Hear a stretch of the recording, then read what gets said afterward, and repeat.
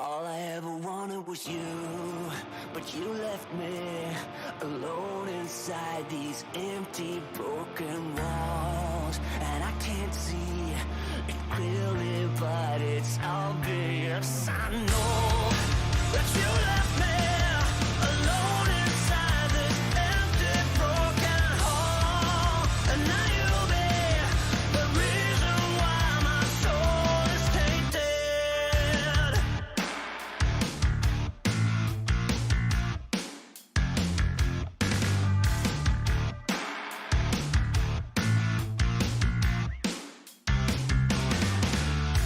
Somebody help me, 'cause I'm feeling trapped and I don't know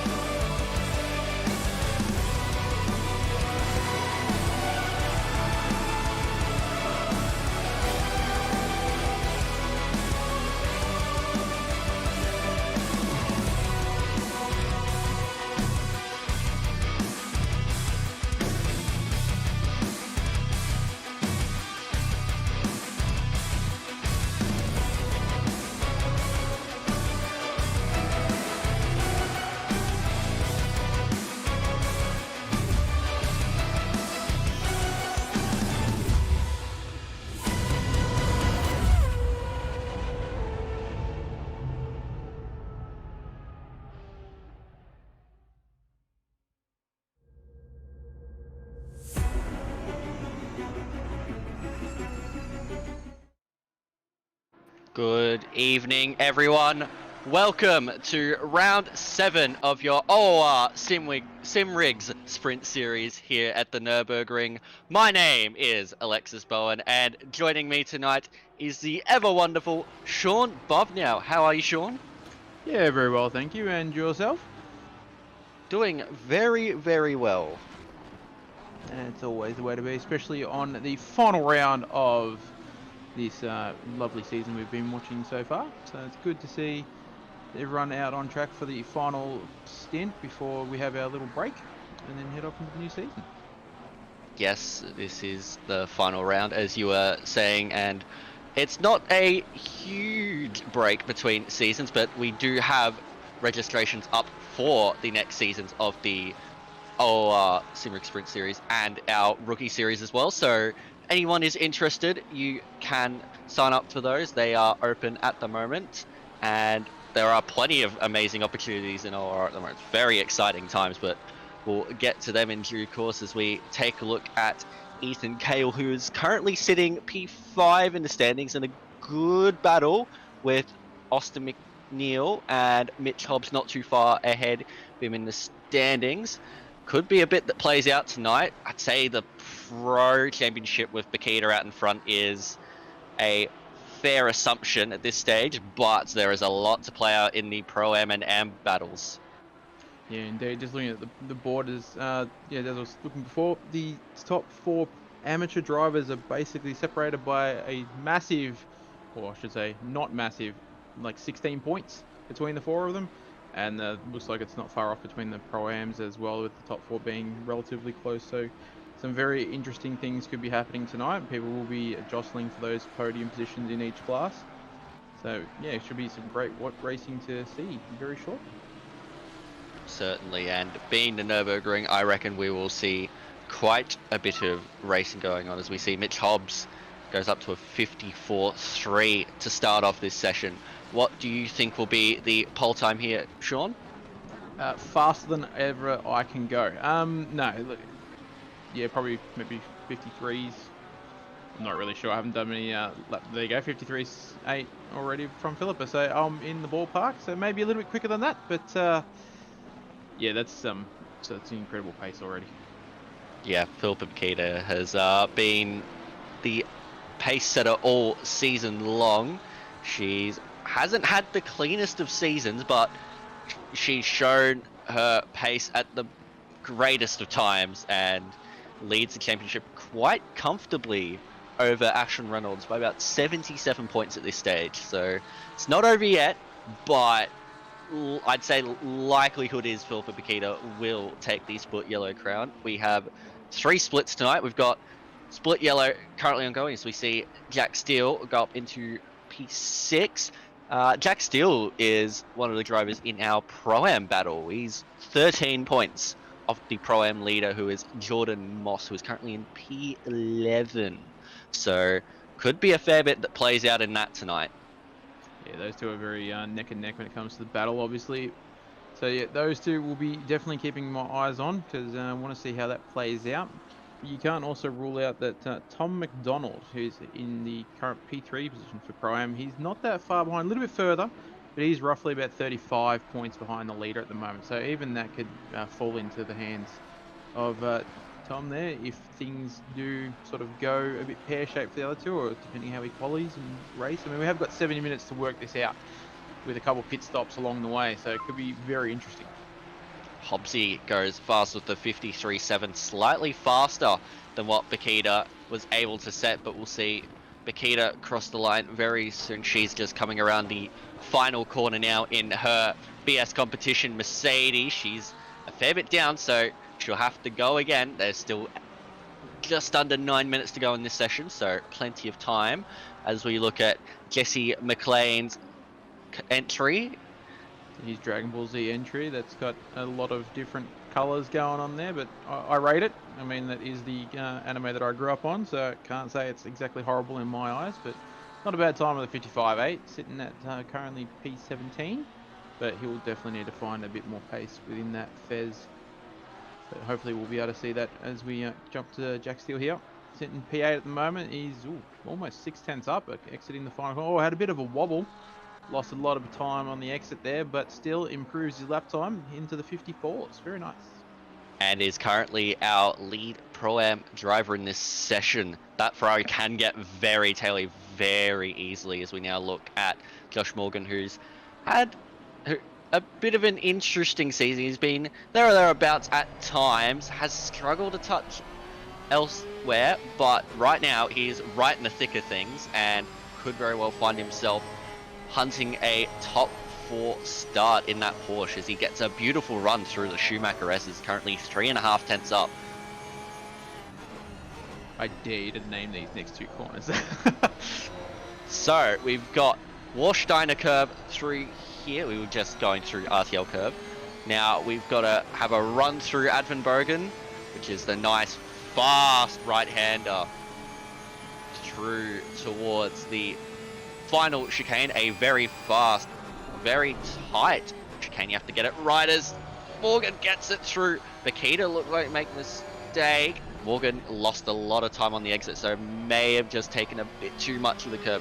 The curb can really hurt you there as he exits the final corner at Coca-Cola and across the line under the BMW bridge, and he goes into P5 ahead of Morella, about 5 tenths off of Hobbs at the moment. Still a stellar effort. I mean, looking at the top 4 above him, yeah, talking the top of the split yellow field there, so not too shabby. I'd be very happy with a P5 at the moment in quali, so but there's still 6 odd minutes to go. We'll see how the tables end up at the end of the time frame. Certainly, as we now look at Bakita, who has not too long started a lap and is already 3 tenths up. She is really pushing the limits of the Mercedes right now. She wants to nab one last pole position for the season in split yellow. Can she do it? I've been watching the battle, I guess, for the poles and that, all the quali times between Hobbs and Bakita. These two have been sort of jostling back and forth for a while though. I think overall Philippa has come out more often than not on top, but you can't discount the speed from this Hobbs. He's always just those probably that 3 to 5 tenths off, which is an incredible pace in doing things. Yeah, given how fast Philippa is on her day, it's insane to think that there are as many drivers fighting as close, but Bakita looks absolutely on it here, nearly half a second up on her previous best time. This is looking like it is going to catapult her straight into provisional pole position with about 5 minutes to go in this qualifying session. This is going to be one hell of a lap if she pulls it together through the final chicane, keeps it very, very smooth. Does she run off? She has! So she's invalidated. Oh, it was looking so good for Philippa Bakita. Now she has to run it back to the pits, and it's become ever crucial now that she gets just even a slightest improvement on the board. Yeah, I think what we saw there was just a little bit too much inside curve on the exit of the chicane there. It looked like it just bounced the car slightly wide, but definitely was on for a stellar lap. I was going to drop a bit of an inside tip that I heard earlier today about that, but we'll save that for later to see what happens. But I'll definitely keep that one in the pocket for a bit of information bomb later. But on board with Hobbsy, who's invalidated and is now definitely 2 seconds off the pace. It's not going to be an ideal lap. Probably a warm-up lap potentially. But we'll be resetting to go in as we're on board with Kale. Not far off the top step here, with only being what, 1.7. Oh, sorry, 0.17 behind. Easy to try and catch that gas up if you can get some corners right. Doesn't take much to gain a couple of tenths around the track that takes almost 2 minutes to complete.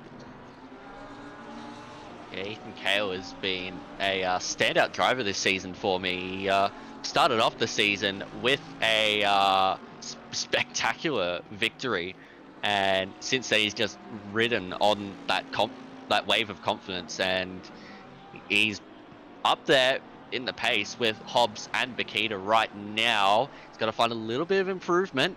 Just got past a driver who is on a slow lap. He's not finding any improvement at this stage, but he's still got 3.5 minutes to go, so plenty of opportunity. Yeah, sometimes you find that when you sort of, I guess, have a good result or are doing well with like your practice or whatever, and you start to ride that wave of your results and all that, you just feel like you're on a bit of a high. So I dare say that might be a bit of the case here. You definitely want to stay on those waves because they're very few and far between, I find. But that just could be my style of driving. But yeah, no, doing stellar effort nonetheless. Much so, as he's lost a fair bit of time, but he'll be going again on another lap. So we look back now at Simon Scanlon, who had a bit of a time game, but has lost a bit of it through Schumacher as he needs to find a bit of improvement in that Ferrari. Yeah, I believe I was I wasn't talking, but I overheard. I think it was Peach was saying that 9 out of 10 of the times if he goes flat through there in the Fez, he ends up in the wall somewhere. So I think the Fez is a little bit sketchy potentially through the S's, but obviously I'm not the one driving the car, so I could be wrong. But that might be where and why there was a bit of pace lost there. But we'll see what happens. We've got probably another 2 minutes. Sorry, just over 2 minutes, which is roughly 2 laps to unwind here, and then we'll see how they all results will tile in, I guess. Yeah, it's gonna get feisty towards the end of this one. Yeah, it does look like that last chicane though. If you do hit that inside on the exit of the inside, then has unsettled a lot of drivers. So we'll throw you wide and have people lose a lot of time through there. But long way to go after the quali, regardless. And maybe people won't be too upset with it. And obviously, strategy comes in with pit stops and all that as we jump on board here up to P6. He's done very well all season as well, Morella. He's always been up there on the top 2. As we see a Lamborghini go a little bit of an interesting line. That'll be Ethan Cale, who was just in front of Morella. Morella lost a bit of time too, coming out of the Warsteiner curve. Yeah, I think he was a bit unsettled there, but takes a lot of curb there. Still loses a bit more time, but has enough hopefully in the tank to get one more lap. As we see here, Carson is up 4/10 coming into the final chicane again. Let's see how he takes it. In his Xbox livery Porsche, let's see, gets a nice run through the chicane, takes a really tight line, and he's now half a second up. Can he hold it through the final corner? He keeps it, and he is going to move up into P14. Well done by Carson. Very nice. Oh, as we see Hobbs go faster again with a 53.6. Hobbs is laying down the gauntlet, and he's had enough. Can Bakita, Kale, or Reynolds do anything to fight what Hobbs has laid down? Reynolds needs to find a bit of time at this stage. He's currently up 0.2 of a second, roughly. Yeah, and it's for another 0.3 in the rest of that. But now he's gained a bit of time here. But 0.2 up at the moment, not going to be enough. But that could potentially put him into P3. But still half a lap to go. Certainly, as the time has now run out in this session. Reynolds has gained quite a bit of time through Dunlop. Now, can he hold it through Schumacher? It's so tricky to get it right. You have to nail the apex and get a nice run. He's matched his previous best through there. Currently 4/10 up. Yeah. Oh, has he run maybe just a bit deep? Gets a little loose, but no, he's managed to hold the time. This is looking like it could be very, very promising for Reynolds as he keeps it out of the gravel. This could potentially be pole right here. We're watching half a tenth more, and he'll be provisional pole. Yeah, he's right there on with Hobbs' time. This is going to be very tight. He's gained a lot through the final chicane. I thought that was an invalidation then, but he has nailed that last corner. What is it going to do for him as he crosses the line? It's pole, 53.5. What can Bakita do? Bakita snatches it at the end with a 53.3. So it all happened right at the death there, but it was Reynolds taking it from Hobbs and then Bakita taking it from Reynolds right at the death. Well done. That is insane. You can always count on Philippa to just bring it right when it counts, can't you? Certainly. She got it out of the bag there and snatched it right at the death from Reynolds, Hobbs, Kale, Morgan, Marilla, Price was your leading Pro-Am from Steele, McNeil, and Moss. So that's going to be interesting to see what happens with the Pro-Am battle. I believe Price, Steele, and Moss are all in the battle for that Pro-Am season win, along with McDonald. Yeah, Price is a little bit further back, but still in contention. He's about 70 points off the Pro-Am win at the moment, but that doesn't mean that can't happen. But yeah, as I said before, I've got a bit of inside information. Now that I've actually seen it happen, I can reflect on it. Did catch up with Philippa today, very briefly. Said a bit of a hi, how you going? Turns out she still manages to do that kind of lap with 0 time of practice, which is disgusting for the rest of us. Oh dear lord, none, like no None. practice at all. She has been focusing on SRO, which is nothing to do with the Nurburgring at the moment. So yes, she told me this today, and I sort of felt even worse considering I tried to lap, and yeah, let's just leave it at that. Well, that's yeah, so certainly interesting note there as we look down the grid and the beautiful liveries that we have as well. Yeah, the last one for the season. Looking at these liveries, because I dare say that a lot of a lot of drivers will change cars, or some might, and then the liveries will change again. We'll try for something new, but every driver this season has definitely stepped it up in their creations. The Commodore 64 livery on that Porsche though, just what I love that livery to death. It is amazing. There are some bloody good liveries out there from all splits, not just yellow as well. But everyone's got their favourites here, and I don't know what my favourite one would actually be, but there are some top liveries out there. A lot of people go into a lot of effort. I mean, I tried once, like a season and a half ago, to do a custom livery. It took me about 4 days, and then I regretted it because I was horrible at it. And yeah, as we it is. while we're waiting, we're just gonna have a look here at what is a very, very exciting opportunity for we have Motorsport Australia on board for the Sim Magic GT3 Cup. Are you a pro driver? Are you a Pro-Am driver? No matter what your pace is, give it a go. The GT3 Cup is open to all drivers within Australia. There is opportunities for drivers outside of Australia if necessary, but we implore everyone that can possibly make it to sign up for it. It is an amazing opportunity for all drivers involved, and it's going to be very, very exciting once that actually does get off the ground. I do believe the qualifying for that is actually live as we speak. Yes, I believe it is.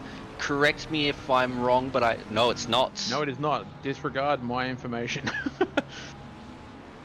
I know it's coming up soon then. It is. It will be soon, that is for sure.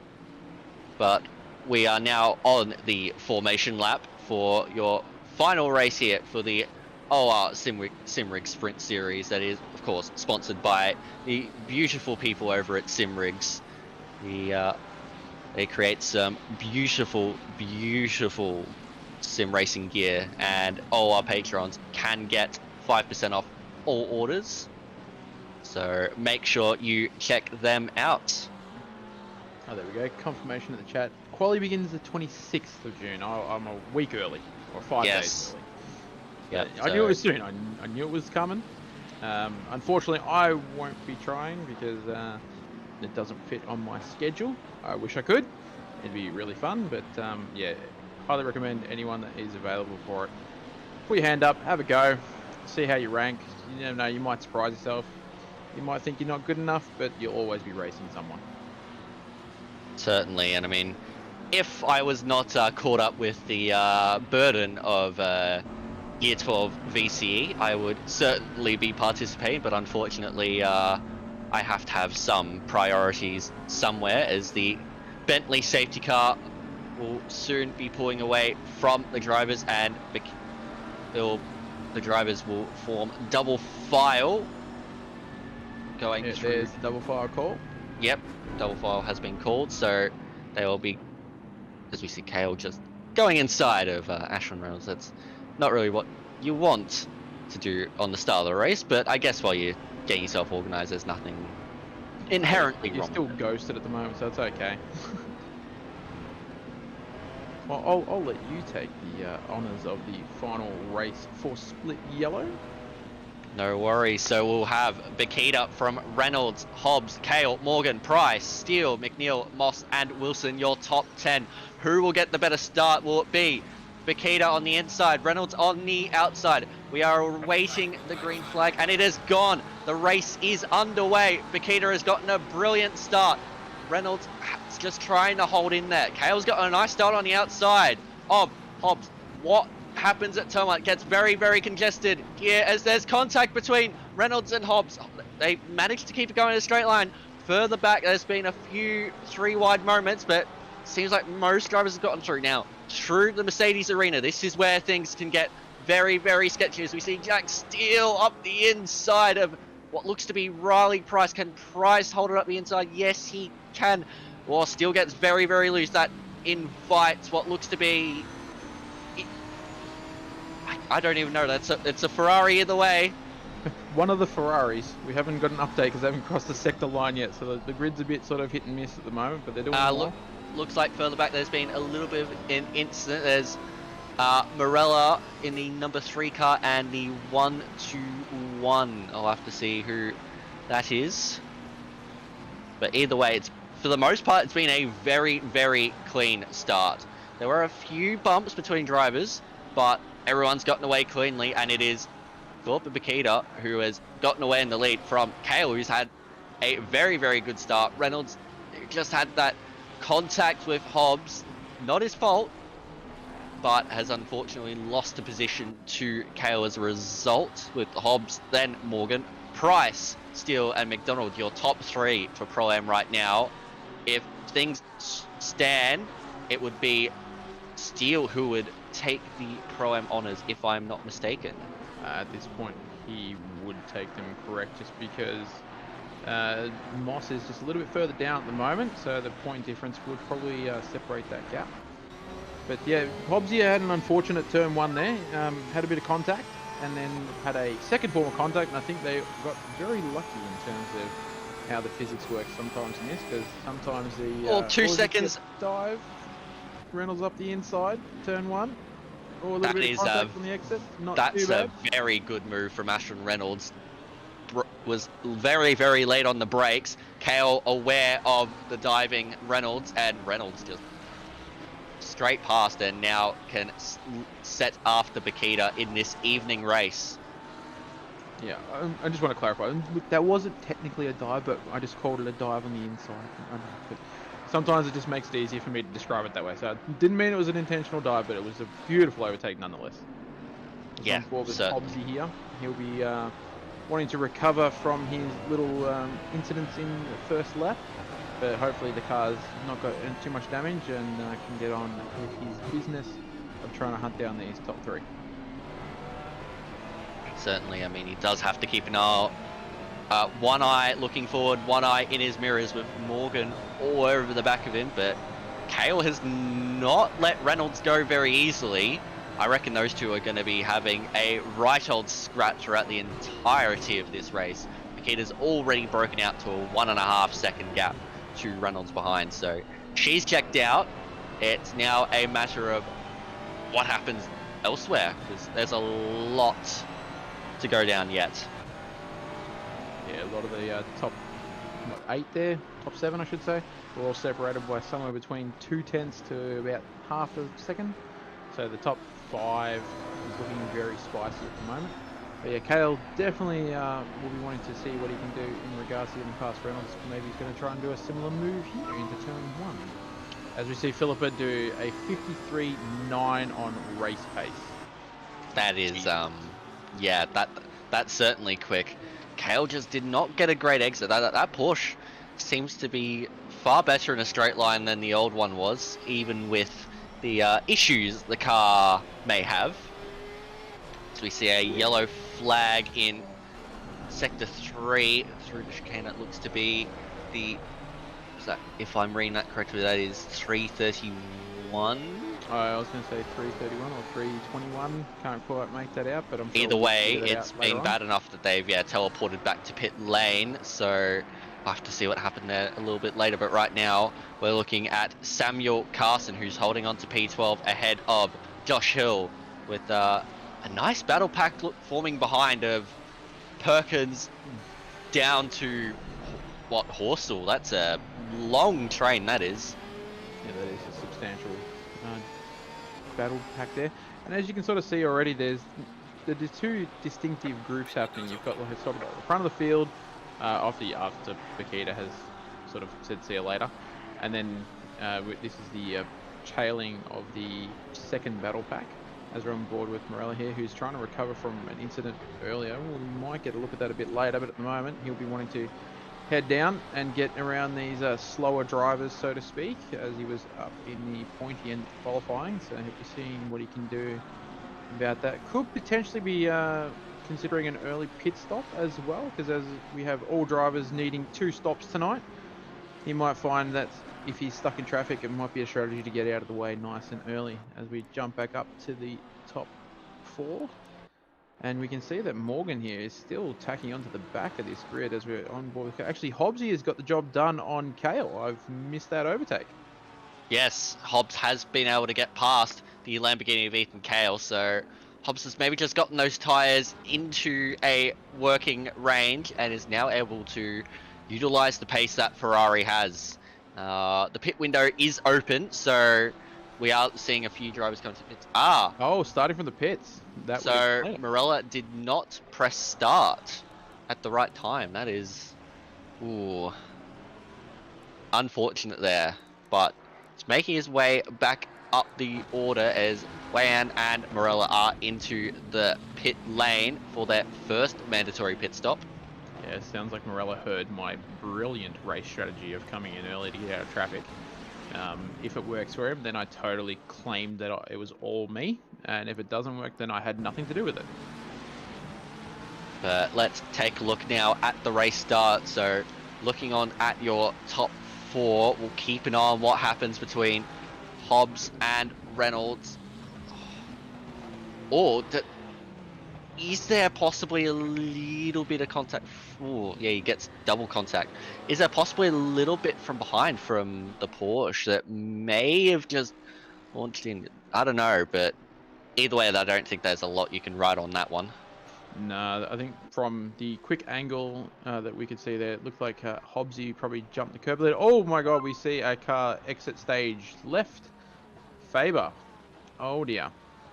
Was that assisted or was that self-inflicted? The stewards might need to look into that if the number has been That called from looks the driver. self-inflicted. That's Yeah, a self-inflicted death. just gets onto the gravel at the Schumacher S's and a little nudge of the wall. Oh, Paquito 53.5. 2/10. No, sorry, yeah, 2/10 off her qualifying time. Yes, Are you 2/10 serious? off of the quali time in the race. What? Yeah, class of her own, clearly. I mean, yeah, like it's cooler temperature at this time, but that is insane race pace. Either way. That is a lap that I could only ever dream of achieving. Yeah, no, I'm not that good. Oh, it's that's just a little bit decent there going off with McNeil as we look now at this. This is Reynolds' move on Ethan Kale that we saw earlier on. This was, That was a beautiful overtake. oh, it was stunning. Beautifully executed there by Ashton Reynolds to move his way up into P2 earlier on, which he still holds. Now with Mitch Hobbs behind. Yeah, McNeil here is sitting currently P8 on the rear of Steele. And at the moment, Steele is leading the current point championships, if my math of being very quick is correct. Yes, well, Moss is down in P19, so something happened to him as we now look on board with Oh, this is the Hobbs overtake. Kale ran wide at the Warsteiner curb, and that just compromised his exit speed, and Hobbs was able to sail straight on through. Yeah, very nicely done there. Good to avoid the potential rear contact, but yeah, getting the job done before the little kink in the straight there. Very nicely executed. McNeil's got a lot of over speed. You're not going to want to make a move there. Thank you very much. Oh, well, you could try, but then you'd probably launch your car into the stratosphere with hitting the curb. But yeah, chose the better part of Ella there and backed off. Goes a little bit wide on the exit there of the final corner. Probably compromised the speed and all that, but we'll see how he goes. We're on board with Jesse McLean and Robinson right on the tail of that Ferrari. Oh, as he clips a bit of the wall on the exit. That's definitely going to compromise him going into turn 1. Let's see what happens here with Robinson on the outside. Or is he going to have the overlap? Jesse's going to be defending quite extreme here into turn 1 and hugs that inside line. Oh, misses the apex. Possible switchback. This is a bit spicy. Certainly is. Robertson trying to go around the outside through Mercedes Arena. You're not going to get anything done there. McLean manages to hold on through a very unorthodox incident. Just tapping the inside wall at the final corner as Moss comes in. He's our current Pro-Am Championship leader, but so far he's had a shocker. And right now it would be, yeah, Jack Steele would take that Pro-Am honours.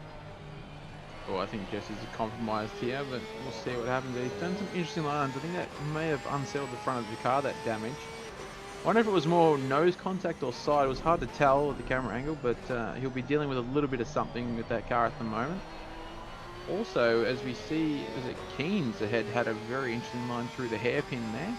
See how they go through the Schumacher S here. Yeah, that all three of these drivers are still very much in the learning process. Keane currently our lead and driver as McLean gets down the inside very cleanly there at the RTL curve. Does it very cleanly. Yeah, was not expecting that.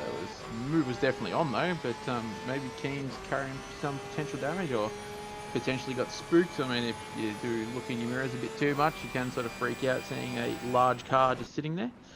But very nice overtake. I would say Keane is just more running his own race. He doesn't really need to be fighting these drivers. His battle will be more with the AMCOS car as we take a look through the final corner. Oh, yeah, okay, just side. Yeah. So there might be a little bit there, but I don't think there'd be too much as McLean has to defend the inside against Keane. Now Robertson's getting really close. He almost loses it into the wall in the exit of turn 1. So easy to do. Now, does he get the doesn't get the overspeed on Keane, but Keane runs wide. Can Robertson go around the outside? No, but now he's got to try and get as good of an exit. Keane might have damage. He's got 15-second penalty for causing a collision on lap 1. So your hypothesis may well have been right. Yeah, it looks a bit overslow. The car looks a bit compromised as well. Oh, and Jesse gets a collision as well for a penalty for a collision on lap 2. Helps if I read the full sentence before trying to speak. Yeah, so a few drivers now being awarded penalties for their part in a few incidents as Robertson wants to go around the outside of the Schumacher S. You're not going to get anything done there. That's compromised his line. Yep. No, he's managed to keep it on the track. And as we can also see, it looks like Horsell has a penalty as well. What's this Yes, one? Horsell has a 10-second penalty. Now, let's take a look. McLean? No, this is the Keane incident, I'd assume, on lap 1. Oh dear, don't, no, no. Three do not go around that corner, I'm sorry, ladies and gentlemen, that's just not a thing. Yeah, that was maybe a bit over-eager there by Keane. I guess he was a bit keen to get through, but was not able to do so. Had to happen eventually. It did. But now Robertson will really want to get past, knowing that Keane and McLean have penalties that they will need to serve in their first of 2 mandatory pit stops. Yeah, indeed. I mean, sometimes you got to sit. Oh, he takes a lot of grass there on the apex of turn 1 there. That's going to hurt a little bit, but he'll be wanting to get the job done relatively quickly because it looks like Jesse might have just started to potentially gap Keen here, or it looks like it might be a little bit faster than what we. Or as he gets a bit compromised there, but he wouldn't want. Robinson won't want to let McLean get away too much into the distance before getting this overtake done. Oh, Keen goes Keen. real wide there. Yeah, he did run very, very wide. This opens the door yet again for Robertson. Can he get a good exit towards Dunlop hairpin? It's going to be tight. No, he can't do anything there. But Oh no, big slide. he's managed to save it, but he's lost a lot of time. So Robertson's struggling in these cooler conditions as we now look at McDonald and Blair. They're all behind McNeil. Yeah, you got McNeil, then half a second later you got Steele, or 8/10 now. Steele behind him, and Steele's the current champion at the moment. The Price is leading the Pro-Am race for the moment, but we'll see how it goes a bit later on. But Blair will want to get involved in this a bit closer than what I think he is at the moment, but doing decent lap times, low 55s at the moment. Pretty solid. Yeah, it's certainly up there as he nearly runs into the back of McDonald, but manages to keep the nose of that Ferrari clean. As we see Perkins has come to the pits for his first mandatory pit stop. I reckon we'll start to see more drivers coming within the next 10 to 15 minutes as Robertson too has come in for his pit stop. So he's had enough of being stuck behind Keane and McLean, and he has told his mechanics to take his current pair of I'd say under pressured boots off and put some nice warm ones on.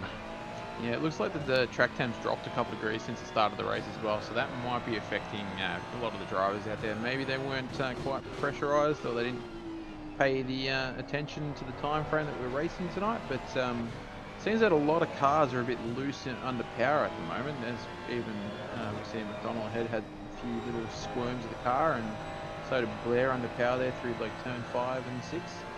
So it could be that they're a bit caught out by this. So yeah, I think the pit stops in the next 5-10 minutes is definitely under the cards.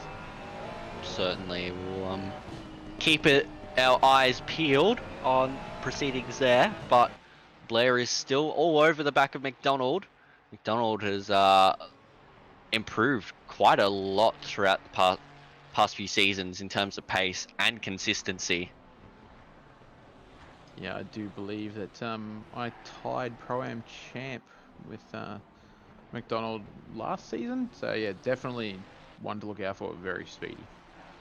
Ethan Cale has come into the pit, so he's the first of our front runners to take the early pit stop. Be interesting to see where he comes out in terms of whether they'll get clear track or in traffic, so that'll be quite good to see. So we'll find that out momentarily as we just let this tick on by. Unfortunately, they have the trundle down the pit lane and then a lovely 30-second wait for the tyres to go on. Unfortunately, it doesn't matter how... Oh, as we see a squirm there by Blair. Not liking the rear tyres in that Ferrari at the moment. No, he is not, and he's got to be careful because Scanlon is ready to capitalize on any mistake that any of these guys really make. In the Ferrari train. Yeah, it is quite the Ferrari train, actually. You've got 4 cars that it's broken up a little bit by a 10-second gap and a few Porsches. Yeah, one thing I know about Spidey is he's a very patient individual when it comes to things like this. So he'll be sitting here just biding his time, seeing where he's stronger, where he's maybe potentially a little bit weaker, maybe conserving the tyres a little bit, as you can see them squirm around ahead of him, but he'll be sorting himself out very soon, I reckon. He does have a lot of race smarts, does Spidey. Of course, that is referring to Simon Scanlon. As Blair looks like he's still all over the back of McDonald, but just can't really get any consistent sort of exit to challenge the Ferrari. Yeah, especially when you've got the same power unit. Oh, never mind. There's been an incident involved between those two. Not sure what was happening there. Probably a compromised exit, but unfortunately it looks like rear contact. And that'll be off to the steward's box. I'm glad I'm not the one reviewing it, but I'm sure a penalty will be applied at some stage. Yeah, he was unable to challenge McDonald in terms of an overtake, and unfortunately was forced to challenge McDonald in the form of contact on the rear end. We'll take a look now. We'll see what happened. What's the line look like? Oh dear. Oh dear. Oh, looks I like want. potential Oh, overslow. it looks like McDonald was preparing to come into the pits. Yeah, I'm not sure whether it was a bit of a slide or maybe was going for the pit entry, but yeah, that will be definitely looked at in further detail, no doubt, as Spidey can sense the blood in the water, so to speak, of Blair being a bit compromised, potentially with that front end damage now as well. He'll want to capitalise on that as soon as possible. Certainly, yeah, Blair just looking like he's sorry for a little bit of understeer. I reckon he'll come in at the end of this lap to change the tyres, get anything that's broken repaired, as Blair gets a speedy slap on the wrist by the stewards, a 15-second penalty for causing that collision with McDonald. So immediately adjudged to have caused that accident. Yeah, unfortunately, generally speaking, when you have that rear contact, it is pretty much cut and dry. I mean, there are certain circumstances, but yeah, I think the steward teams, all the steward teams, I should say, across all the splits inside OR do a fantastic job for all the drivers out on track. Yeah, so they would have seen all the angles that we obviously can't see and would have come to that decision in pretty smart format by the look of it. So good job to them. Yeah, stewards are very much on the ball. Of course, we do have that is just the work of our live stewards in play, as it is every week, and we thank the time of all those stewards who volunteer to look at these races live and make sure that everyone's driving well and safely, I suppose. Driving to the sporting code. Yes, that is vital, the OR sporting code. Yeah, and obviously within OR we've got many great tools at our advantage for all drivers, including the Drivers Academy and things like that. So if anyone's ever worried or questioning things, all the information is located in the Discord, and there are many helpful individuals throughout OR that is more than willing to put their time aside to help you with any inquiries if you are confused or want clarification on things. So there is many things in our assets here. It's a lovely place to race. Just going out front now to Philippa Bakita. I'm interested that she hasn't been able to build a huge gap at this stage. It's 4.3 seconds, so that's a fair gap, but she hasn't been able to break away as far as she'd usually be able to at this stage, as Reynolds is into the pits. So Reynolds has jumped the gun before Philippa Bakita and is going to look to get possibly a little bit of an undercut here. Yeah, I'm not sure whether the undercut is strong at Nurburgring or not, but at the moment Philippa is on the back of some blue flags. So this pit window for Reynolds at the moment may play into his hand, considering she will probably get a little bit caught up with this traffic navigating the blue flag. So this actually could narrow that 4.3 second gap even further. Yeah, it's a smart play there by Reynolds. Avoid the traffic and just come into the pits now, while Bakita has to get through some of it. There's a few blue flags a few seconds up the road. She did just pass one. I believe that was Wan. Yeah, she did get a little bit compromised on the turn 1, turn 2 complex though, so that may have cost her a little bit of time. How much? We will find out a little bit later on once Philippa comes in for her first stop and then exits the pit lane. But yeah, I think Reynolds may actually got a bit of an advantage on this one.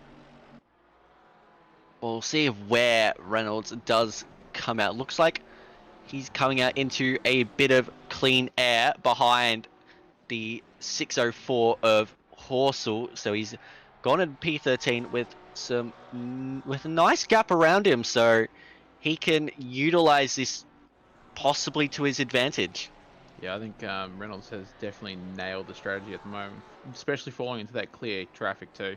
He's got a nice gap ahead, nice gap behind. He can slowly bring the tyres up to spec.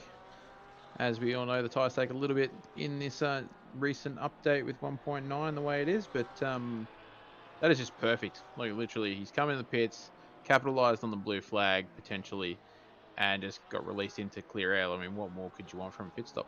Well, we'll take a look and see where there has been any advantage, because Philippa Bakita is into the pit lane, and she is about to pull up for her 30-second stop. Yeah, and Mitch Hobbs takes the race lead at the moment, but yeah, Philippa's now up on the jacks.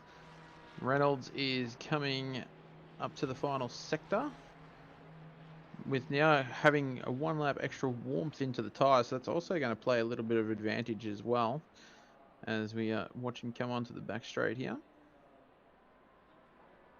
We'll keep an eye on when Bakita starts moving. I'd say she'll still have the race lead as she is moving now. Yes, so she'll definitely maintain that lead, but I don't think it's going to be by as much.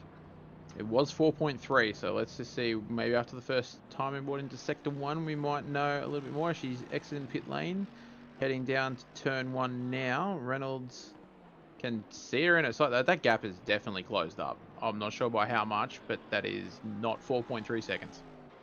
I'd say it's about 3 to 3.5 seconds now.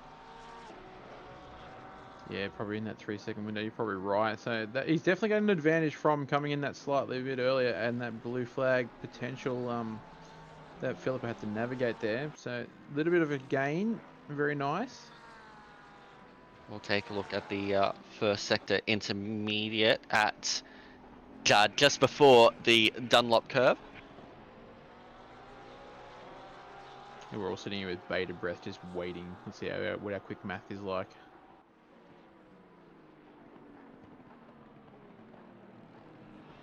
So it is about 3.5 seconds. Yeah, so he's gained about a second overall. That's not bad, and he won't be disappointed with that, and he'll probably make quick work of Horsell as well. Well, and the fact that Philippa is ahead of that and he has to navigate the traffic, that gap might go back out to that 4-second, but we'll see what happens in terms of when he gets the opportunity to overtake. Well, more drivers out front are coming in. Mitch Hobbs has come to the pits before the gap between Reynolds and Hobbs. Reynolds had a lead of about 3.5 seconds over Mitch Hobbs. But Riley Price will be your race leader for now. Of course, our provisional race leader being Philippa Bakita, as we have some perfect attendance. So we had Reynolds, McNeil, Steele, Farber, Moss, Perkins, Price, Carson, and Scanlon all having perfect attendance for the season. That is a good number of perfect attendances. Well done to all those drivers being able to make every race. I know I missed one due to being ill, unfortunately. But, no, very good effort for everyone to rock up every race. Well done. Yeah, that is a fair effort. It's not easy to make every race in a season that lasts as long as the Simrigs Sprint Series does, as Horsel's really struggling right now. So those tyres look like they are either molten lava at like 700 degrees, or they are ice either way. He needs to get off that set and get a new set. Engineers, pit crew, fire up those rattle guns. Yeah, it's... I reckon, yeah, Horsel will definitely be in this lap, as we look now at the gap between Bakita and Reynolds at 3.8 seconds as Price comes into pit lane. So now basically the race will get taken over by Hill, if I'm not mistaken, if he doesn't pit. And then yeah, the front runners very shortly will be back leading the race, as we still have Hill and Keane to do their pit stops before Philippa takes the race lead over again. As we're on board with Joshua Hill, let's see what he does. Is he going into the pits? He is going into the pits. So it seems that most drivers have decided to go for about a 30-minute stint. 25-30-minute stint. That's not bad for a first one. So could be a short middle stint. Or maybe they're just going to try and do maybe a splash and dash at the end, as Keane also comes in for his first mandatory pit. So Philippa will take back over the race position P1. Yes, she will. And there she goes back into P1 with Reynolds going back into P2 very, very shortly. About 3.8 behind.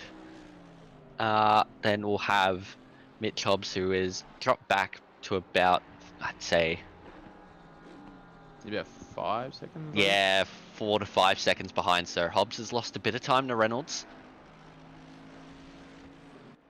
Could have been potentially repairing the damage from the lap 1 incidents if there was much, if he thought he may have needed to do so. Or potential may have just overshot the pit box. I mean, I've done that far too many times to count. We will make slight errors here and there, but the gaps are relatively about the same pre the pit stops, but still got 40 minutes of racing to go and another stop to come, so there's still much more that can unfold in the next 40 minutes for sure. Yes, there is. Yeah, there we go. 5.9 seconds between Reynolds and Hobbs. Kale still about 3.2 behind Hobbs. Now we'll see as the leaderboard just fixes itself, who finds himself in the P5. That is McNeil. Price is...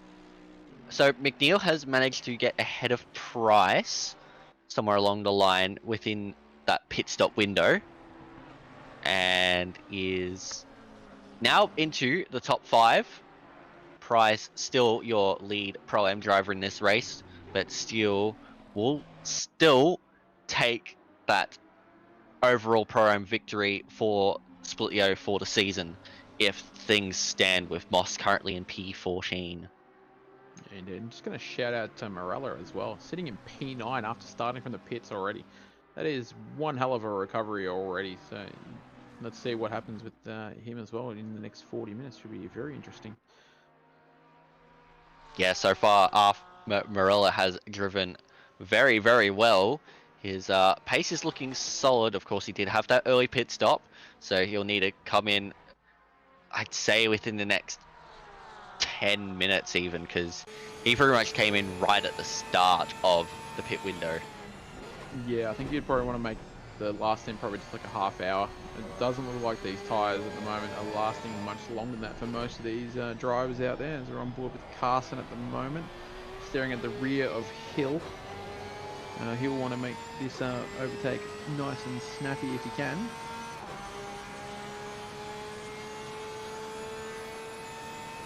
Oh, had the stream freeze up there for a moment, but we're back on. Into turn 1 they go. Carson right on the rear bumper. Doesn't get much of a gain, but looks like both these drivers are driving very well at the moment. And this is for the Pro-Am P5. Looking at the quick markers on the left there.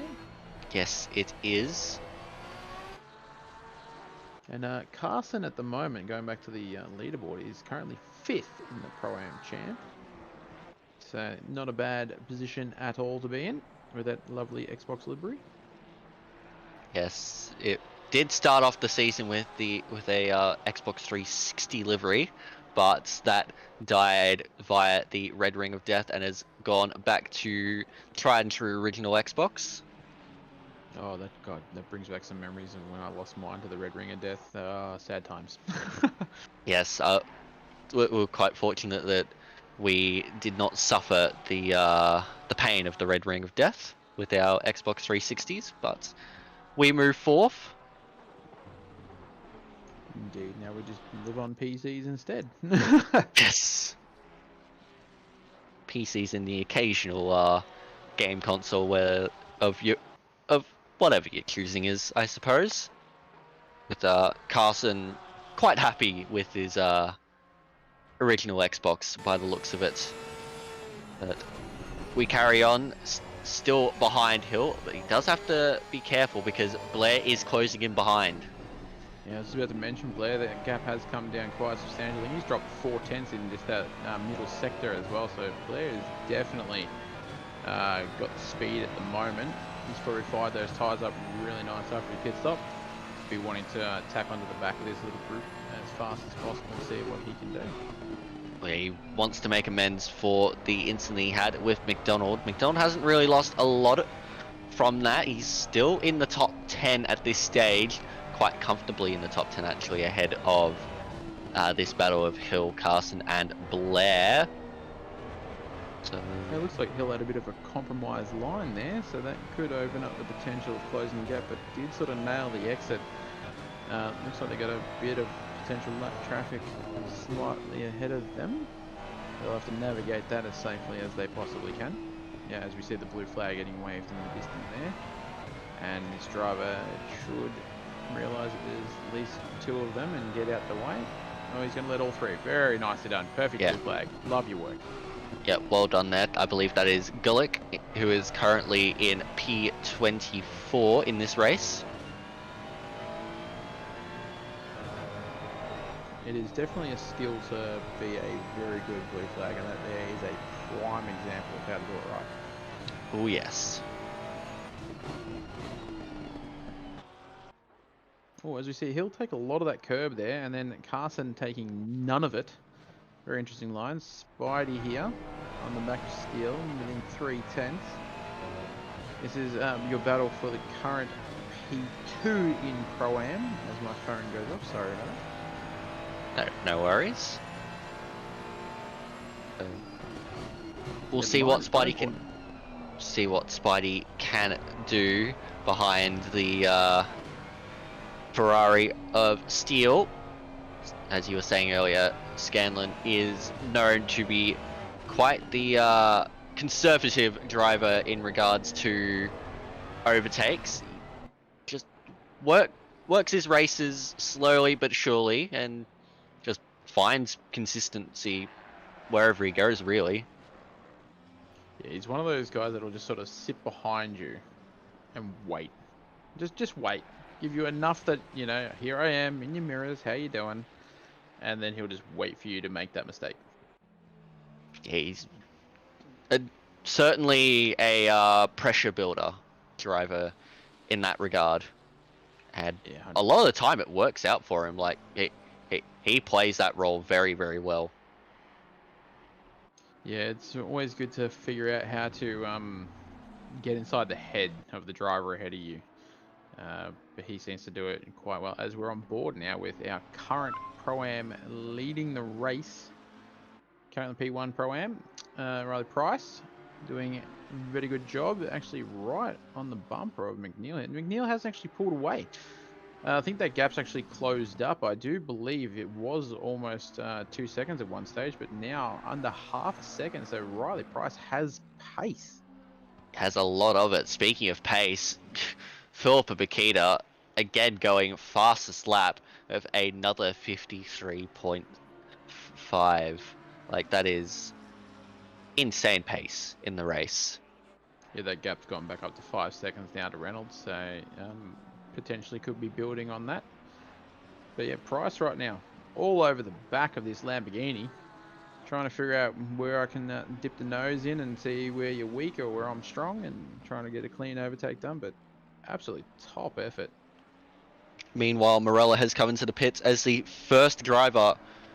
second driver, I should say, to make their second mandatory pit stop. Joshua Morgan has made 2 pit stops, as Blair now is right on the back of Carson. Yeah, this 3OBL getting quite spicy, and it was a little bit of a moment, but got good drive out of turn 2 there. Probably going to take a bit more of a tight line here, as we see a lot of that inside curb, which is always a good line to take. Oh, as Carson gets compromised on exit, Blair's going to try and capitalise this. He'll probably stick it on the outside here. He can maintain it. He'll have the inside for the next corner, which has given him plenty of racing room, and has got the job, more or less done now. Very nice, holds that apex. Beautiful overtake. Capitalises on a simple mistake, but Carson's not given in just yet. Could potentially stick the nose in, but Blair going very defensive. And that is a beautiful piece of driving. And Philippa goes 53.4. That's now she's on quality pace. Yep, has extended the gap to Reynolds by 0.6 in a lap alone. That's very, very quick pace by Makita, but a brilliant, brilliant move by Blair around the outside of Carson, turning to the inside. Oh no, sorry to interrupt. I just saw in chat there. Keen lost, disconnected from his wheel. Oh no, that is unfortunate. Sorry to hear that, Keen. Doing a good job, mate, but unfortunately, hardware issues do happen. Meanwhile, here is Scanlon going around the outside of Steele. Backs out of it, so wasn't quite able to make a move. Oh, but there you go. But Steele's struggling. Steele has made another mistake, and Scanlon is now back up the inside. Can he hold it into next corner? Is Steele still up the inside? He is. Scanlon just trying to hold it and gets it done. So, as you were saying, that pressure building. Steele makes the mistake, and Scanlon is through. Yeah, bides his time, follows it in, and then makes it incredibly difficult for you to stick with him. But yeah, top effort there once again. And just going back to chat there, the rules with the mandatory stops is tyres. You must change your tyres. I mean, if you want to add fuel, it's probably advised, but some people might run full tanks, which would be a little bit strange. But yeah, you just have to change tyres. And you also have to make sure you complete the mandatory pit stop within the pit window, which opens 5 minutes after the race starts and closes 5 minutes before the race ends. But yeah, now we're looking at Spidey here, sitting current P2 in Pro-Am and P7 overall at the moment. These guys are doing a fantastic job. He's going to now see if he can potentially put foot to floor and close the gap up to Riley Price, who's 7.5 seconds up the road. Not unheard of. Got 28 minutes to do so. Let's see how that plays out towards the end of the race. I reckon it'd be a tough ask, but either way, it's been a very good drive from Scanlon, a mature drive, as you'd expect from the Ferrari driver, but Steele hasn't let him go yet. No, he's definitely trying to play the Uno reverse card at the moment. But yeah, it could be a solid effort trying to close that gap because, as we said earlier, Riley Price is absolutely on fire with pace at the moment. So that could be a bit of a tall ask. But either way, Spidey will be enjoying this battle between himself and Steele. Steele definitely not giving up, making him sure that he's covering all his mirrors. That Ferrari will be looking for any opportunity it can to try and get that overtake done. Well, Steele has to keep in mind the Pro-Am Championship. Currently, Steele, if he finished in P8, would score 80 points, while Moss, who's currently P13, would score 55. So right now, that would be enough. They're currently the margin between the two drivers in the standings. Yeah, considering the gap's only 13 at the moment, so yeah, that'll definitely cover that quite substantially. But if he's aware of that, that's another thing, because we all jump into our race mode and then forget what we're trying to do over the overall picture sometimes, especially in the heat of a battle. But hopefully, is it discretion's the better part of valor? Is the statement there? I think that's the one, and the result will happen from then on, as we see Jesse McLean sitting in P16 after serving his penalty for contact earlier on. Not doing a bad job there. Ethan Cale has come into the pits for his second mandatory pit stop. So a few drivers now looking to make their way through pit lane. Yeah, I think in the next 5 minutes or so, you'll see most of the field slot in, except probably maybe the front runners. They'll probably wait for the last 15 minutes, I'd say. Yes, you would think so. Looks like McNeil has been able to hold off the threat of Price for now. But Makita out front, she is looking far more dominant in this second stint than the first stint. Yeah, potentially running a bit more heavy fuel at the start and going to go 2 lighter runs might be the strat. Maybe got the pressures a bit more on point this time, but has been on actually quality pace since I think pretty much the lap out of the box. Because I do believe from memory that was a low 54, potentially a high 53 anyway. So her pace on race is just in another world at the moment. Yeah, she's got some excellent pace and excellent consistency, as you would expect from a driver of her caliber. So you look back now at Blair, who is all over the back of Josh Hill. Yeah, he's closed that gap up quite nicely as well. And Carson's in the pits now. So Carson's dipped out of that battle completely. Going to get some fresh rubber. Yep. Blair's doing an exceptional job here. I'm not sure where he started, but sitting in top 10 at the moment, actually on the final rung of the ladder of the top 10. But basically, well, what we've seen hasn't really put a foot wrong, and is just slowly picking up the pieces and capitalising when he can. Well, hasn't put a foot wrong beyond the 15-second penalty he picked up for the contact with McDonald earlier on, but overall, overall it hasn't been too bad for Scott Blair. He probably would have expected a little bit more out of this one, but he's driven fairly well and is just taking whatever he can get, which realistically that's all you can ask for. Yeah, 100%. I think my quick math just then, even if he hadn't had that 15-second pen, would only jump him up one position anyway, so he'd only be P9 and sit behind Donald there, but the gap would be a lot closer. So overall, hasn't done too shabby in that regard. I actually believe he would have been ahead of McDonald, because there's a 10-second gap between McDonald and Hill, with Blair right behind. Oh, sorry, yes, my math is really wrong. I was reading 11 and then the 10. I'm a bit of a special unit. So, yeah, although you do have to account for McDonald's penalty, as Blair nearly gets the run on Hill. I reckon this move is on its way. Yeah, if he didn't have that extra slide, we've got the power down a bit smoother, that Ferrari definitely would have had the nose up into that next corner. But once again, smelling the blood in the water. Blair's lining up Hill, potentially into the hairpin here. Let's see if the Ferrari's got a bit of legs on the Porsche. No, gonna sit behind for a little bit longer. Oh, definitely closes right up onto the bumper of Hill here. Up into the Schumacher S as we head. Not an overtaking zone. Let's see how they both go. Yeah, Blair is looking pacey at the moment. I reckon it's only a matter of time before the move comes. But right now, Hill has been defending very well. He defended well against Carson. Can he defend against Blair? At the moment, you can say yes, it's a fantastic job of keeping that Porsche 3 times wider than the actual car's width itself. At least that's what it probably feel like to Blair. But driving looks... Oh, he's a bit compromised there. That bounce could unsettle it. Does it give it enough? No. Blair not quite close enough to capitalise on that slight mistake there. But down into turn 1, the exit looked good from Blair on Hill. Let's see if it's got the legs. He's got the slipstream, but can he go for the dive, or does he hold off for now? Oh, he's gonna... No.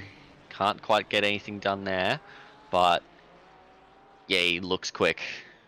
Does look quick. It looks like Hill's got a bit of a compromised line there. Probably living in the mirrors a little bit. As we all do. But at the moment, I would say Blair's definitely got the better lines through these corners, making his car look a bit smoother, taking a little bit less curb, potentially trying to save those tyres a little bit more as well. But at the moment, looking very pacey. Very much so, as we see more drivers have come into the pits. There's Moss and Perkins into the pits lane. Quite a few drivers come in. Yeah, only 16 minutes remaining on that pit window as well, so a lot of drivers will be mindful of that. And if they have got a friend or a team member that they muck around with, we're probably getting fuel calculators happening from teammates or friends, trying to suss out that last stint and how long they should go. As we see Blair get a little bit crossed up in the first part of the S's there. does well to maintain that car being on track. I've deleted myself more times than I can count doing that, but did a better job than I've ever done trying to save a car through there. Yeah, very tricky. Blair just gets a little bit on the grass there, a bit on the gravel, so yeah, he's a little bit frustrated with that. And he has to wait a bit longer now to get past Hill. He'll be taking a nice big deep breath for that little whoops that he had, but Blair will be trying to put the pressure straight back on. Oh, and Hill just got a bit loose going through the final corner, but still got quite a nice exit. So Scanlon and McDonald are into the pits now too, so about half of your drivers have come into the pits now. Yeah, I wasn't sure how far ahead Spidey was of Steele pre-going to the pits, but let's see if Steele actually will try to react to the fact that Spidey has come in early, if he's trying to maybe keep that gap in check. But then again, if he feels he's got a bit more speed now, we'll see what kind of times he can punch out. Yeah, I think they were still very, very close on track, so it's going to be tight between those two. Be one to keep an eye on. Speaking of tight, we're still looking on at this battle with Blair and Hill. Hill defending very, very nicely against the pro driver. Maybe he needs to get bumped up to pro. Who knows? I mean, Hill hasn't had a bad season by any stretch of the imagination. He's been there or thereabouts. Then I'd say there's a few of these drivers. Blair gets a beautiful runner now up the inside through the RTL curve, and this should be easy done, and it is. So Blair finally gets it done on Hill and up into P7. Nicely done. Very nice overtake. It's one of those tracks that there's not many zones where you can sort of anticipate an overtake, but if you are close enough to someone and they do have that slight minor oops, like, oh, there's another one there as Blair dives into the pits after getting the job done. Very interesting. But yeah, you can make your opportunities happen if you do live in the mirrors enough. As we jump back on board with our race leader, Philippa Bakita here, who's extended the gap to 7.5 seconds at the moment. Jesse McLean has picked up a drive-through. He's got a drive-through penalty for presumably track limits. So that is our first track limits penalty of the night, and he comes straight into the pits to serve it. So very unlucky there for Jesse McLean, who already had a 15-second penalty for causing a collision on lap 2. Yeah, no speeding now, Jesse, otherwise you'll get another penalty on top of it. But yeah, I don't think that we didn't see anything pop up there for a collision or anything, so I dare say that you are correct with the track limits.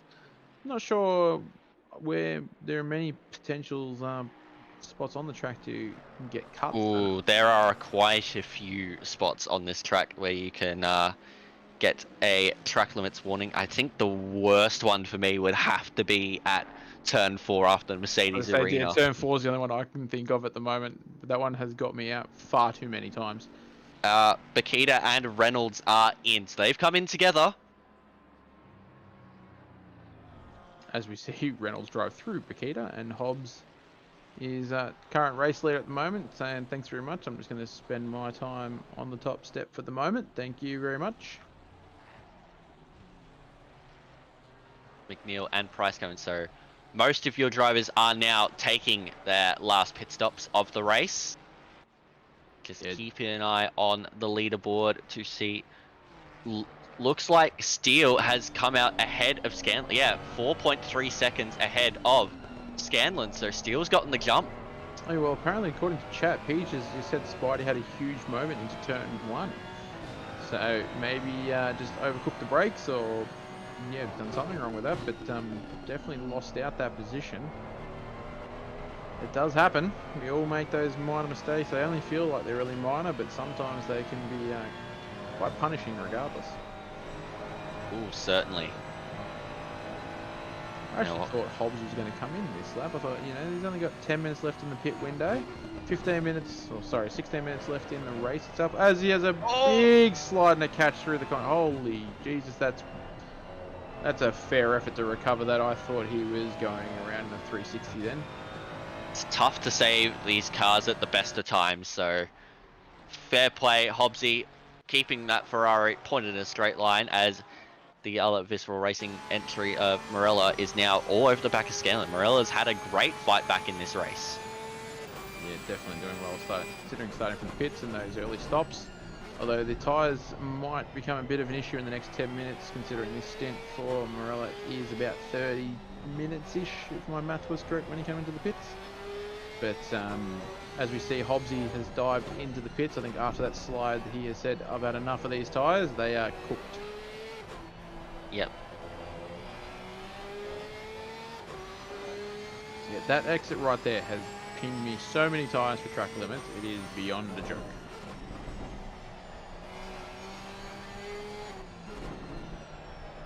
But yeah, Morella here all over the rear of this Ferrari of Spidey. And he's got a good run now.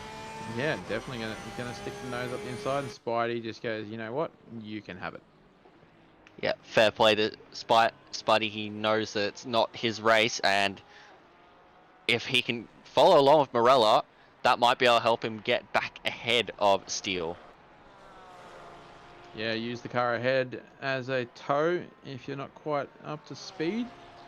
Has been a bit of a strategy I've implemented a few times. Oh, he's tried to go around the outside there, I thought for a second, but has backed out of that move and is now just going to try and sit on the rear of the Porsche.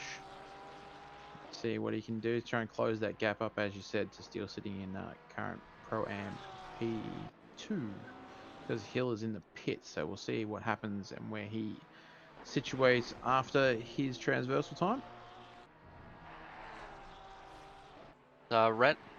Reynolds is a long way back from Bakita, 16.5 seconds. What's happened to Ashton Reynolds?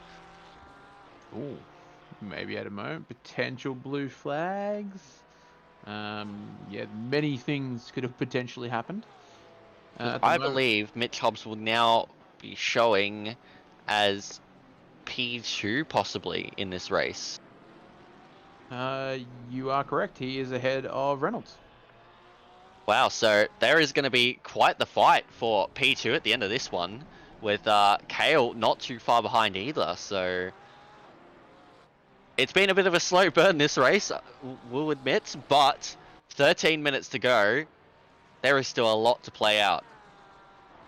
Yeah, very much so. I know P2 gets a little bit more points than P3. I'm not sure what the point gap is in terms of how much they gain, but I don't think that's enough for Hobbs to take. It would not be enough because Reynolds is currently 90 points ahead of Hobbs. Yeah, so that at the moment that is your top three drivers as well. Philip Bakita is leading the Pro Championship, followed by Reynolds and Hobbs. Just that Hobbs and Reynolds have switched positions on the track, so I thought potentially it'd close up the gap a little bit, but not quite enough at this stage. But I reckon there's going to be quite the fight towards the end of this one as the night continues to set in. The headlights get ever brighter. As we see some weaving down the straight, that would possibly suggest that he's probably had a bit of a slide or a bit of pressure loss maybe, and he's trying to get some heat back in him. Yeah. I wonder if he's maybe just under pressured them a touch. Maybe had the wrong pressures in the pit strategy. Oh, we've all been there and done that 1,000 times, I'm sure. Oh yes. On board here with Morgan, right on the rear bumper of Hill, and Carson's actually ahead of Hill. I'm not sure what that was previous or not, so that's Hill's had an issue, I believe, or maybe it's just the way the strategy's worked out, but Morgan looking speedy at the moment. Gonna try and, oh, it gets right up on the rear of the Porsche. Takes a lot of curb and he's off track. Yeah, that is. Oh, and he's run deep at the final corner too. Morgan did qualify reasonably well and has just had a few issues as Wan is the second driver to pick up a drive-through for track limits. So blue flag lets these drivers go. Yep, another prime example of being a top level blue flag there. Always a good way to just stick on the inside, make yourself very predictable, and yeah, just let the guys go into the braking zone. That very solid effort. Hill doing Yes. a good job here, sitting behind Carson, only 8/10 the gap. He'll be wanting to try and chase down that Xbox livery and regain that position.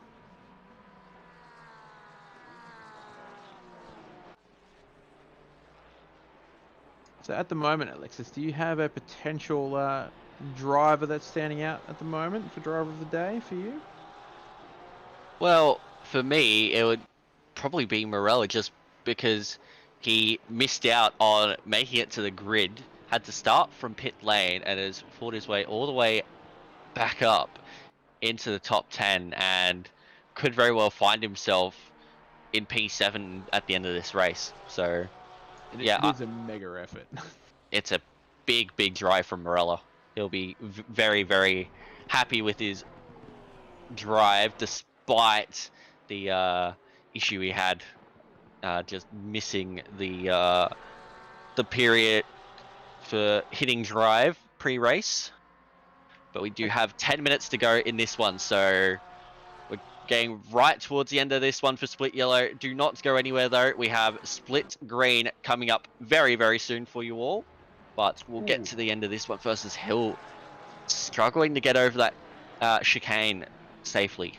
Yeah, had a nice slide into the chicane entry there, but yeah, so the steering was all kinds of crossed up, but I think we've all done that maneuver 1,000 times as well. Yeah, definitely a bit closer to Carson this time around. He was 8/10 last lap, only half a second at the moment. Could have possibly had a bit of aero washing to the chicane or wasn't aware of the closing speed difference. They can throw us off target at the best of times. Or it might just be that this car's a bit of a handful at the moment, judging by those steering inputs, but they could also just be Porsche things. Porsche things, yeah. Yeah, I haven't driven the new Porsche very much at the moment, so these guys are doing a far better effort than probably what I could ever imagine. Yeah, I've heard that the new Porsche is not the most fun to drive, but it's still a decent enough car for most. Yeah, I don't think I've got the skill to give it a crack, to be honest. It does seem to take a lot more to get it pacey than the old Porsche, but at least this Porsche is decent in a straight line. But Hill is right there with Carson. Yeah, he's got a bit of, I reckon he had a bit of exit there, a better exit I should say, but hasn't quite got up alongside enough. Oh, thought that was going to be contact there, but he's done well to avoid it. They're going to go too wide around the next corner. Oh dear. There's the contact. Oh, that was so close there for Josh Morgan. And now here comes Moss, who might be able to capitalize on these three just having a little bit of an issue. Oh, he's going to have to go around the outside. You're not going to get anything done there. Everyone hold your breath. And they've settled themselves there. It's fine, it's fine. Everyone's all good. But yeah, a little bit of compromise. I think just potentially Carson might have not realised the speed going into Apex and probably drifted a little bit wide, causing the other car to have contact with Hill. But yeah, these two definitely capitalised on the fact they had a bit of a moment and the Porsche trains just shuffled positions. Indeed, it has. There we go. Race control is asked, what is a group of Porsches called? Yeah, is it Porsches because it's just Porsches? Yeah. Porsche if you're a bit fancy. A bit posh. I wouldn't really know how to answer that one, to be honest. I'm just waiting with bated breath to see what kind of pun or dad joke this is going to turn into be. Oh dear. I said pun, not punt, but oh no. Oh dear. There's death. What happened there with Jordan Moss? It's called a piggery. piggery. Lovely, because they're all porkers. Oh no. What happened there, Jordan Moss? I'm going to say, considering how close he was to the car ahead, just completely misjudged speed and braking markers. As we go to the replay earlier of Hill having that contact and just caused these two to have that compromised line, gets the overtake done on two of them. almost had the speed to get the third one done, but chose not to try and attack into the chicane. It's very nice to capitalise on that, and then unfortunately didn't. Oops, later on. And he'll have big damage from that. He'll need to come into the pits to repair that. Yeah, the front of that Porsche does not look happy.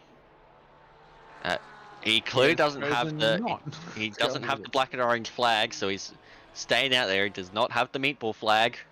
Well, actually, yeah, you've got 5 minutes remaining in the race. You're probably a couple seconds slower a lap now.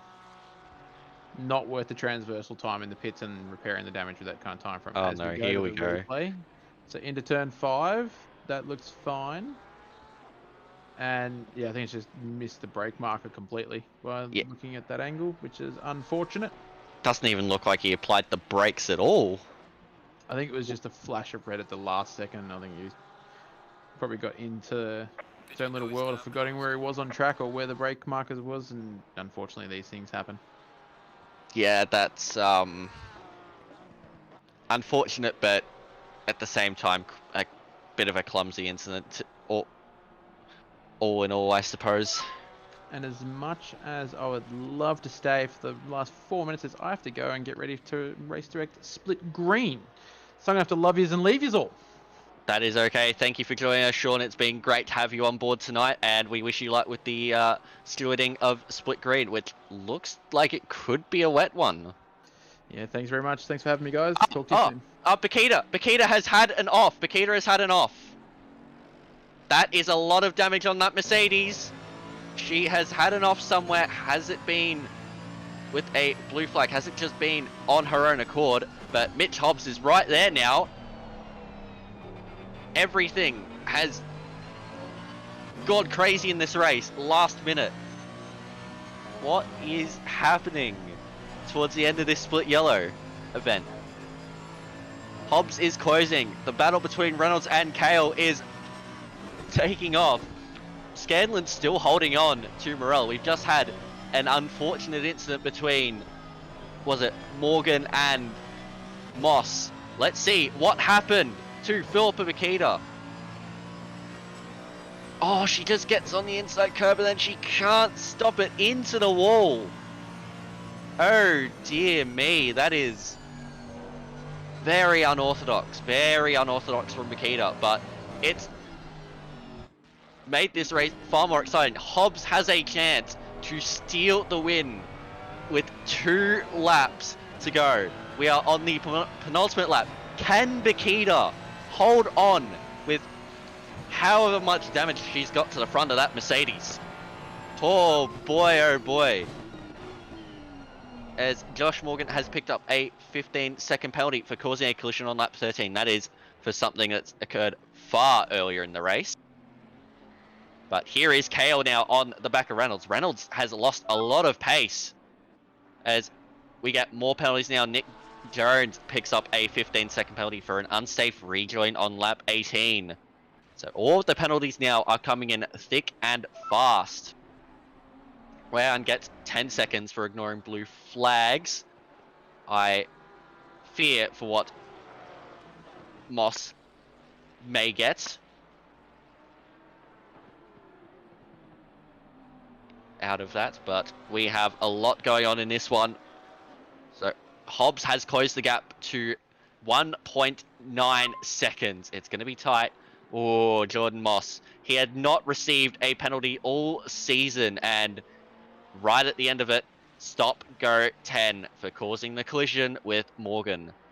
That is a big slap, and honestly, that's a pretty fair slap too. But we are at the closing stages of this race. When Bakita crosses the line next, it will be starting the final lap. Who is going to take the win here? God, we don't want the blue flags to get involved with this one. That looks like Lee Perkins. The gap is now a second. Hobbs is closing at a rapid rate. It is going to be very tight. Hobbs has to put in the lap of his life if he wants to get past the stricken Mercedes of Bakita. Reynolds is just barely holding on over Ethan Kale. for that final podium position. What is going to happen in this one? Oh, this is why we love the Sprint Series. It just throws everything at you all at once, and it is amazing to watch. Split Yellow has been incredible all season. The blue flag lets Bakita go. Will he also let Hobbs go? No, he's gonna hold. He's gonna hold in front. This is going to hurt Hobbs. Oh, it's not the best blue flags in the world. It's going to help Bakita a lot here. What is the gap at the first intermediate? It has gone up to a second. I think Bakita is going to hold on to this one, courtesy of possibly some help from the blue flag. But what a season we have had for Split Yellow. It has been insane watching where this season has gone for the Split, but Hobbs has closed in a lot through that middle sector. It is going to be very, very tight. If he gets the run through the final chicane, he might be able to dive up the inside of Bakita. Who is it going to be? Is it going to be Bakita? Is it going to be Hobbs through the final chicane now? It's Bakita ahead. What is her line like? It looks very, very clean. I think she's got this. Hobbs has run a little bit wide. It's too little, too late. It's going to be Philippa Bakita rounding the final corner, and she is going to take what is a very, very close but great victory in the final race here for Split Yellow at the Nurburgring. Hobbs, so close, finishes P2. Reynolds holds on to P3 ahead of Ethan Kale. What a finish to that one. And congratulations to Philippa Bakita on taking the championship for Split Yellow. McNeil will come across the line in P5. Riley Price with a great drive there in P6 for the Pro-Am win. And here is Jack Steele. He is going to be your Pro-Am champion for Split Yellow. What a season Steele has had, and I'd say welcome to Pro for next season. McDonald, a great drive to round out the Pro-Am podium in P8, P3 in class, and looks like has Scanlon been able to get Morella on the line? He has. Scanlon's got ahead of Morella. What a race there. Oh, Morella ran wide, and through goes Scanlon. Wow. So Morella making the mistake late on. Scanlon got it done and took P9. Morella rounding out the top 10 with Blair, P11, Hill, Carson, Morgan, Moss, Perkins, Stockton, Wayan, McLean, Horsell, Farber, and Gulick, your race positions there. Wowee, that was quite the end to that one. What a season, Split Yellow. What a season. Wow.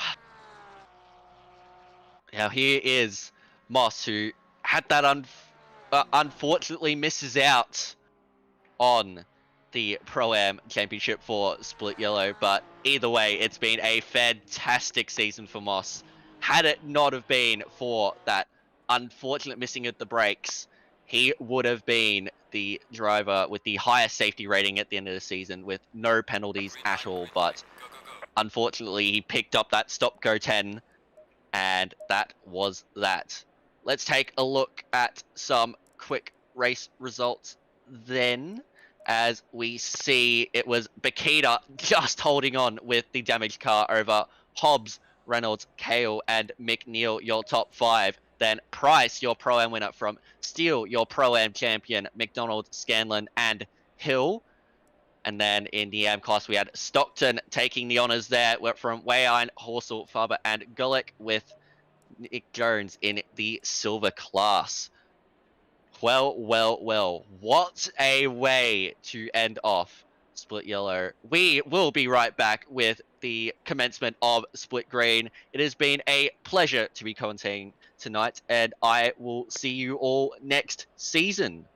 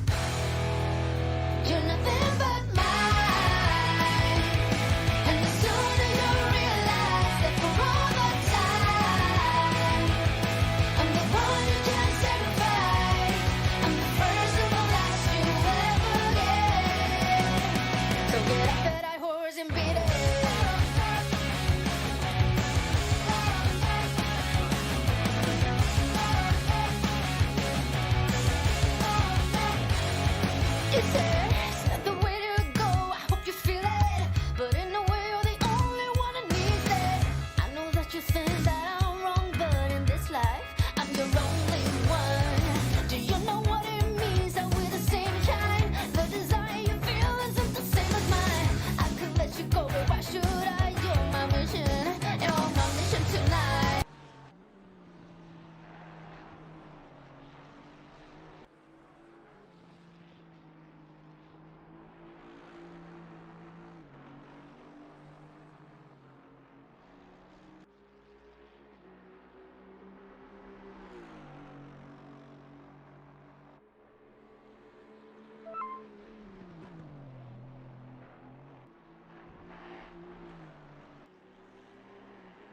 And I think we're back.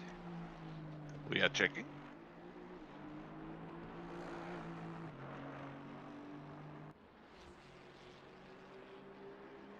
Yeah, it does seem like we are back. Welcome to second split of Octane Online Racing Simrigs Sprint Series. This is split green in the AP region for the final round of the season. My name is Jean-Pierre Sonicus. You can call me Peach, and I am joined by the legend JLS Jason Leonard Scott. How are we, sir? I'm very well, Peach. How are you, mate? I am very good. I am excited to watch some racing after a pretty interesting race in split yellow, especially towards the end there. It's spiced up a little bit. I'm really looking forward to see what split green can bring us in terms of entertainment.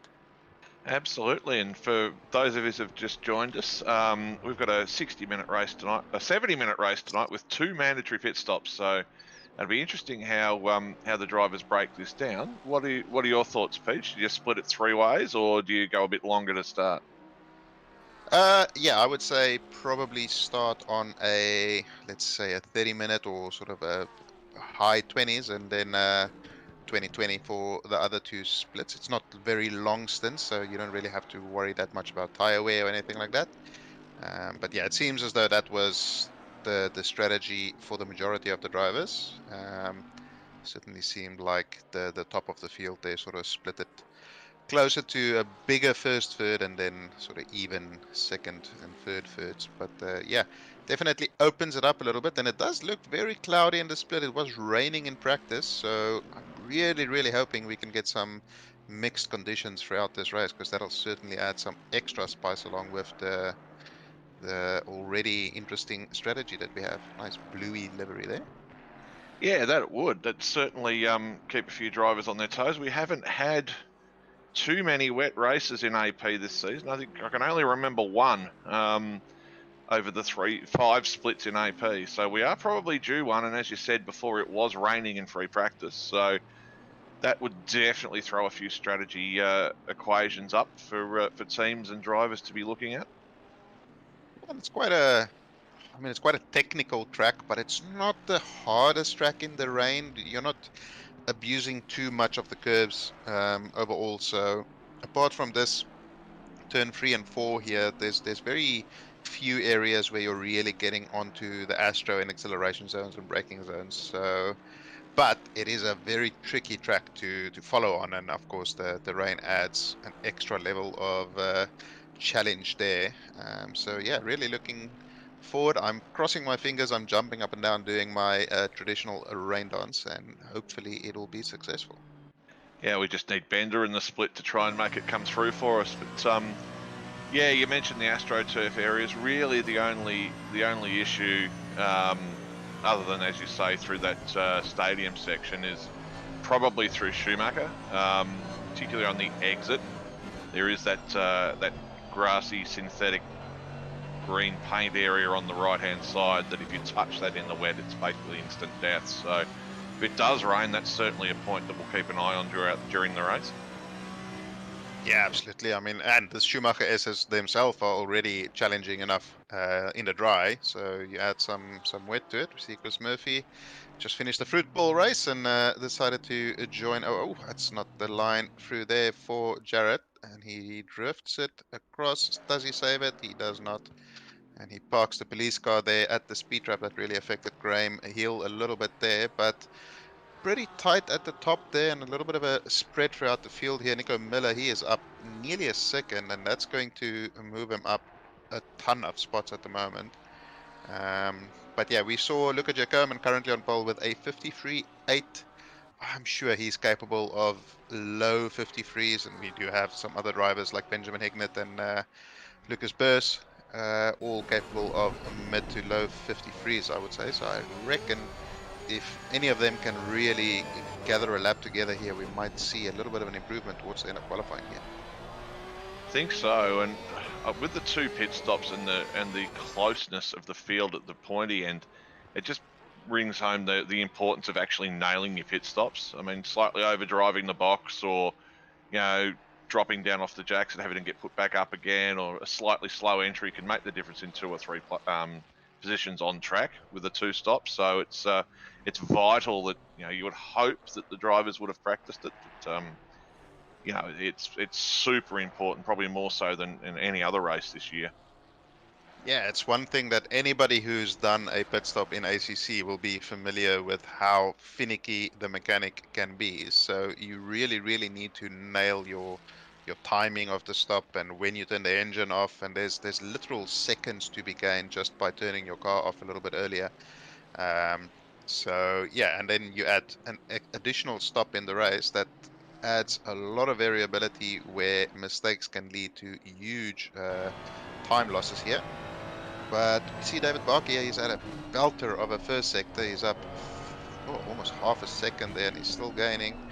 That's only going to move him up 1 spot at the moment, so he needs to find some time to get ahead of Burrs. Burrs has called it quits. He's in the pits, but we still have Giacomin, Hind, and Hignett out on track, and then Taylor, Barker, Hill in the top 10.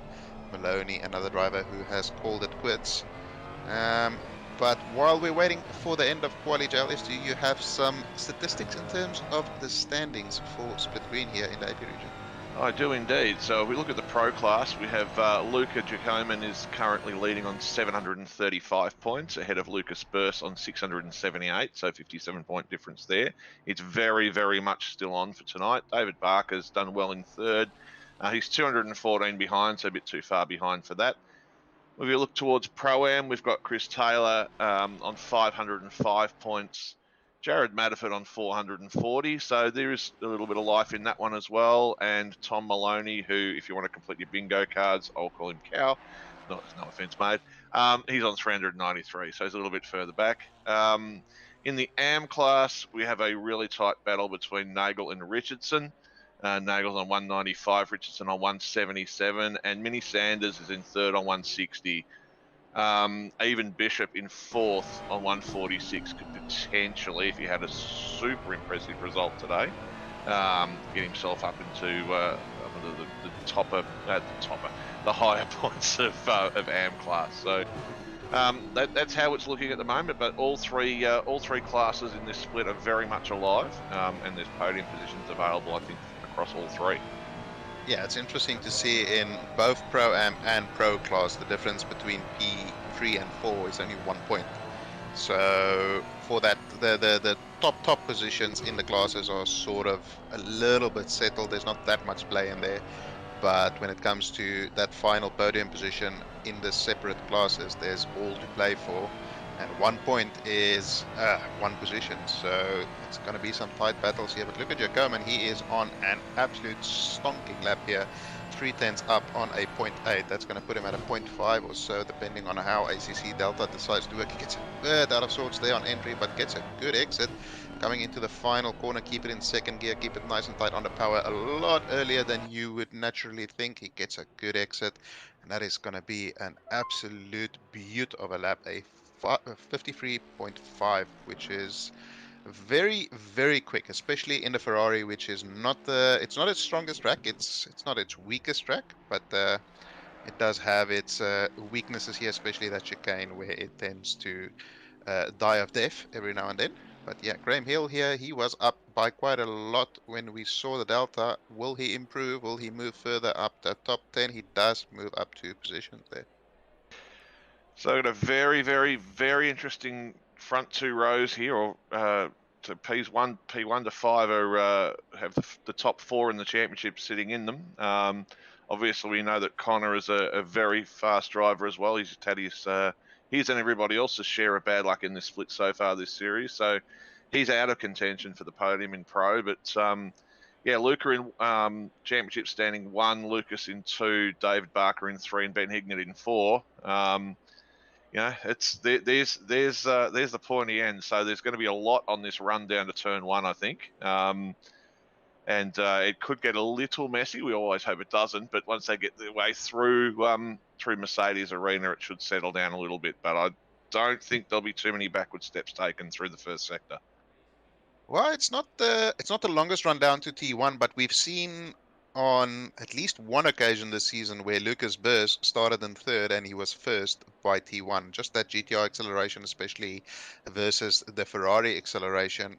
So we might still see a bit of spice coming into turn 1. And I mean, everybody's been in a public lobby at Nurburgring and experienced what T1 can bring you. So we're hoping for slightly higher standards than that. But yeah, as you said, all the right players in the right position, and now they just need to execute and get a good result for that championship standings. But I think Diabol said it best when it came to the weather. Boo, there's no rain at the moment, so it doesn't look as though we will see much rain. The wind is quite strong, but I don't know. I don't suspect we'll see any rain. But we will, however, see the temperatures drop a little bit throughout this race. I think that's been one thing that caught the drivers out in split yellow. The temperature I think dropped a lot quicker and by a lot more than they might have expected. I think it was down to something like 14 degrees at the end, which is a lot to drop in a 70-minute session. So if we see any repeat of that, yes, you're changing tyres twice, but it's an adjustment to make, and it's a very important one to make too.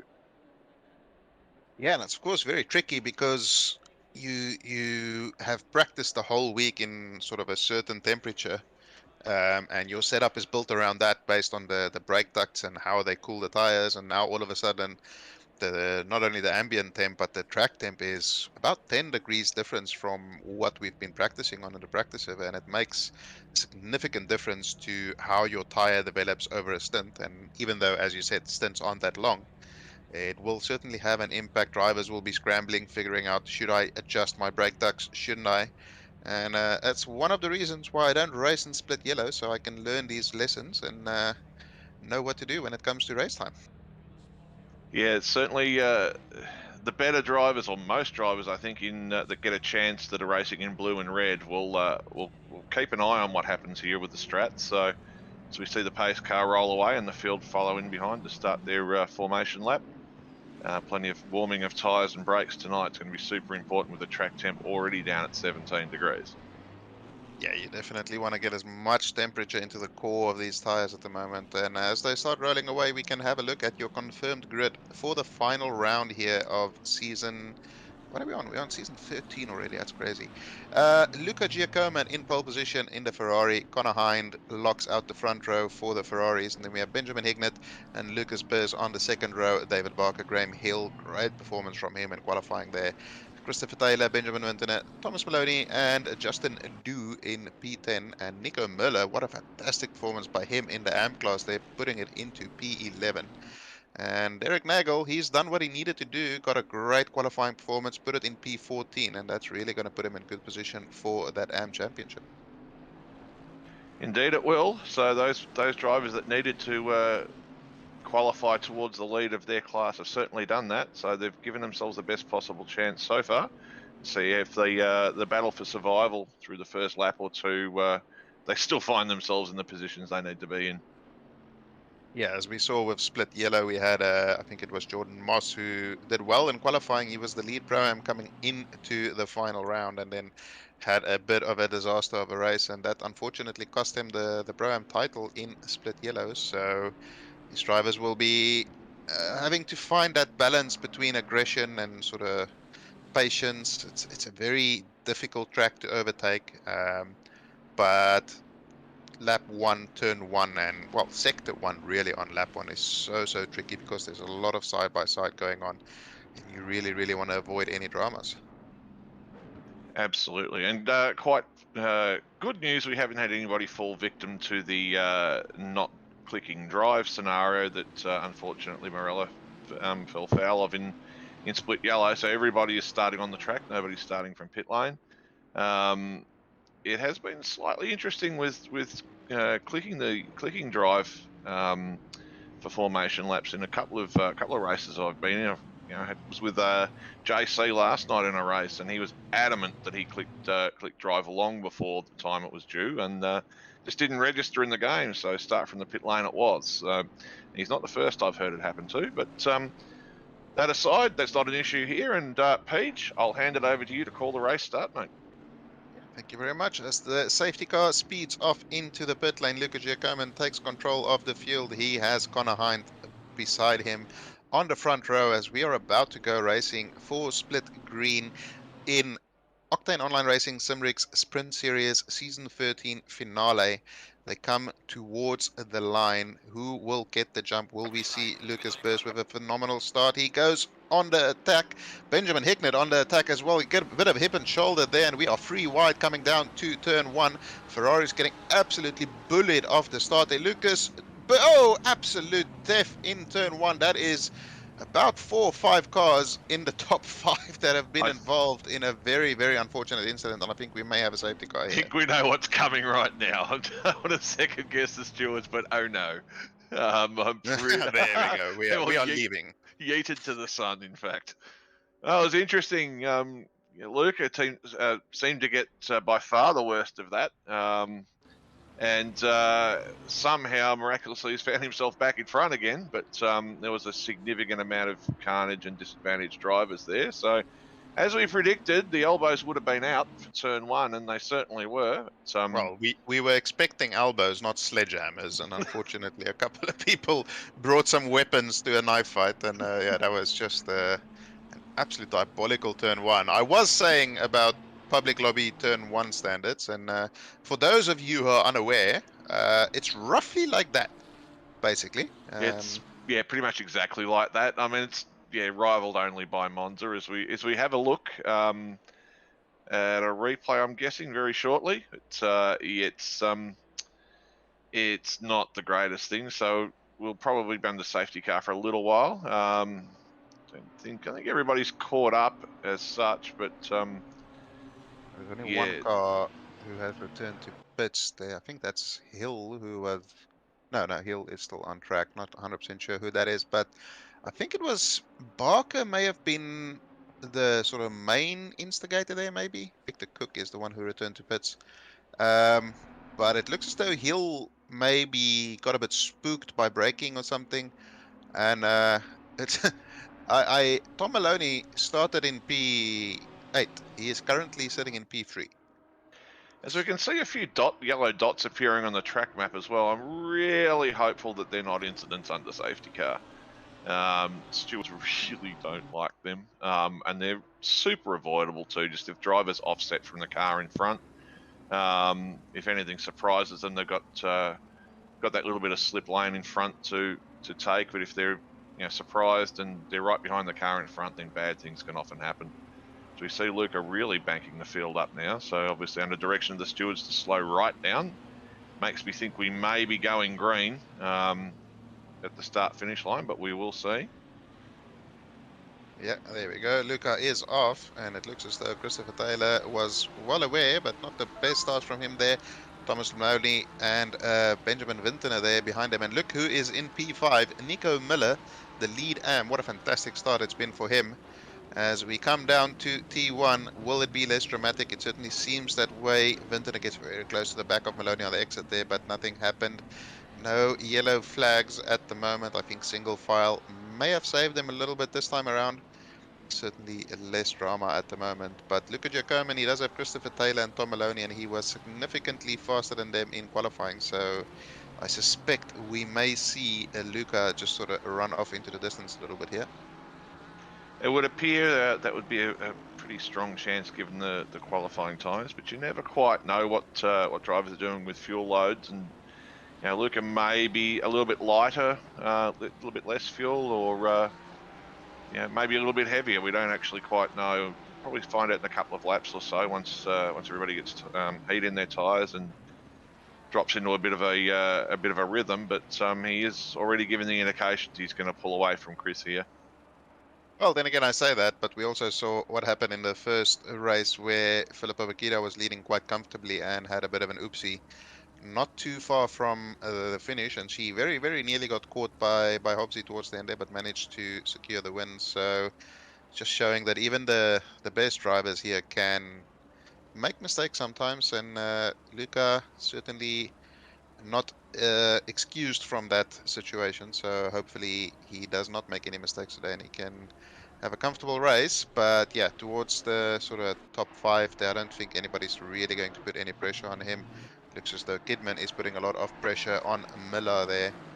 And currently with Miller racing where he is now, if he can finish the race like that, he's actually in for a good shout at moving up the AM field significantly in terms of placement. He's only, 95 points behind Nagel, and he's going to score a lot of points. Nagel is doing well, but he can potentially put himself up into the podium positions in that AM class if he continues to race where he's racing.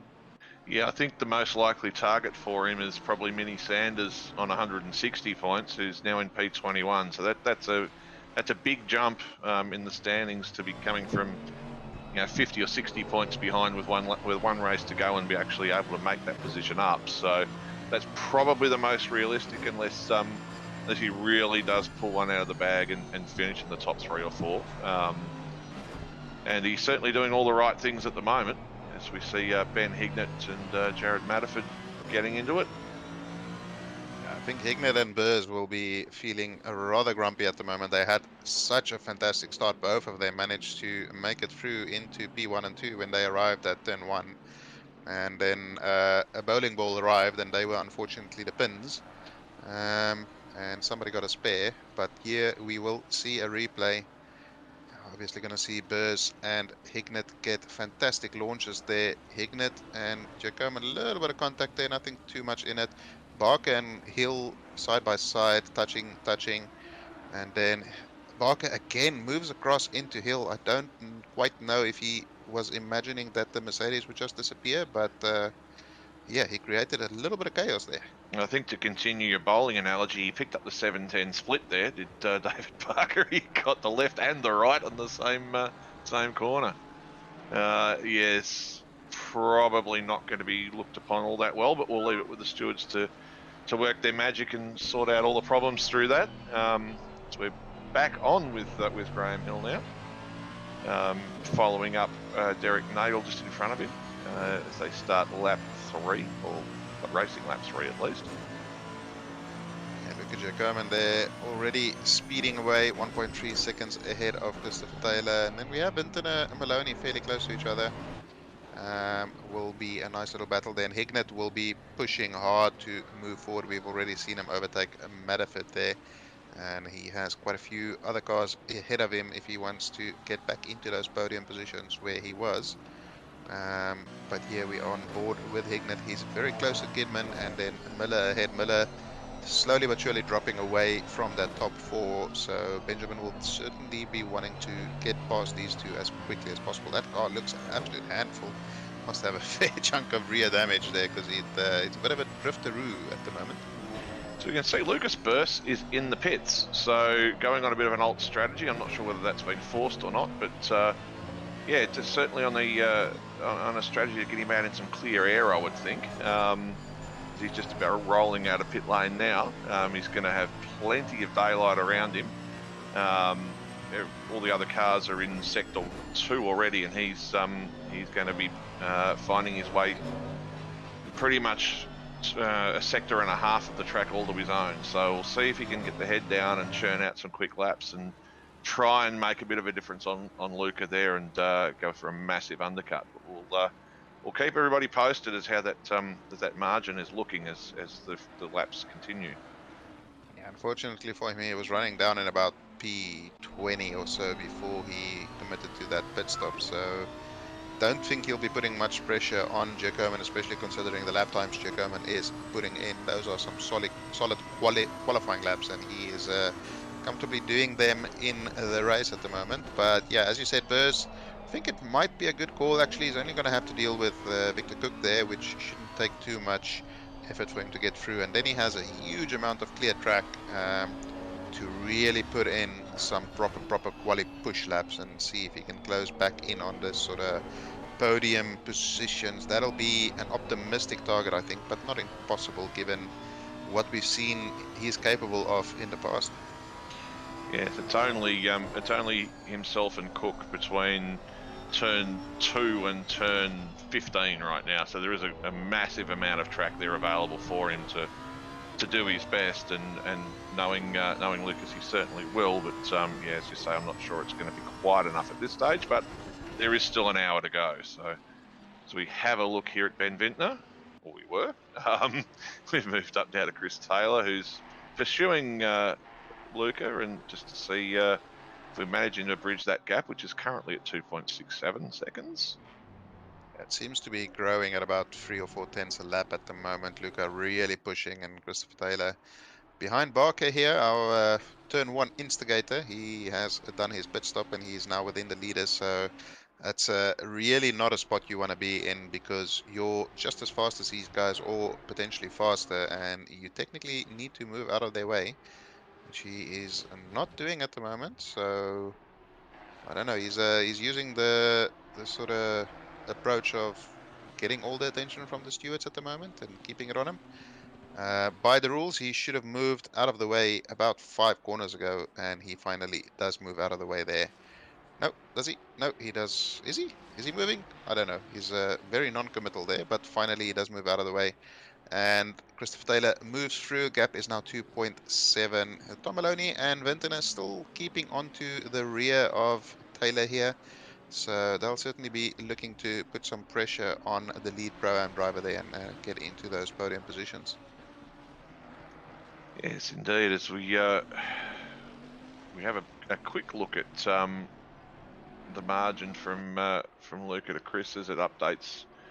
Didn't seem to cost Chris that much on face value, but it's now Tom Maloney's being held up by the blue flag, who does move out of the way in a lot more timely basis that time. Tom Maloney up in P3, by the way, just quietly sneaking his way up into a very solid position. Ben Vintner behind him, who's having a couple of blue flag issues. That's an interesting way to look at taking it. It almost looked like Barker was sending it up the inside there. Unfortunately, he moves out of the way there. But yeah, as you said, Tom Maloney in the 2P3, I think the strategy that we've learned from this is qualify roughly in the top 10 and then hope somebody murders half of the field and gain positions, basically.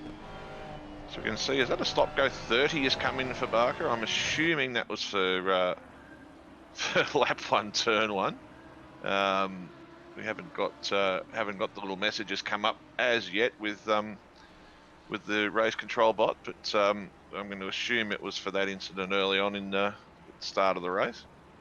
Yeah, I would say that's probably a safe bet. And of course, now in OOR we do have license points and we do have safety points. Whoa, that's a big old drift, and that's an involuntary pit stop there for Nico Miller. Maybe not quite the timing he wanted to, but he doesn't really have much choice.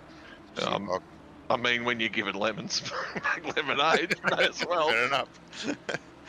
Might as well commit to it. But yeah, Barker there serving his stop-go 30. So he is doing 3 pit stops this race, which is not the ideal strat, I would say. But yeah, that's a fair enough call from the stewards there. Bit of a messy turn 1.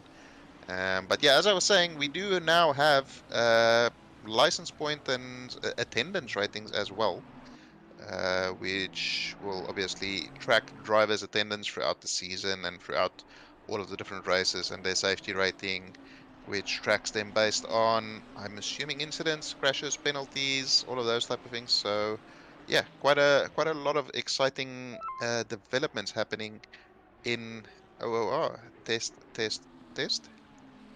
Yes, this thing is on. We are all good. Yes, I can confirm it was lap 1, turn 1 for car 13 for the stop go 30. There might be another one brewing very shortly as well, potentially. Another penalty about to come through.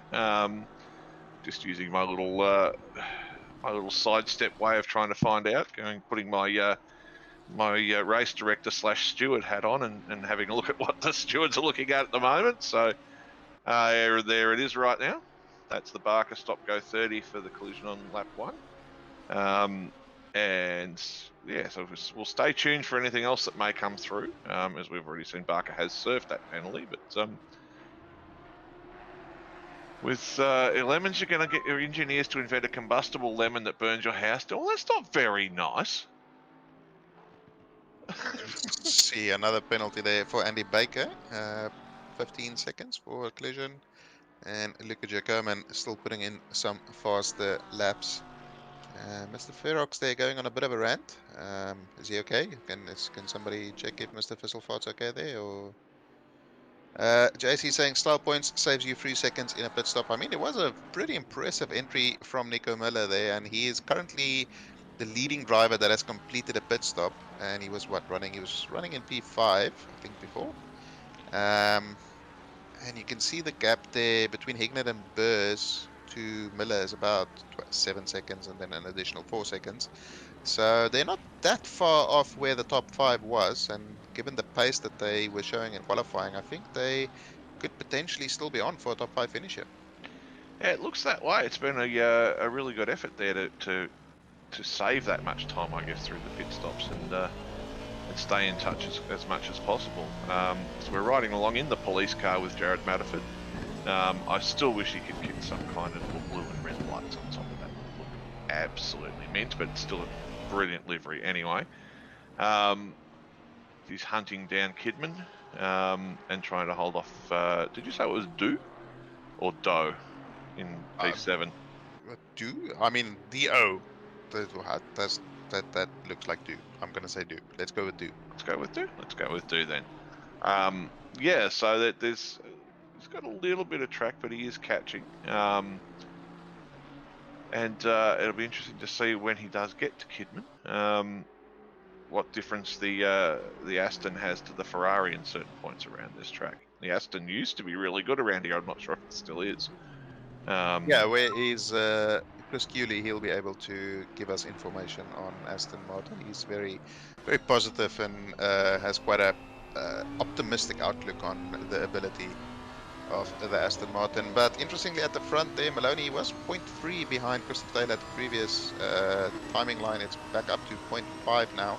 But he is putting some pressure on Taylor, maybe just sort of coming into this race a little bit now, catching or getting into a rhythm and really putting some pressure on Taylor. So the gap to Giacomin at the front has grown to 4 seconds. I don't think they'll be putting any sort of pressure on him anytime soon.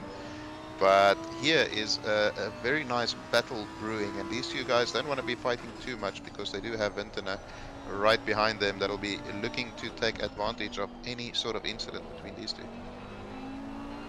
Yeah, I think that's part of the trick in a battle like this, is just sit far enough back off. So if they do crash into each other at the front, or they do both make a mistake, you can take advantage and get both spots. And you know, Vintner is certainly well enough experienced to know that ploy. So yeah, Taylor and Maloney also.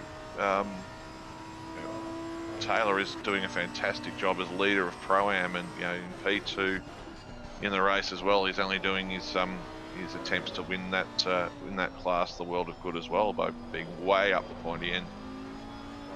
His nearest competitor is Jared Matterford, and Jared's down in P6 at the moment. So yeah, all things looking good for Chris Taylor at the moment. I know there's a long way to go, but yeah, he's doing well in his attempts to win that Pro-Am championship.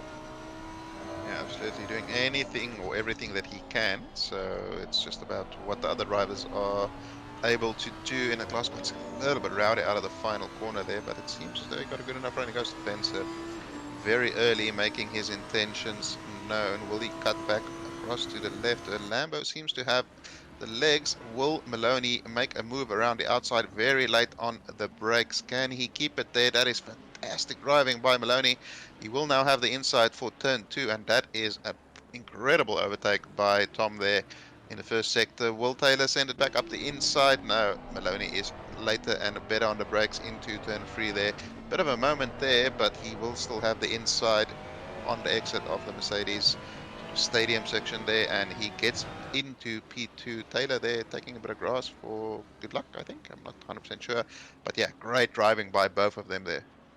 Yeah, beautiful, respectful driving there, and a great move from Maloney to lock down on P2. So be interesting to see if he can extend a bit of a lead from Taylor, and maybe catch up a little bit on Luca, which it is 6.5 seconds. It's probably reasonably unrealistic unless Luca makes a decent mistake. But you know, certainly the battle is here for 2, 3, and 2, 3, 4, and 5 a little bit. It's not a lap car surely behind them, but yeah, 2, 3, and 4 exactly. So yeah, we'll see how that's looking. As Connor Hind got a 10-second penalty for causing a collision on lap 2. It's Not something we got to see, I don't think. Connor down in P23 already. Ouch. Unsafe rejoin, got a 15-second penalty as well, so got the double hit there. Well, it was on lap 1, so it was different incidents as well. So I did mention at the start of the race that Connor's had his and everybody else's fair share of bad luck, and unfortunately that looks like it's continuing for him. Yeah, no, he's well, I mean, that turn 1 incident wasn't his fault. He was just a passenger in that. But Chris Murphy here putting all kinds of pressure on Justin Dew, and just towards the back there we see Benjamin Hignett. He's only about 2.5 seconds off of Nico Miller now, and Burrs not too far behind that as well. So those guys are really closing in on Miller, who is running in P5. Ooh, a little bit of a tap there. Nothing too much coming off of that, but they are pushing Hignett and Burrs to close in on that top 5, and it'll be interesting to see. We're about 20 minutes into this race now. The strategy will start coming into it. People will will start to think about taking their first pit stops, and I think we'll get a better indication of how much progress Burrs and Hignett have made. That's a great exit there from Murphy out of turn 4, and he gets the move done as we get a replay here of Connor Hind as Burrs just behind him. This is probably for the incident. Sends it up the inside. Oh, and he just sort of arrives. Oh, okay. Is that it? That's nothing happened there. No damage there too much. But okay, fair enough. The stewards have made their call. Takes the 10-second penalty and an additional 15-second penalty for rejoin, and that is 25 seconds that will have to be served in his pit stop, which is really going to hurt him quite a lot.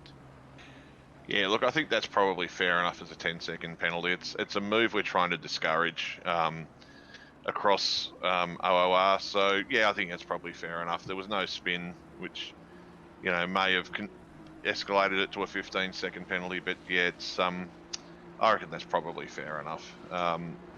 So we have a look at Murphy, who's got his head down now. Did make an overtake just recently, so we have an incident under safety car. That's not great. So that was the yellow dots we were looking at before. Stewards are obviously having a look at that one, or have had a look at that one. It looks like Mini Sanders, stop go 30. That's what I'm assuming that one was for.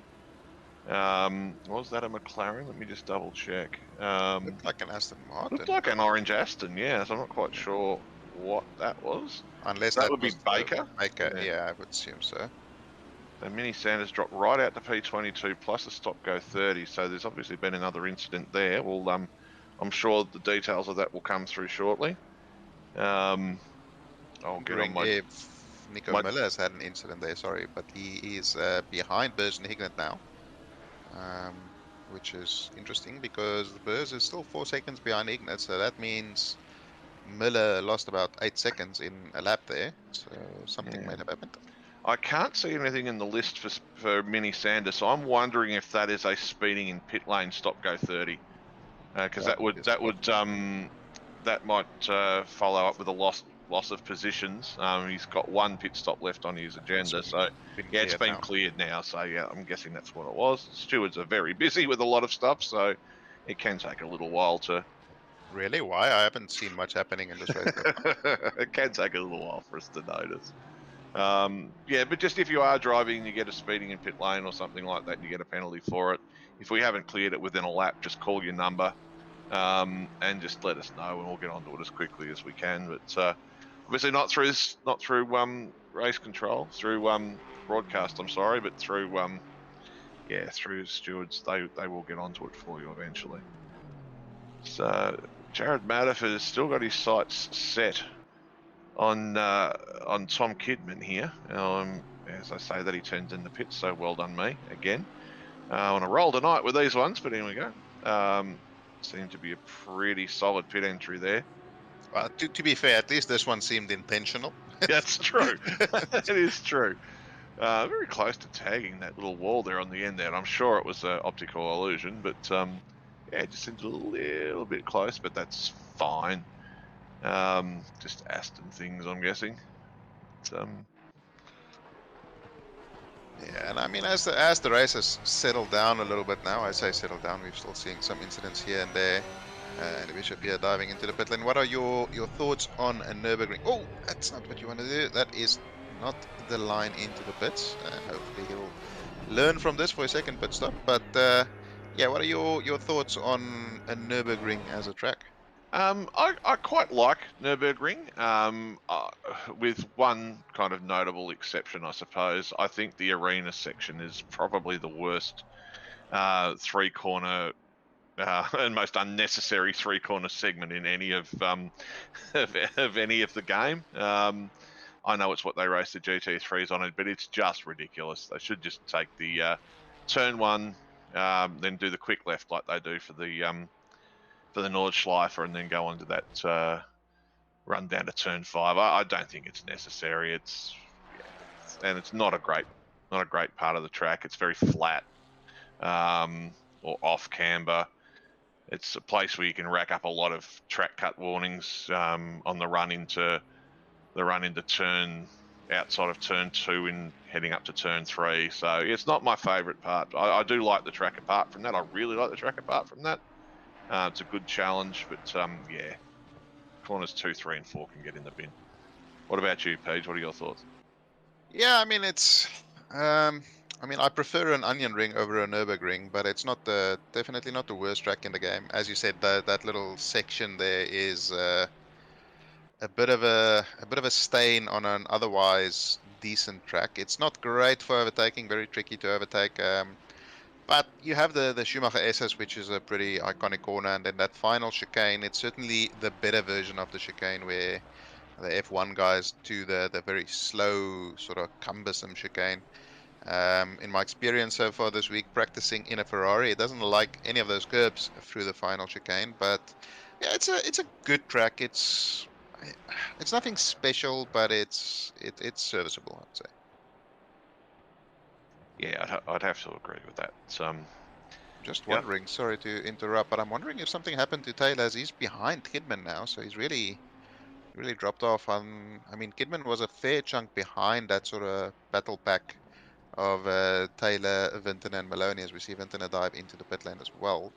I'm wondering if he had a bit of an incident somewhere, as we see David Barker's day goes from bad to worse as he gets another 10-second penalty for ignoring blue flag. I think that is maybe the incident we saw. I think you might be right with the lead pack, or the P2, 3, 4 coming through. And he was a little bit slow to get across. I mean, it's fair to say he's got the penalty for it. So you don't need to say allegedly. We can actually say it did happen. So Taylor, Sounds more mysterious if we say allegedly.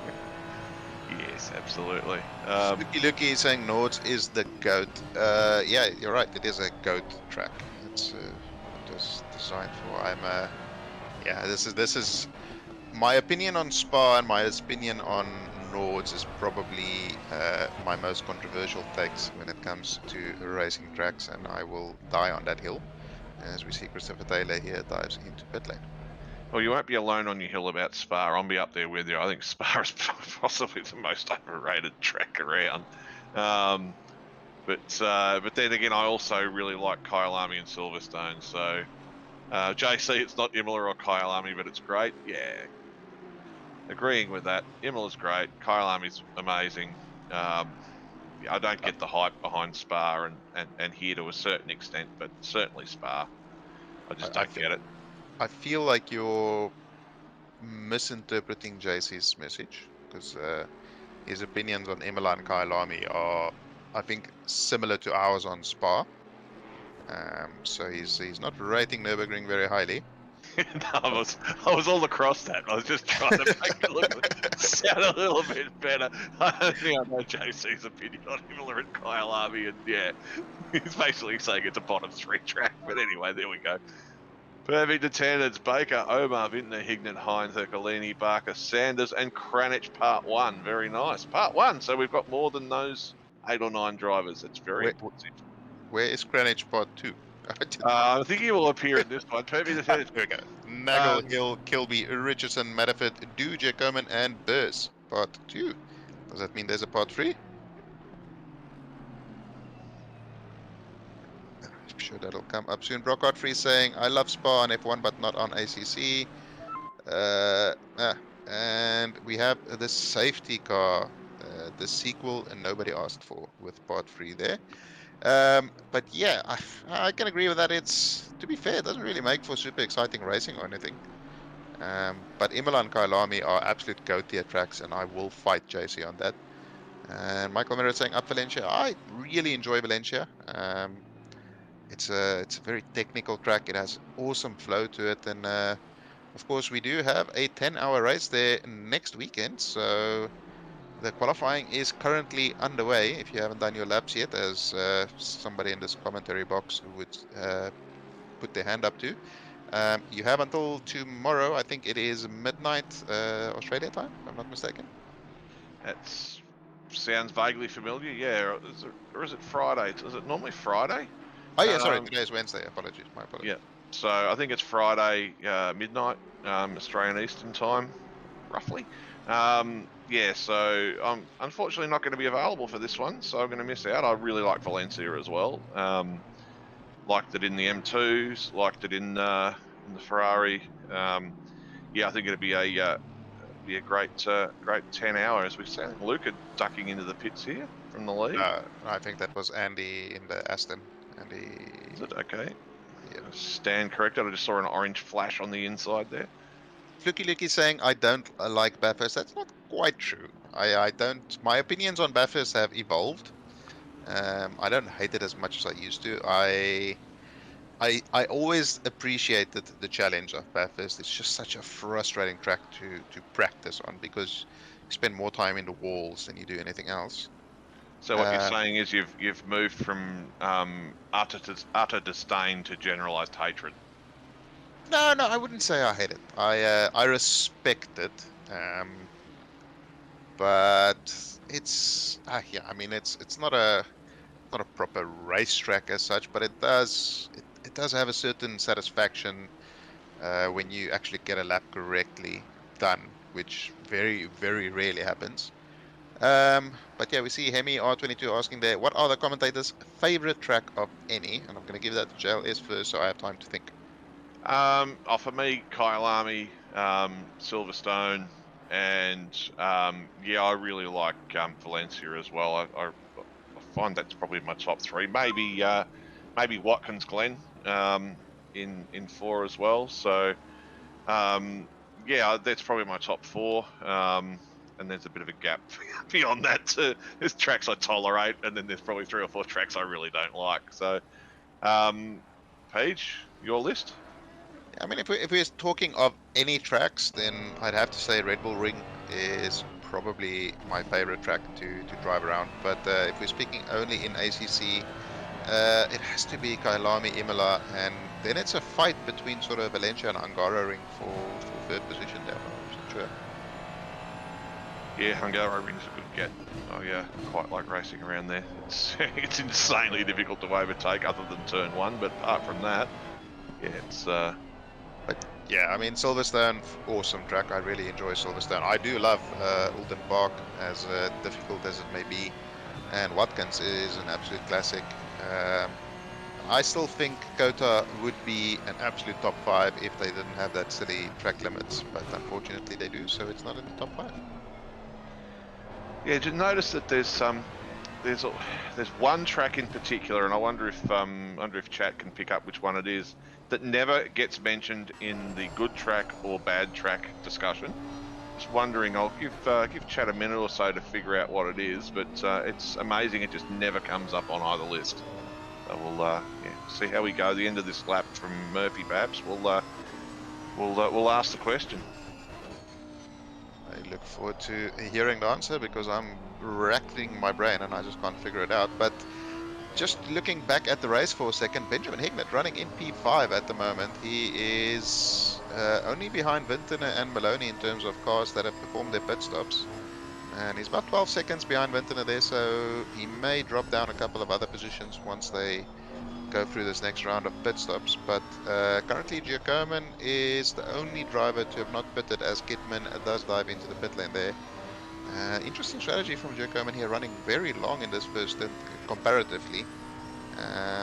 But yeah, it looks as though Burst may have had some incidents or something. He's a little bit off of Hignett still, but he's already back into P9, so great recovery from those two at the moment.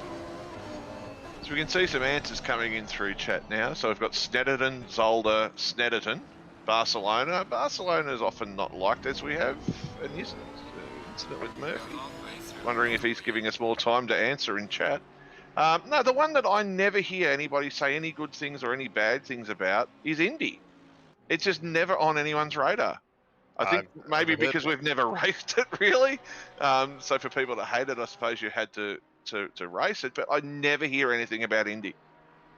I've heard a fair share of hatred towards it, to be fair. I quite like it, actually. I quite enjoy it. It has a decent flow and a couple of fun corners. But yeah, I think there's been I would agree there's not that many opinions on it, but I haven't heard a lot of positive opinions toward it. And I think Race Control is showing that they may be on the do not like train.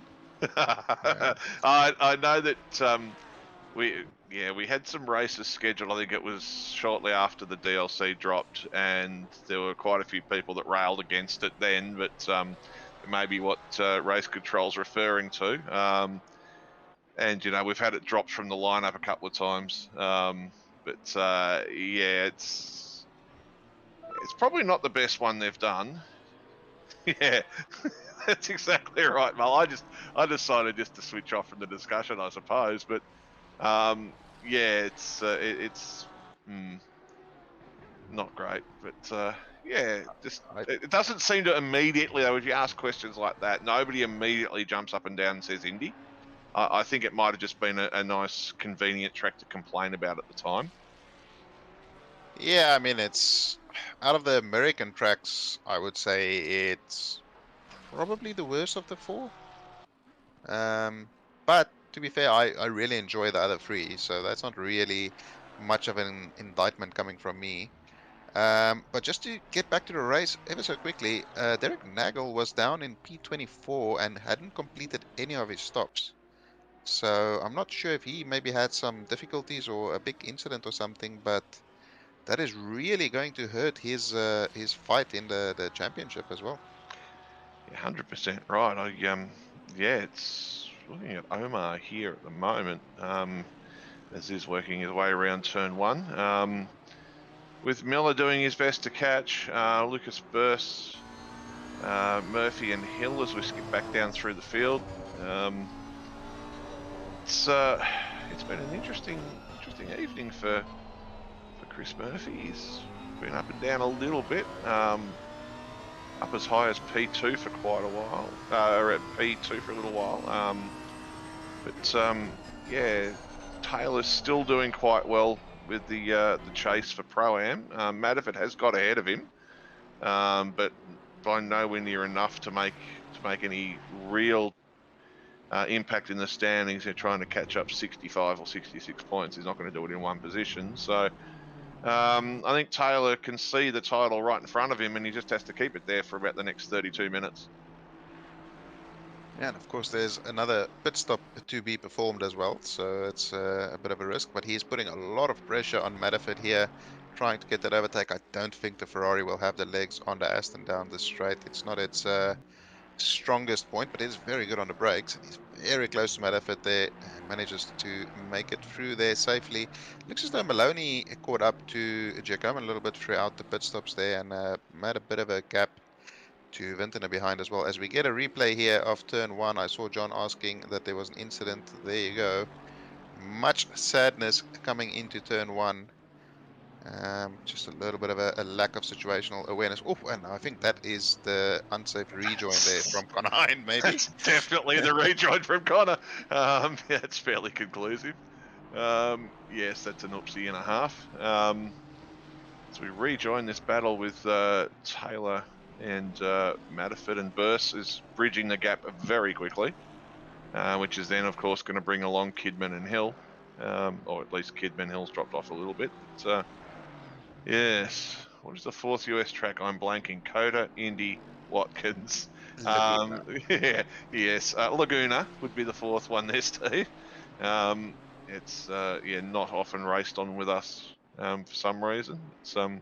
It is the American brands, but I do love it. It's such a fun track, and as you said, similar to brands, you always have to be on it. There's no time to relax. There's any mistakes are severely punished. So I do enjoy it. I mean, it's the American brands. It's also the American Zandvoort with all the literal sand around the outside of it.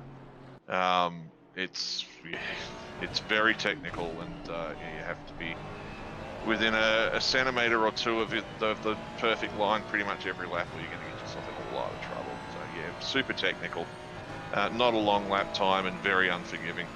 Yeah, Long Beach would be great. Agreed. I'm not too familiar with most of the American tracks. I always see Road Atlanta and Road America being mentioned. I've seen some clips and stuff of races there, but I don't really know them that much, or at least not well enough to have an actual opinion on them. Taylor with a good exit here coming down to turn 1, but just doesn't have the speed in that Ferrari to do anything to the Aston Martin, unless he is very, very brave on the brakes, and he isn't on this occasion. But Matterford is holding him up, and that is allowing Pikachu at the back there to really quickly catch up, and that is going to spice this battle up. And I think if there's one car that's going to have the legs to maybe get past an Aston Martin, GTR is certainly on that list. 100%. Crispy, if you've never spun at the Corkscrew, have you ever actually raced at Laguna? That's the biggest question. I think it's a rite of passage. Everybody has to spin at the Corkscrew at Laguna every now and then.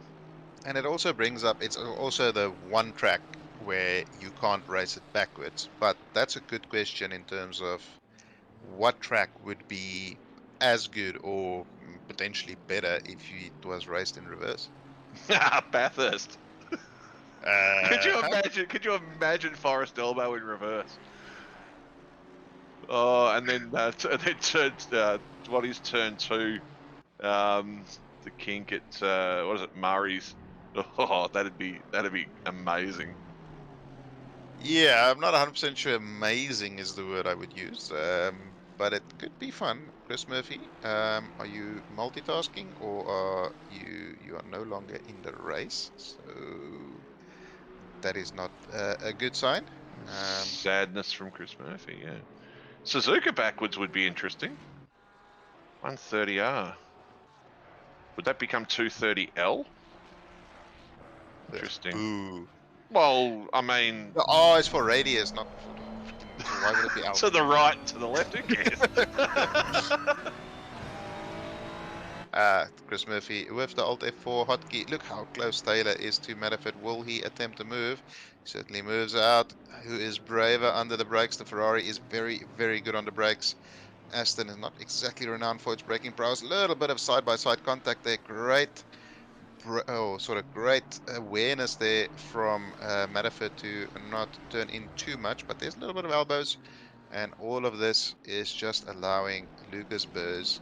Can you imagine seeing Pikachu smiling in your rearview mirror while you're trying to overtake another car? That is going to be the weirdest intimidation you've ever experienced. It would be bizarre. And Kidman's just slotted his way onto the back of this little four-way battle now, so... Bathurst up through the dipper, Mr. Peabody. Yeah, that would be a concept. Coming into the hairpin at Suzuka backwards would be wild. Yes. As we see some death.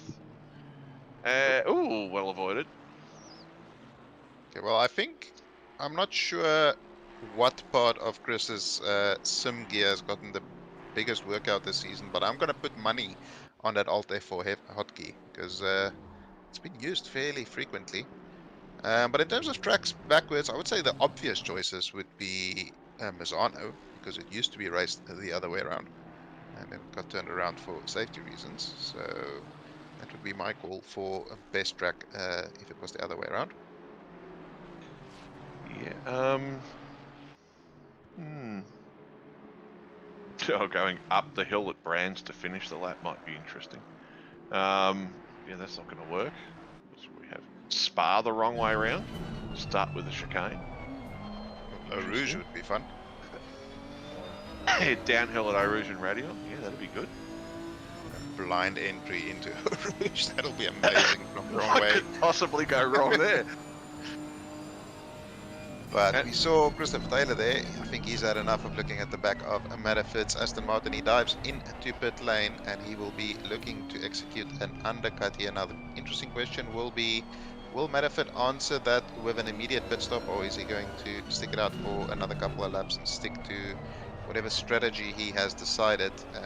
But if he thought he was not going to be under pressure anymore, he will be very, very wrong, as he does have Lucas Burrs right behind him, and that is not a sight you really want to see on your little delta at the bottom left of the screen. No, he did seem to skip away a little bit through the turn 4 to 5 kind of sector, but Lucas is catching him up again here. But yeah, it's certainly the Aston's doing all right through here, but yeah, it's interesting. If he feels like he's under enough pressure but not too much pressure, he may stay out. But if he feels like he's getting slowed down from not worrying about burst, but just being aware of burst, where burst is, he's probably better off pitting and trying to hopefully get into some clear air, and actually obviously try and get out ahead of Taylor. Luca Giacomo just casually putting in a pole position time in the middle of the race. They obviously on nice low feel after that very long first run, so he will be absolutely rapid in the closing stages of this race, which is not particularly good news for Maloney and Vintner behind him, who would be hoping to maybe catch up to him as Burst decides to dive into the pit lane while Matterford stays out. So maybe he is trying to combat that undercut from Taylor, thinking that Taylor will be quicker than Matterford, and he doesn't want to be stuck behind Matterford for too long. So it's going to be interesting to see where Taylor comes out in all of this. Where is Taylor on track? He's car number 17. Where is car 17? Coming up through the Schumacher S's now. So this is going to be a very tight exit here, I think, for Lucas Burrs and Christopher Taylor. It's very much going to be all on this pit entry, stop and exit here for Lucas as to whether it gets past or not. The other one in that mix, obviously, is who do we have just dived in before? Oh, Matterford. So we'll see how Matterford goes with his pit stop. So those three. Oh, that's an alt line. That's not going to help him in his battle with Burrs then, especially Burrs is moving already. Taylor comes around a final corner. Depends on how far Burrs was down pit lane. This might still get interesting. Ignat is out, Burrs is out, and he has there he is. Overcut done. Very well done. Yep, I think you might be right with that little stumble through the chicane and a little run wide there as well. It might have really hurt Taylor. But yeah, you'll certainly see the target ahead. It's got to look at car 22. Who is car 22? I don't remember that number. Sanders, I think. It's Minnie Sanders, yeah. Oh, no, he's 15. Sorry, no, he's 15. Richardson is car 22. Okay. I'm struggling to pick it up with the black number on the red background as he does the right thing, even though he's entitled to hold Taylor there. He's recognised that Taylor is a fair bit quicker, so does the right thing and hops out the way. So that looks like Matterford diving into the pit lane. Did he touch the wall there? He was very close to it. But yeah, let's see where he comes out in relation to Burst and Taylor there. Taylor already lost one position to Burst there. He will be hoping he can gain a position to Matterford. But it's good to see Hignett and Burst there. They are just on the edges of the top 10 now, but they have completed all of their pit stops. And it'd be interesting to see when the rest of the top 10 complete them, where they will settle down. But it's been a very good recovery by the two of them.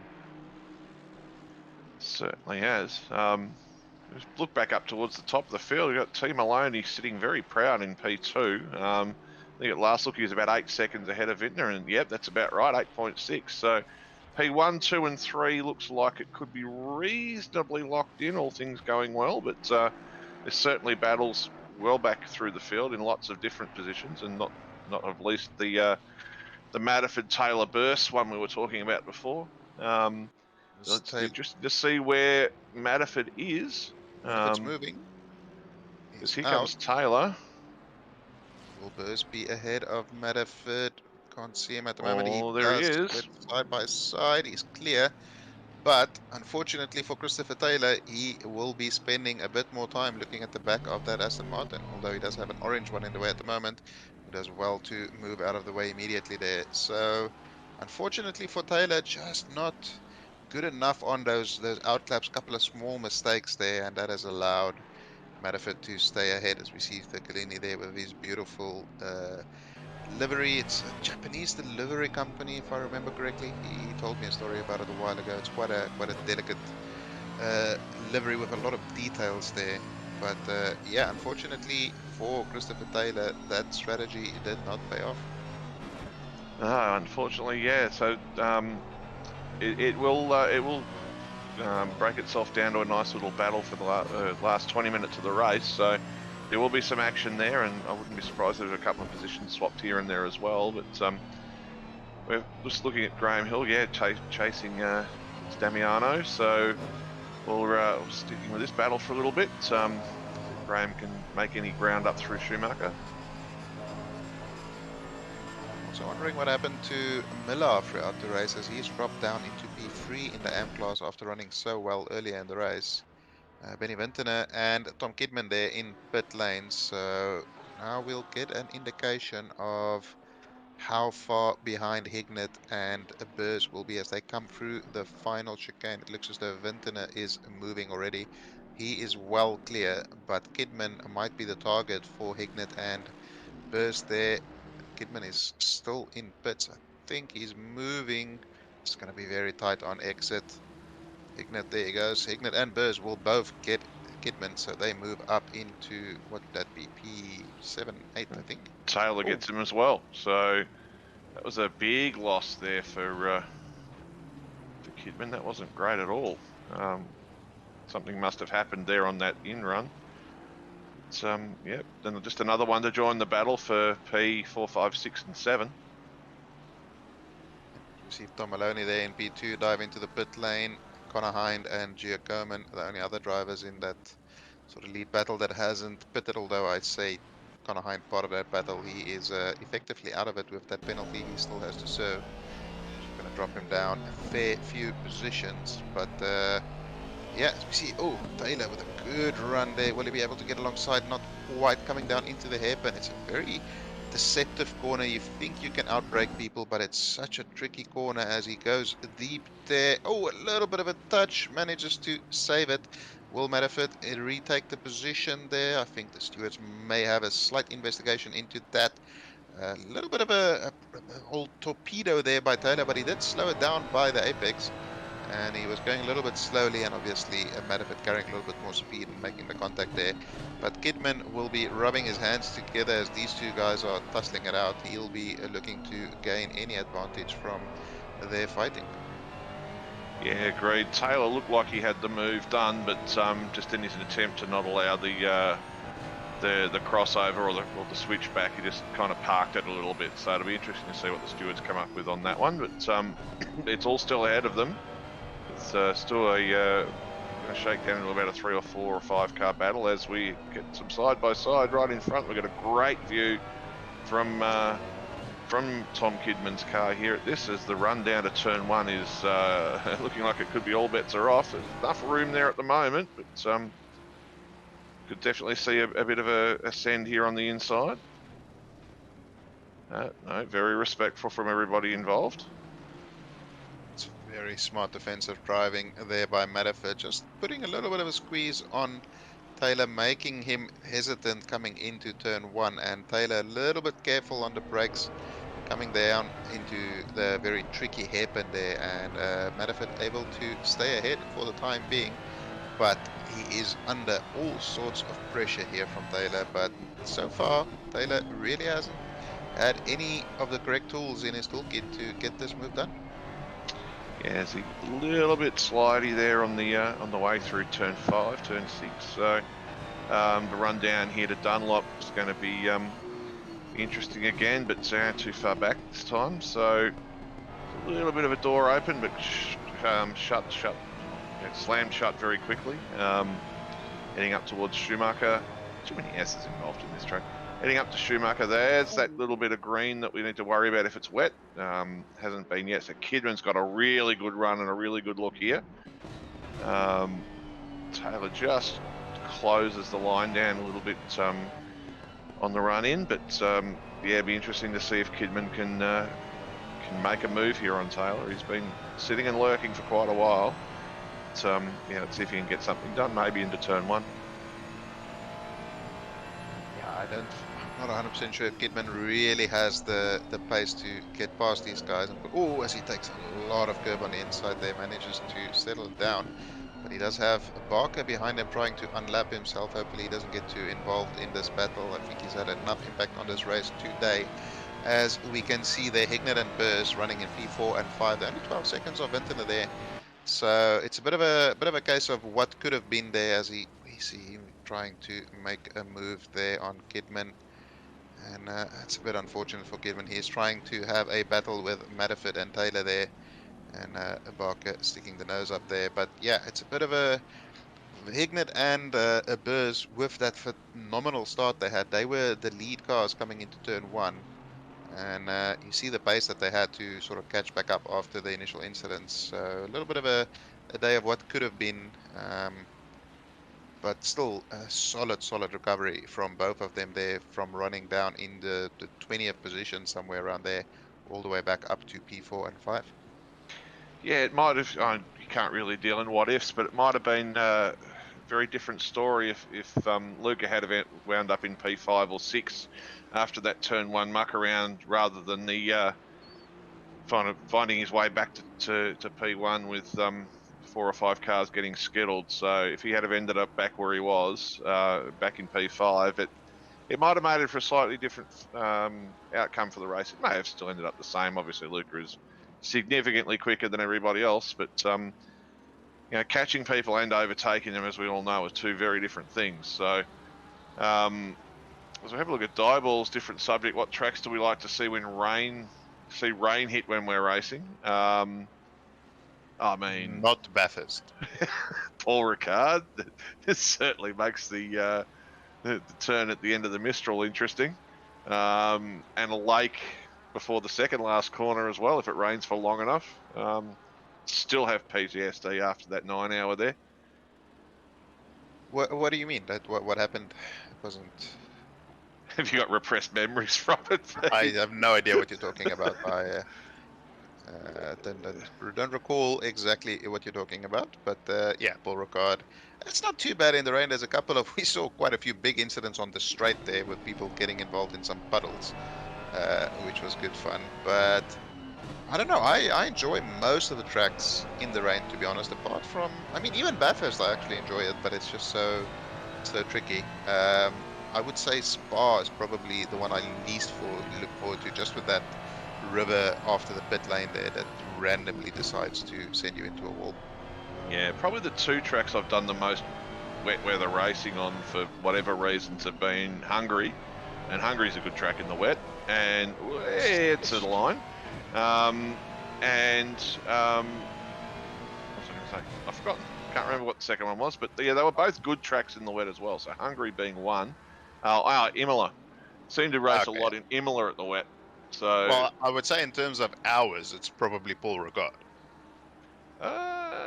yeah, maybe still Hungary, even after doing 9 hours at Paul Ricard. I think Okay, fair Hungary enough. still probably did a 3-hour race probably about 6 months ago. It was at night in the wet, in the very wet at Hungary. So that was an interesting experience. But yeah, so most of the tracks do really well and come up really well. It's one of the things that Kunos has done especially well is the graphics and the way the track looks in the wet. So we focus in again on this battle with Taylor et al. And yeah, it looks like it's going to persist for the remaining 10 minutes or so. So just looking at the championship standings there for the AM class at the moment, we have Derek Nagel, who's the lead AM class, but he still has a pit stop to do, and he's running well, plumb last in the race at the moment. And P23 will only score him 21 points, which is going to bring him up to, let's say, 216 points. Jared Richardson currently running in P17 on 177 points. He will score 39, so he's not going to get enough. I think Nagel is almost being saved by the slightly smaller field at the moment. If there was a bigger field here, he may have been in danger of losing this championship to Jared Richardson. What's Miller going to score for 12th, do we think? 60 points. Yeah, that's not going to quite get it done. Is that going to get him on the podium, though? 160? It may. No, it won't, because Minnie Sanders is already on 160. So yeah. As long as Minnie Sanders finishes enough of the race, which he almost probably done already, and scores any kind of points at all, even 1 point, it's going to be enough. Yeah, JC saying that was a cracking race, the Paul Ricard rain race, 4 track limits in one stint. Yeah, it's still... I will never not mention it when we gave the car to John with 3 warnings. He got a drive-through and then on the very next lap got 3 warnings in 1 lap. So we were back on 3 towards the end of the race. And then we spent about 7 hours on 3 warnings, which was quite fun. Yeah, I think JC's talking about the Hungary race that he and I did together, and yes, he 4 track limit warnings. He actually, I'll be honest, JC, you actually got 6 track warnings in one stint because you had a drive through, plus you gave me the car back with 3 warnings on it after I handed it over to you with 1. So. Yeah, it was fun. Most of it entirely intentional because we just wanted to do a competition. But we were sitting at 4th. We were only ever going to finish 4th. We weren't catching 3rd. And we were about a minute ahead of 5th. So yeah, it's got a couple of intentional drive-throughs to have a bit of a battle towards the end. Speaking of battles, having a look at what's going on ahead of us with Bishop and Kilby. And Connor Hine just sitting in the back. That's an interesting place to want to send it, but okay. Yeah, Connor Hine trying to salvage something from this race here. Greg Kilby in the Kit Kat killer car there ahead of them, and then Nico Miller, the lead AM driver. He's had a phenomenal performance in this final round. Really gotten the most out of that Porsche. Tricky car to drive, but it is one of the tracks where it's a little bit stronger and feels a little bit better based on all accounts from the Porsche drivers I've been talking to. But yeah, Hind putting all kinds of pressure on Kilby here, trying to get towards that top 10. I don't think he'll be able to get much better than potentially Bishop ahead of them there. Sorry, it's Bishop, not Miller. My mistake there. But yeah, he's looking for P13 at most. That's a very tricky corner to go around the outside. He's not appearing in the grass somewhere, so he's managed to make it work. That's a phenomenal move behind there. I think we're very happy with that one. That's the kind of move that he's been very unlucky on throughout this season. He's probably the one driver that will be very, very happy that this season wraps up in about 6.5 minutes time.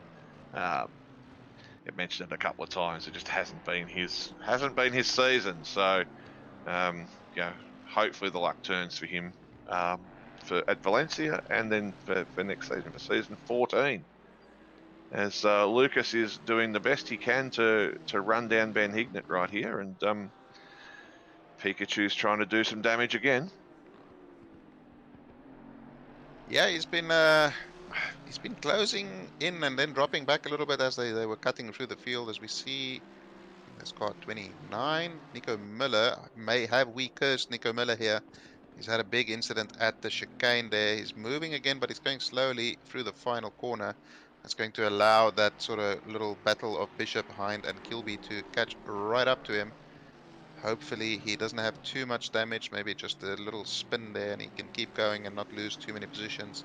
But yeah, Lucas Burrs, it's been obviously a bit of a rough start for both him and Hignett, but let's see if he's able to do anything to Hignett here and move up one position in this race after an eventful 65 minutes so far.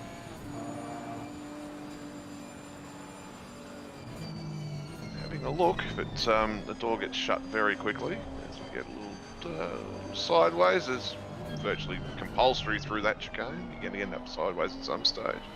Angling towards the middle, gets a little bit of a good run out, so interesting to see what happens with the Nissan.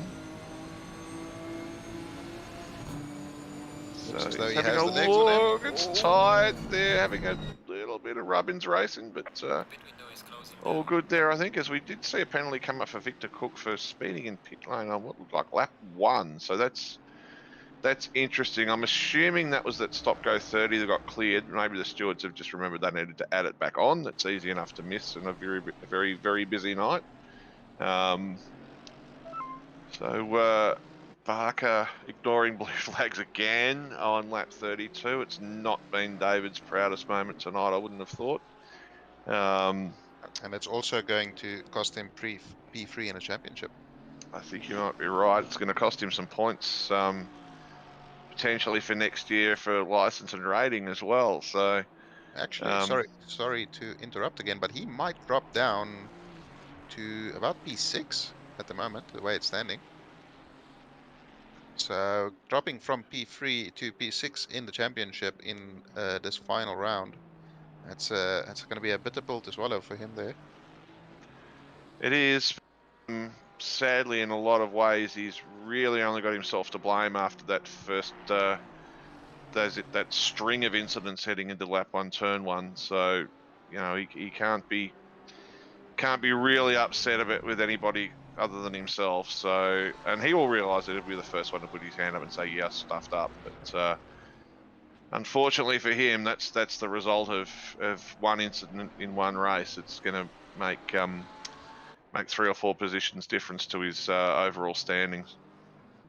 We see Nick Miller there. It looks as though he lost position to Connor Hines. So I think I may have been correct when he had a little bit of an incident there. Hopefully he doesn't lose out to Bishop and Kilby there too much. But yeah, I think it was self-inflicted, which is very easy to do at the chicane here, as anybody who's ever done more than about a lap and a half here can tell you. But Mini Sanders here putting all kinds of pressure on Paul Cranage in that BMW.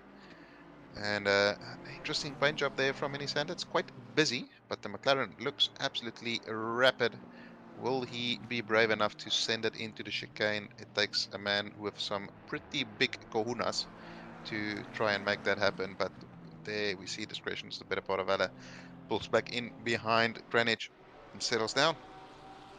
Look at Jacoman here. He has been absolutely faultless today. You can see his last lap there is only about a 10th off of his best lap. So he is absolutely nailing it. Still pushing very hard, even though he is 14 seconds clear.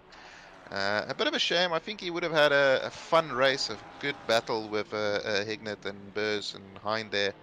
And if not for that incident, but as you said, we can't really play in the ifs, the buts, the maybes. And he has done what has needed to be done and been absolutely dominant today, which will also seal his championship win in Split Green.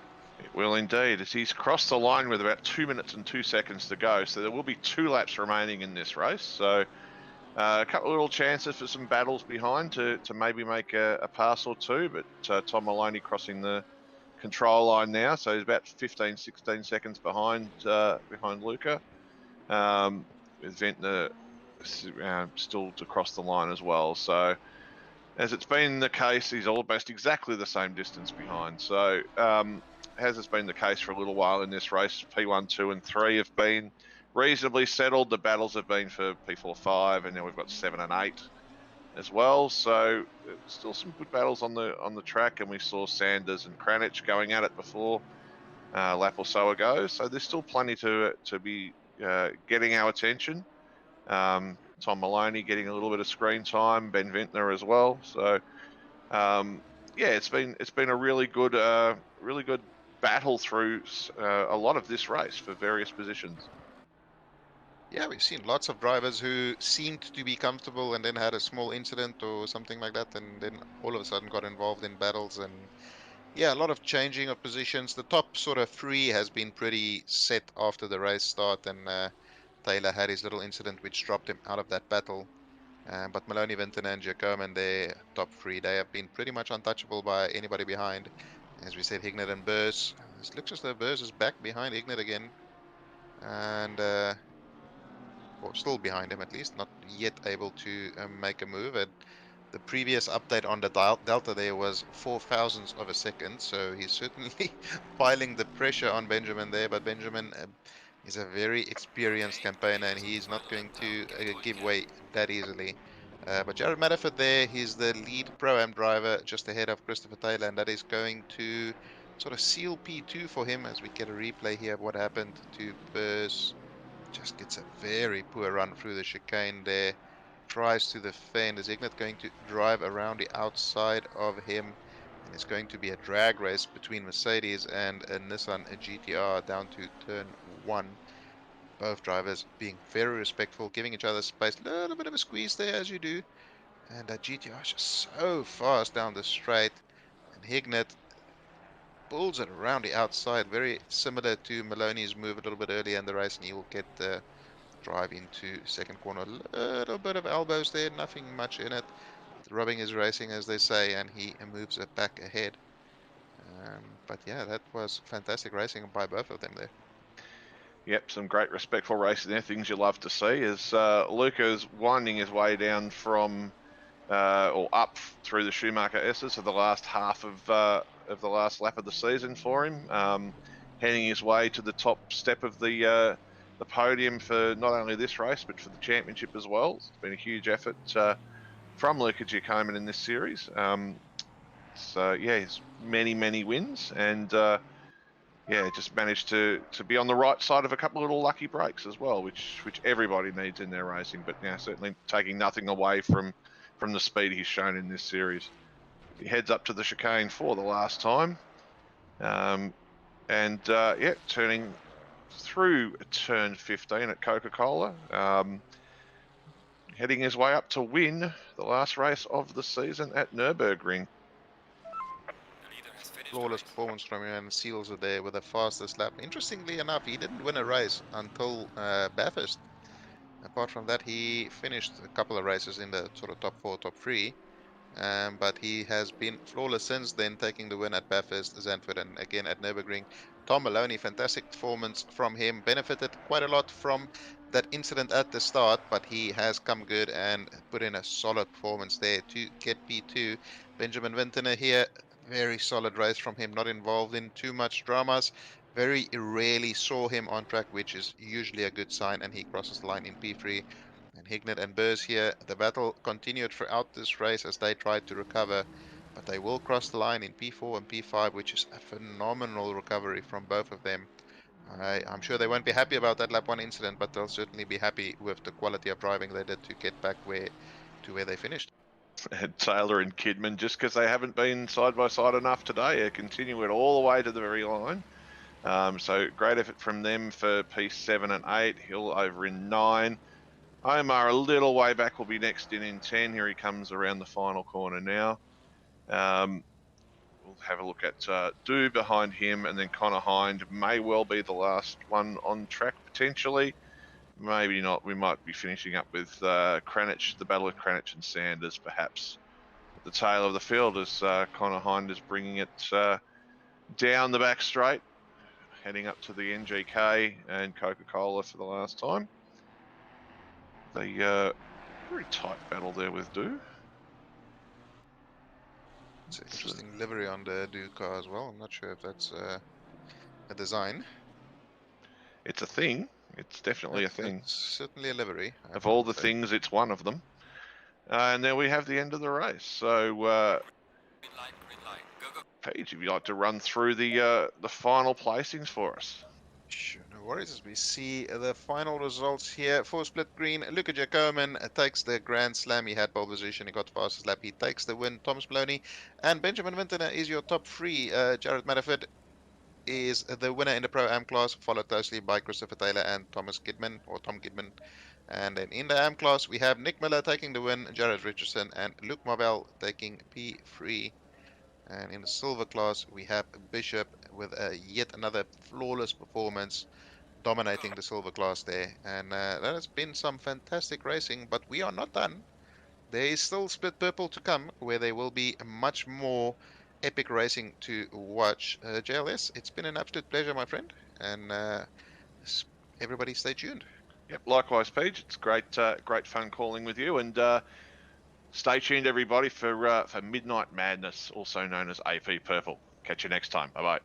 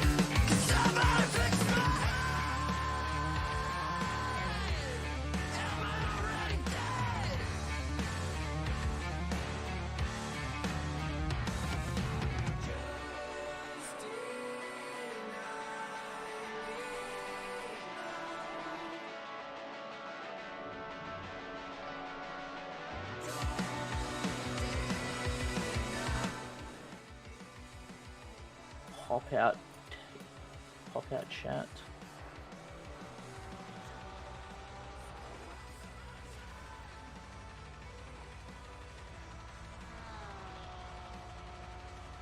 Good evening. We are going. Oh, it caught me off guard. You taking it, Preach?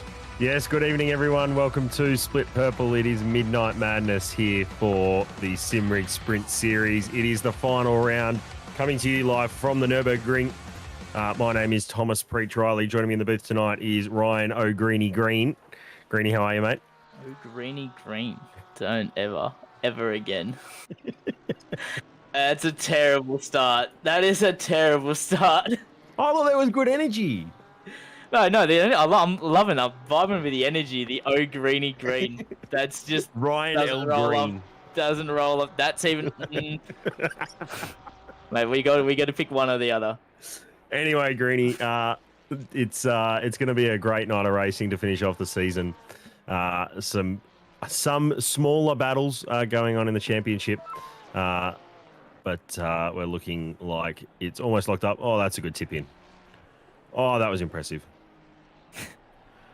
Brad Cook there green. in the lovely classic Porsche-looking livery, tipping it in through the Valvoline curve. There are a lot of good names. We've had a lot of good battles in purple in the last couple of weeks. I've been out of the comms box for a bit, but I'm good to be back calling this final round around the Nurburgring. Give us some track facts, Greenie. Give us some track facts. I got none. You know I was cramming and didn't get it done. You were the one with the Wikipedia page. With the Wikipedia, yeah, mate. No, no. We got a few. I'll talk about the battles actually. We got like the top 3 for Split Purple. So we got Stefano Raschuti out leading the championship right now, sitting on 784 points over the 6 rounds with a 94 gap back to Tafik. So from what I was looking at, he would have to finish around about, judging by the guide, I think it was P11. No, yeah, it is P12. P12 for Stefano, and Tafik would have to win. So, and with the Lamborghini, this being the strongest car, this and the Porsche, it would have to go gargantuately wrong for Stefano tonight for that to happen. Even if he got damaged, had to pit and then come back out again. It is a 2-stopper tonight, I believe. So there's a bit of room for strategy, but at the same time, plenty of chances to come in and serve you damage if you do have any under the pit stop. But that's not the battles we're going to be focusing on. We got Pete Viney on 391, Witchell on 380, Zikri on 380, and Strelenikov on 377 and 365 for Paulie. So between those, like 6 guys, only about 20 points. Bit more, but not a lot really between those guys. So especially for Witchell and Zipri being on exactly the same points. So whoever finishes higher out of those two is going to pick up the position. That's the battle for P6 in the championship, all the way down through to P10. That's a major battle. As I said, the top 3 pretty sorted. 94 points to Tafik, and then another gap of 44 points. Not as big to Tafik de Cook in P3, who's sitting on 646 points. And then an even bigger gap again back to Jake Brown at P4. A good almost 90 points there. So those top 3 guys pretty spread out. Unfortunately, I'm not going to see any really tense battles unless, as we said, for Stefano, because pretty wrong. Closest battle for P2 is Tafik in P2 with the 44-point gap, but even still, that's not mega close. But it's really that battle for down in the mid pack and what looks to be P3 and Pro-Am as well between those guys. Yeah, well, I'm assuming you were talking about overall, final finishing positions in the overall combined grid. But yeah, bringing up Brown in P4 overall as a Pro-Am is a very, very good result. Shows a lot about consistency. Qualifying is finishing up here. We do have Raschuti on pole at the moment. Then I lost who was in second, but then it's Lee, Cook, Brown sitting in 5th at the moment. What do we decide on for, is it Kigali? I just do whatever. I just freestyle. It changes every time I say it. And then Danny. If I say it different enough times, I'm sure to get it right once. Yeah, true. And then Danny in the 888 machine. I will have a soft spot for that McLaren in the AM class, sitting in 7th. So that's an AM in the top 10, which is very nice to see.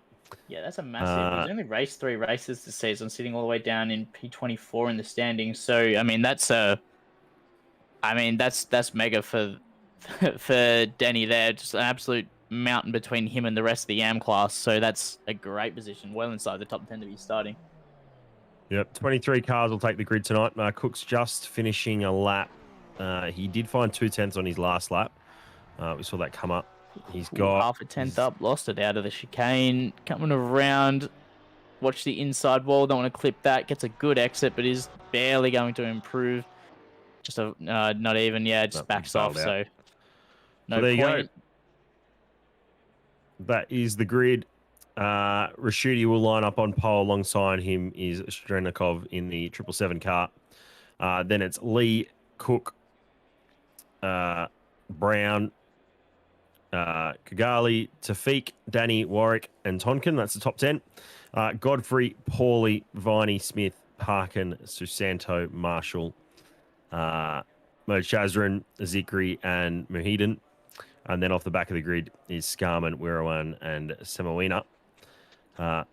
Danny in that top of the AM class at the moment, and Brown really cementing himself in that P1 in the Pro-Ams with that P5 result in qualifying.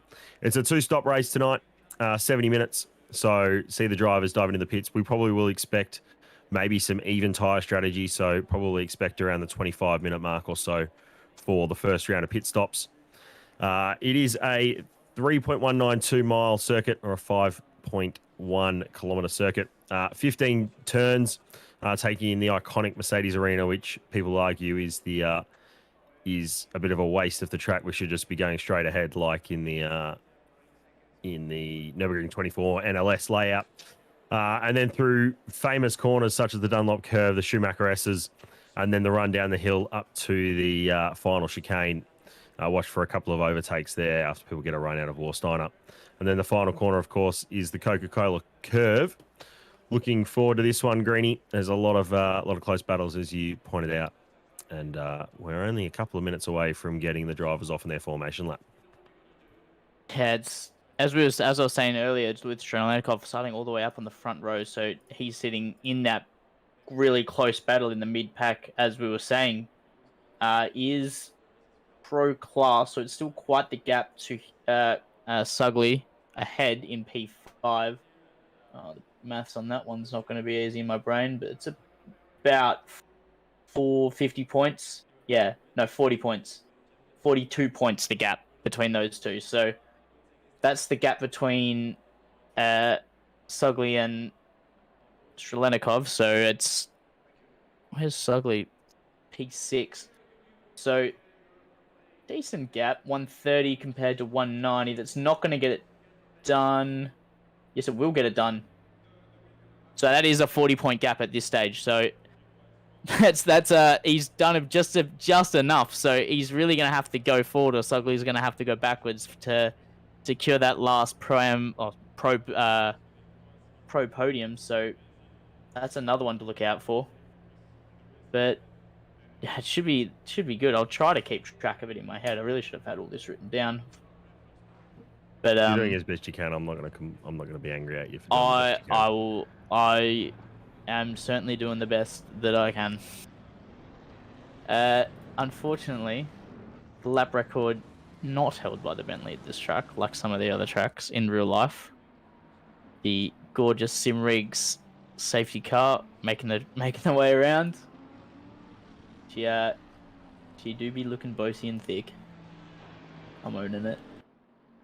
But 15 turns tonight, as Preach was saying, 5.148 kilometer circuit situated in Nurburgring, Germany, built around the village of Nurburg in the Eiffel Mountains. You got the castle in the middle. And don't know if you can see it from here, but that is the track built in 1984.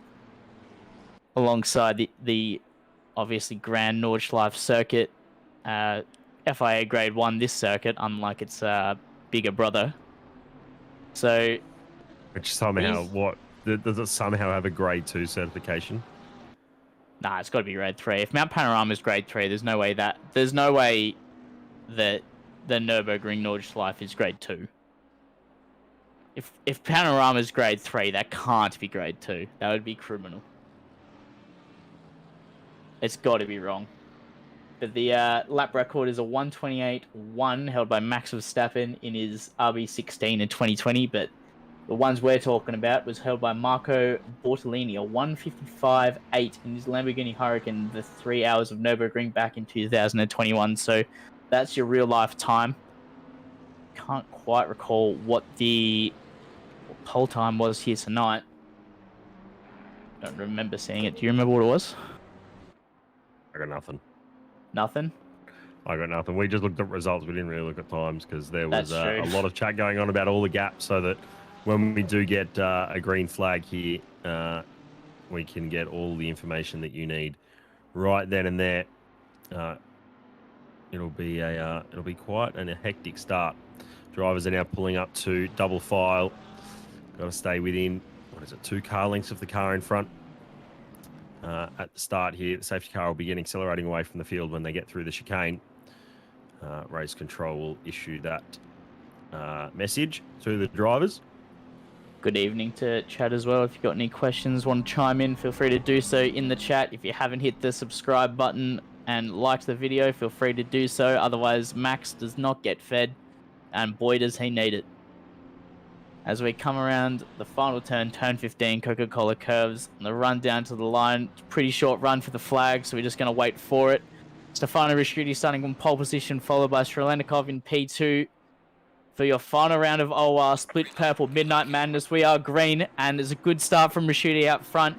Got a great run down into turn 1. That's Lee right up the rear of Stefano Risciuti and was pushing him down the straight. He's going to look to the inside. It's almost 3 wide and contact on the outside between the two. Strelenikov and Lee making a bit of contact, but no one quite getting on the grass and spinning out. Lee able to pick up the position from behind Stefano. Good run for the most part. No crashes in the background from what we can see. Cook and Brown holding onto their positions, but Stefano's done all he can on the start. That's Sugley in the background trying to make a move on Cook. And all single file heading out of here.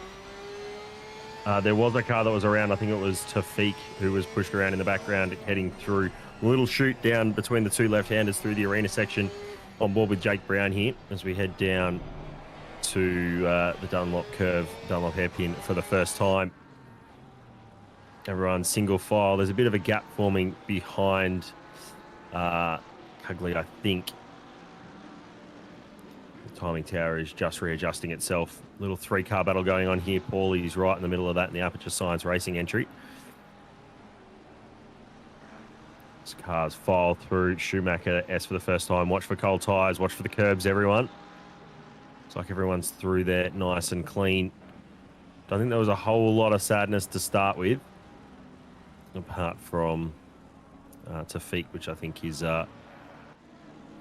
he's right at the back. So he's right at the back of this battle. We got side by side Alexander Tonkin going alongside. I think that's Wirawan in front.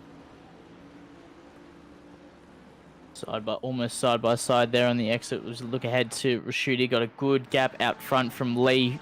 Oh, that's a car off in the grass. That's Strelenikov off at the exit of the chicane. Managed to rejoin the track safely. There's going to be compromise on the exit. It gets a bit squirrely on the power, and that's going to be an easy position for... Oh, it's Cook. The stream kind of balked it there, but we're all right.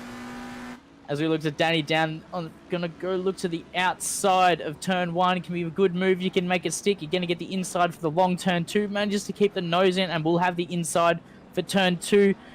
Strelenikov goes deep on the brakes. Manages to hang it around the outside, but again, Danny's going to have the inside for turn 3. Still side by side. He's going to try to keep it in. Has kept it in. Going to have the inside now. This is good driving from Strelenikov from the outside. Bit of contact on exit, but Danny's able to power off the corner. He's going to really had to work for that position. Yeah, having the wider entry into the right hander on the exit of the arena section there really helped the drive of that McLaren to pull away nice and early. So Strelenikov loses probably about 4 positions out of his mistake through the chicane. I imagine that'll be just going a bit too eager into there and bouncing the car off onto the outside curb, and at that stage you're a passenger there. He does get good drive through the mid corner, but can't quite pull up alongside that. McLaren is stretching its legs a little bit. Strelenikov gets a better run through the S's. Will he look for a dive down the inside? Not quite close enough. He'll put the pressure on and see if he can't get the drive out of here on the run down to the final chicane. So although Danny, starting about 4 or 5 places up on Sugley, Shalonikov's actually dropped all the way down now behind him. Did have that 40-point gain that he needed on him to pick up P3 in the pro battle, but bit of a disastrous start and just driving backwards a little bit. Just can't, and just really going to have his work cut out for him as again Shalanikov is trying to get a good exit, but Danny's just got the drive off the outside of the corner. Stefano sitting a fastest lap of a 1:54.8. So we have a look a bit further down the off their way. Yeah, he's got it. He's starting to run a little bit, it looks like. Paulie looking to the outside, even... No, that's not the outside. That's Godfrey around the outside. And easily makes it stick on the entry to turn 2. Ooh. Lots of oversteer on power there. Manages to keep it straight. Rejoins the track nicely. But he's going to be under pressure here from, I think that's Smith behind.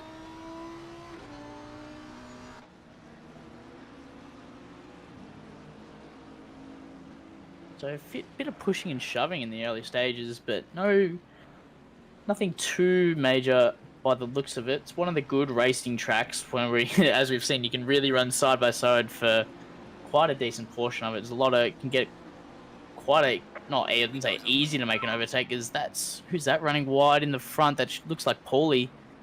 It's getting a bit out of sorts.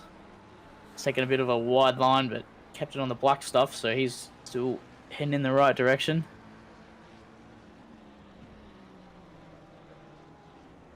Brock Godfrey already getting behind the Nuggets for the next season of NBA. That joke is just so good, man. Cool, and he got a pretty good exit, Paulie. Coming out of turn, it escapes me, turn 12. A lot of curb, that's brave in the Honda. Just maybe try to stick a nose down the inside of Advan, but just didn't have anything for it. Merc absolutely monstering the curb, but Honda doing a bit of monkey see, monkey do on the exit then. And Paulie's going to look around the outside of the Coca-Cola curve. He's going to try to get a good run out of it. It's going to be a bit too far back, it looks like, at this stage. And we see a bit of a slipstream train forming now behind the legs of... Oh, God, the stream dying. I can't read. Can you read? Kind of. What have we got? We've got about 6-7 cars in this battle. So looking from basically Warwick all the way back through, we're on Viney at the moment, is on the back of this group. Marshall's not too far behind though. He's within a second, and Parkin is coming up as well. So lots of 1 second gaps in this battle group here. But yeah, the close one is a couple of cars ahead. Rashidi hasn't really opened up that gap as much as we thought.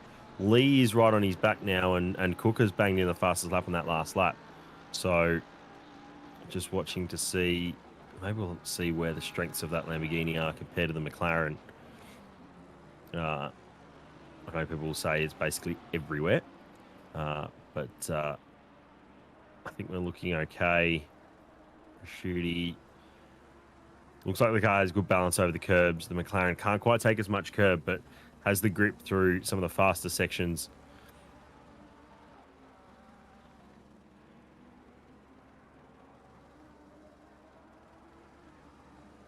So that Aperture Lambo looks sick. What do you know about that Aperture Lambo, Preach? Oh, I might know a thing or two. Yeah, about the Aperture Lambo. Hello, mate. You're talking to the man who made it. So we appreciate the well, he appreciates the positive feedback, I'm quite sure. I definitely do appreciate the feedback. Thank you. It was an idea from Paulie. Brennan himself came up with the idea based on a car he runs in Trackmania. Been running for quite a long time. So he sent me some photos, and we tried to do as best a faithful recreation as we could. Bit of blue one side, orange the other, inspired by Portal and that sort of thing. So as we get a good look at it here. Now you're just showing off. There is one thing that he did ask me to fix, and I just didn't get around to fixing on the roof. Can we get some love for the roof? There we go. He wants that to be darker so it stands out a bit more, and I was like, okay, I'll do it, and never got around to doing it. So don't think that's exactly what'll happen if you do ask for a livery, but I'm a busy man. As we jump to Bobby Susanto, who's just 2 cars back from Paulie at the moment, running in 12th. It's quite nice. With absolutely no reason to rat yourself out then. Just actually self-sabotaged for no reason. Well, everyone needs to know, to be honest, as Brock Godfrey looks for the overlap on Warwick here, heading into the Dunlop hairpin. What is that? I'm not even going to ask questions about that abomination of a livery. That I've seen some pretty bad liveries in the last week or so, but that might take the cake. I don't know. By the way, it's working for him. The Honda is challenging the Mercedes here through the middle sector of the lap. Both of them push it as far as they can. Bless you. My apologies.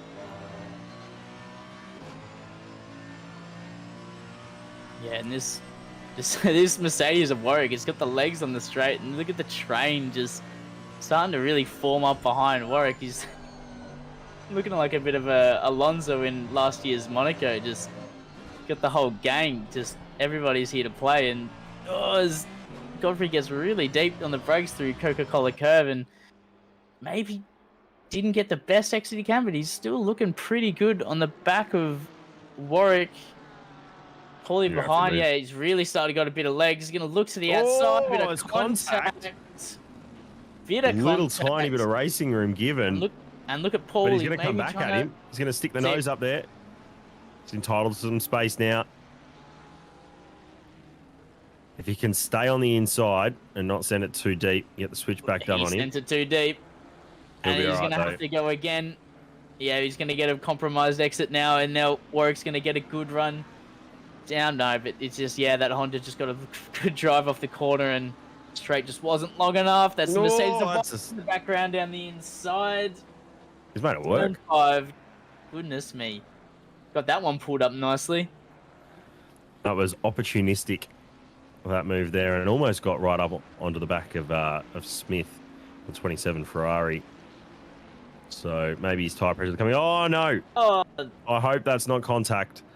But Warwick has been turned around into the inside of the Dunlop hairpin. Just going to have to be careful with Zikri coming up right behind him. Does lose probably 5 or 6 spots through all of that. How close this battle pack is now coming.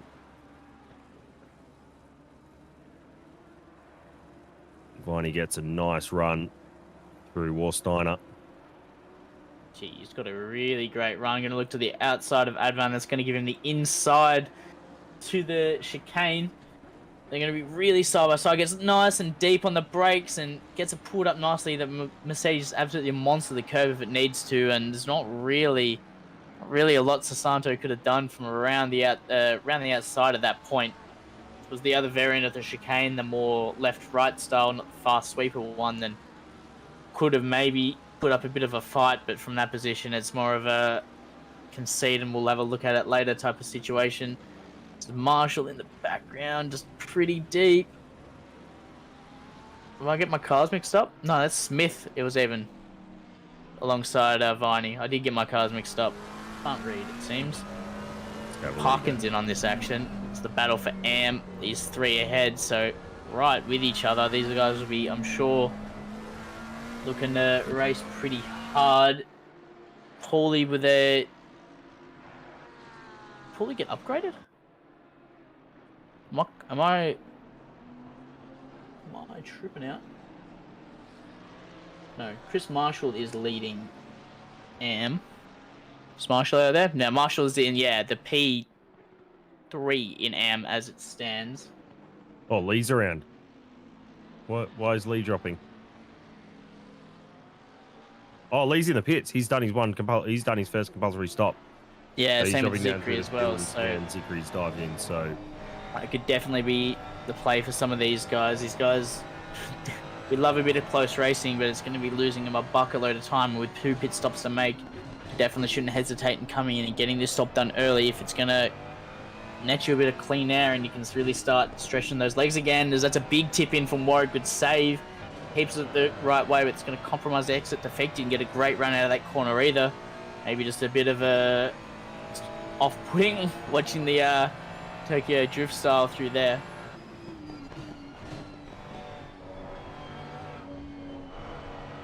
Oh, big catch from Tafik as well, so just getting all sorts. That Ferrari looking like a bit of a handful. Is decently strong, I believe, around here.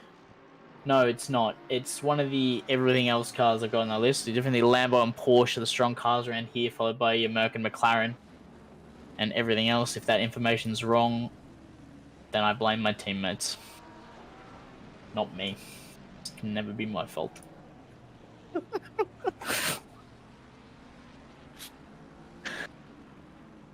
Yeah, I It's, think hitting now, given where Lee and Zikri have popped out, they've got a lot of clean air around them. So apart from losing slipstream, which is not really of critical importance in these cars, the benefit of having the clean air is when you're in battles and when you're in trains, is being able to hit braking marks, banging good, consistent lap times where you're not affected by the car in front, not trying to battle with people. It can be quite.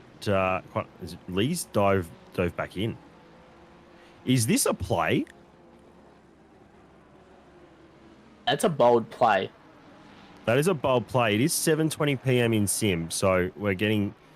The track will be getting a little cooler, but it's already 17 degrees ambient, 17-degree track temp. So it's already equalised, and we'll expect that to drop as we see who was that Parker who went off on the exit of the Schumacher S's.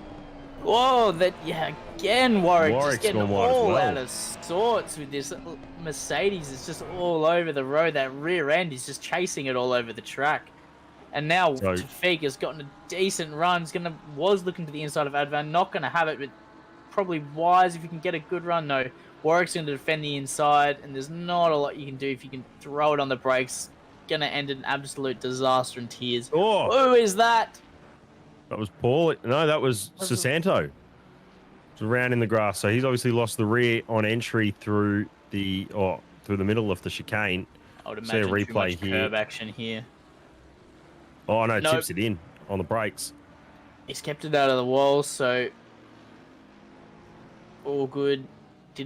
Was a while to get it stopped because he's getting worried heading for that barrier, but so we saw who was that jumped into the pits. It was Tafik sitting behind Warwick, just losing too much time, it would seem.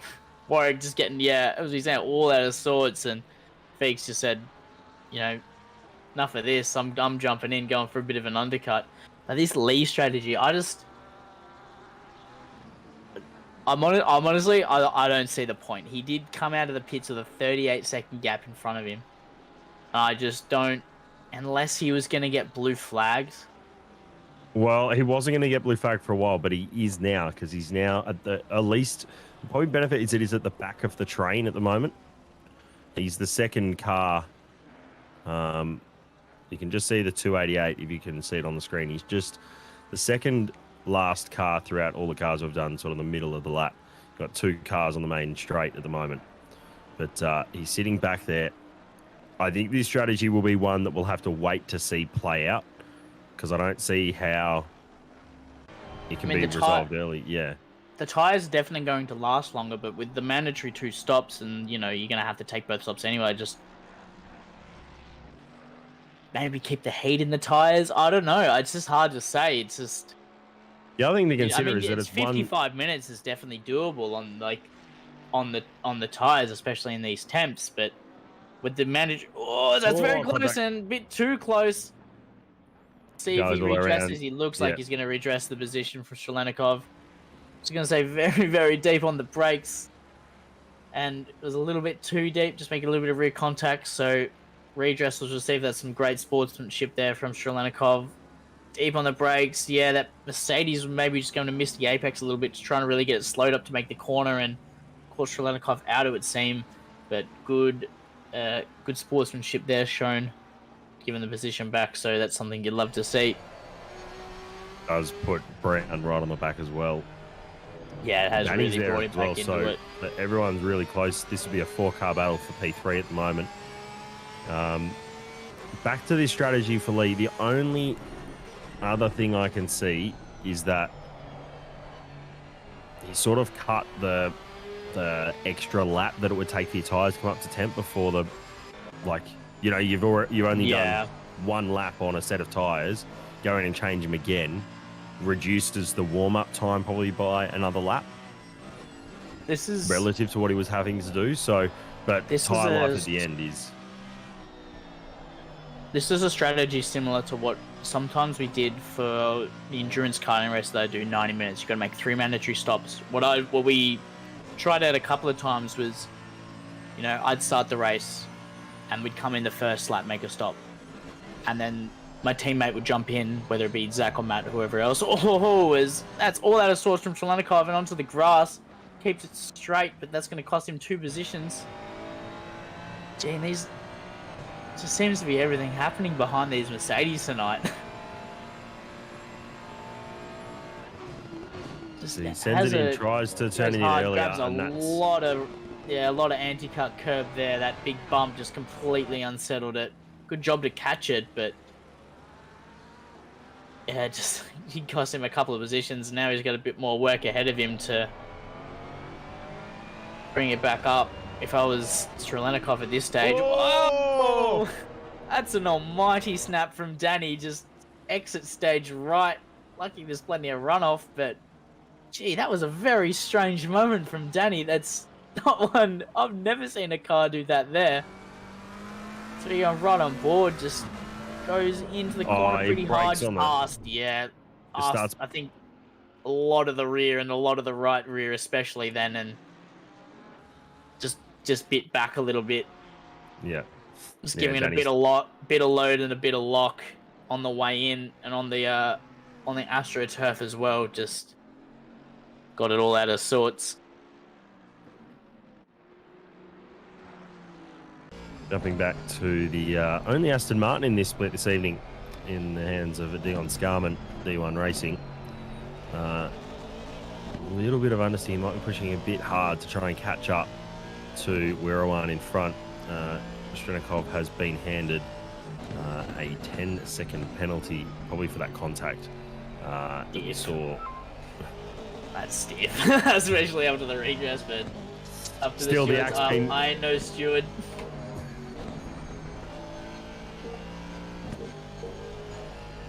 But love the thunderclap Ooh. upshift. Marshall's got to stop, go 30. That'll be for pit lane speeding. That for the stop already done. That would have to be Yeah. pit lane speeding by the looks of things. Maybe clicked off his limiter too soon. Yeah, gets removed. So we'll see that one be converted to a 10-second time penalty for Marshall to serve at his next stop. Danny's We're having in. a conversation about this last week during Split Green Meme Pat. Would you prefer your time penalty like before your stop or after it? In what sense? Like if you're serve gonna it. get a 10-second Serve it, time yes. penalty, Would would you you like prefer to serve would you like it added to your total race time or like serve it at your pit stop? I think serving it at the pit stop, because it clears up exactly where you are. So you can actually, like, you know where you're racing for position, versus having that invisible pressure that is the stopwatch, for you to try and make positions or make ground. I feel like if you having the carrot in front of you to drive against someone versus trying to beat an invisible. See, I'm actually the other way. I would prefer to have it afterwards and added to the total race time, because if I serve my 10 seconds at the pit stop and then come out behind somebody I wouldn't have come out behind otherwise and then get held up, then that's turned into a 15-second penalty or a 20-second penalty. And if you're just losing time and it compounds, like, I'd rather be in front of that person and stretch my legs a bit more and try to work off the penalty in that way, is the way I look at it. I can see your argument, and I do understand the Both argument. Pits. So dual That's- pit stops here for Brown and Strelenikov. He's got that 10-second penalty, so he's going to come quite out in the back, like his nice wide pit entries. But these guys are actually going to not a- race into the box. That's actually not a bad call from both drivers there to split around, especially when you're that close coming into the box. You'd hate to get contact into the pit lane, as you see Parkin pitting as well, so he peels off the back of Warwick. Have you ever hit the pit wall and going around the Coca-Cola curve? Mate, I've been stuck in the pit wall. Stuck? How do you get Like- stuck? Not in this sim, but Oh, okay. I understand how you get stuck now. yes. iRacing and Understand. Armco is basically Glue. staple. Velcro. A great camera angle, this one. Look at this battle between Shazrin and Marshall ahead. Marshall has got that 10-second time penalty. Both have made a stop already, so bit of a, Fugazi battle, if you will. It's a bit of a, could be going for it. Shazrin, see what happens when he crosses the split time before the chicane. Was 1.2 seconds the last split, but it's a very long sector 2, so it doesn't looks to be a bit more than 1.2 the gap. No, I'm wrong. less. It's gone the other way. My eyes have deceived me. So making some small little gains. The top 7 are yet to pit, and then we've got Scarman, who's continuing on, and Wirawan and Semolina have just are in the pit lane at the moment. So that'll leave 8 cars yet to stop.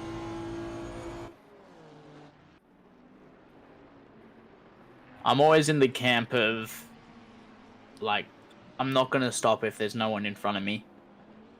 Like, if I got room ahead and my tyres are still feeling good, then by all means keep at it. If I know, the pace I need to be hitting. For instance, Stefano is, just doing his thing now out front, just doesn't really have to, pretty much, unless it goes horribly wrong. He speeds into the pits twice and then gets taken out. Even then, he might still finish high enough to have the championship secured. With who was it that's in P2? It is Tafik. He's in P13, so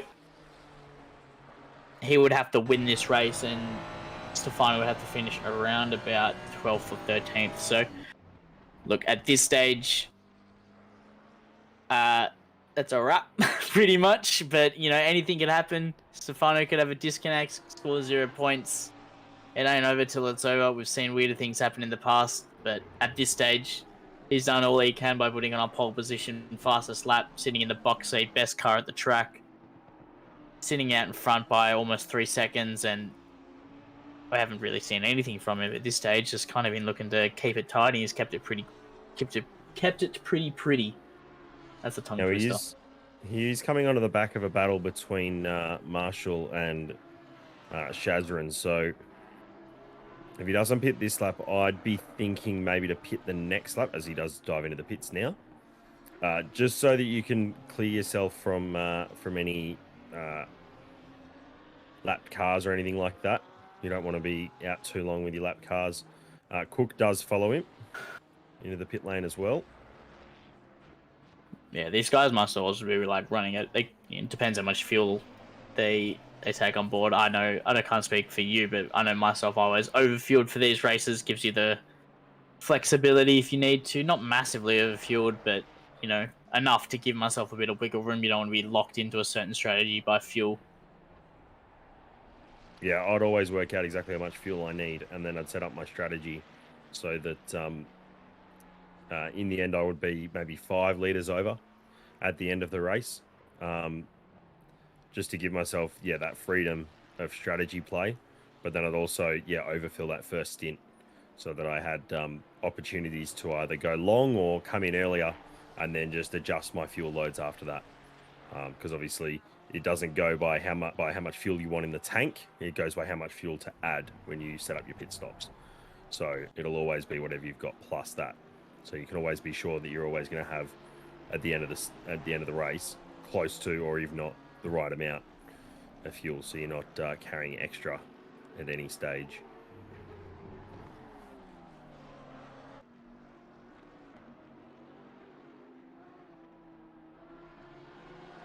So everyone's just kind of spread out a little bit. It's about the closest Vibing. battle on track. Yeah, everyone's just kind of at the pit stop stage. Everyone's just Paulie and Scarman are in the pits now, so we see Mooden just run a bit wide. Was it Mooden? No, it was Oh god, I can't preach. Can you say that? Preach, Semolina. sorry, Semolina. Semolina. Thanks, mate. I have name dyslexia, or just regular dyslexia. Who knows? If I think it's anyone's just name pronunciation you're not sure about. but it's the reason. We joke the reason the Alpha Venture Racing Twitter account is Twitter Blue is because I can't spell and I need to be able to edit my tweets, or I can't speak. So there's a half truth to that. I would say it's I not think that might be entirely one of the- untrue. I think that might be one of the only reasons I'm on the AVR admin team is just to be your proofreader. Yeah, that's pretty much it. I need it. I do my darndest. They got me tongue twisting in the old Midnight Madness split purple. What's new? So there's just Godfrey is in the pit. So just Pete Viney, is it? Rashudi's come in. Yeah. So just Pete Viney still needs to stop at this stage of the race. Almost 30 minutes in. You'd think he'd be due to come in relatively soon. He's it's just kind going of that- around the Mercedes arena now, and so see how much more he's got in the tank. I mean, obviously he's got quite the track ahead of him. If he's got more fuel, as we were saying before, it's like, why jump in? You jump in and then you might come out behind somebody that you feel like you're faster than, you get held up. So feeling happy, and your tyres are feeling pretty good, as we said, 17-degree ambient and track, so they're going to hold on for a long time, but at the same time you might feel like you're faster than you are with the temps. So yeah, the old 2430, or is it 2230? The old Octane Online 2230, the old Octane Online Racing special. No more iconic temps than those. So I assume most of these guys are probably practicing on those temps, and they're probably thinking they're, can block around here. Rest in of course, rest in peace. But just flinging it around, thinking they're on the limit, but can be a bit deceiving with the times, with the temps as well. Just maybe feel like you're doing a bit better than you are, but coming through the chicane now. We'll see if he jumps into the pits this lap. Looking at the track map, don't believe he has. No, looks like he'd be speeding up again down the straight. So another lap for Pete Viney. Stop the count, if you will. Not running the even tyre strategy at the moment. Looks like he'll be going for the overcut with some of the cars in front, and then maybe turn that. Maybe keep doing an overcut and taking a last lap, last couple of laps tyre change. Yeah, it could be a good strategy coming in with, your 10, 15 to go and just having the freshest tyres of the bunch. And really, if you need to get something done, you got that almost quali grip in the tyres. A lot of these guys, obviously, you're going to have the tyre warm-up. It's going to be your issue for the first 2 laps, so you don't want to leave it too late, but... And of course, I'm sure it's been harped on a lot, but the tyre warm-up is really important in this 1.9 widespread update. You don't want to bring your tyres up too aggressively. You'll end up first lap, just ease them around, and then the second lap you can start to build some pace, and by the third lap you should have nice, even tyre warm-up across the entire face of the tyre. It'll be especially hard as well with the 17 temps and not a lot of natural sunlight beaming onto the tarmac and heating it up, transferring the heat around. So it could be a bit of a, it might take you the 2.5 laps to get them completely up into the window. But I suppose if you also think about, we were previously at Zandvoort last week, the types of corners here, they're not peak sustained corners where you have a lot of peak load on a particular tire. Through the hairpin here, it's not a long turn, and it's not a particularly fast or medium speed corner. It's definitely down to first gear, high in first gear, low in second, through that corner. Viney is in the pits. So Viney has pitted, so that'll clear everyone through their one mandatory stop, bar Lee in the 288 McLaren, who's done all his stops. So we'll still have to wait and see exactly how he plays out there relative to everyone else.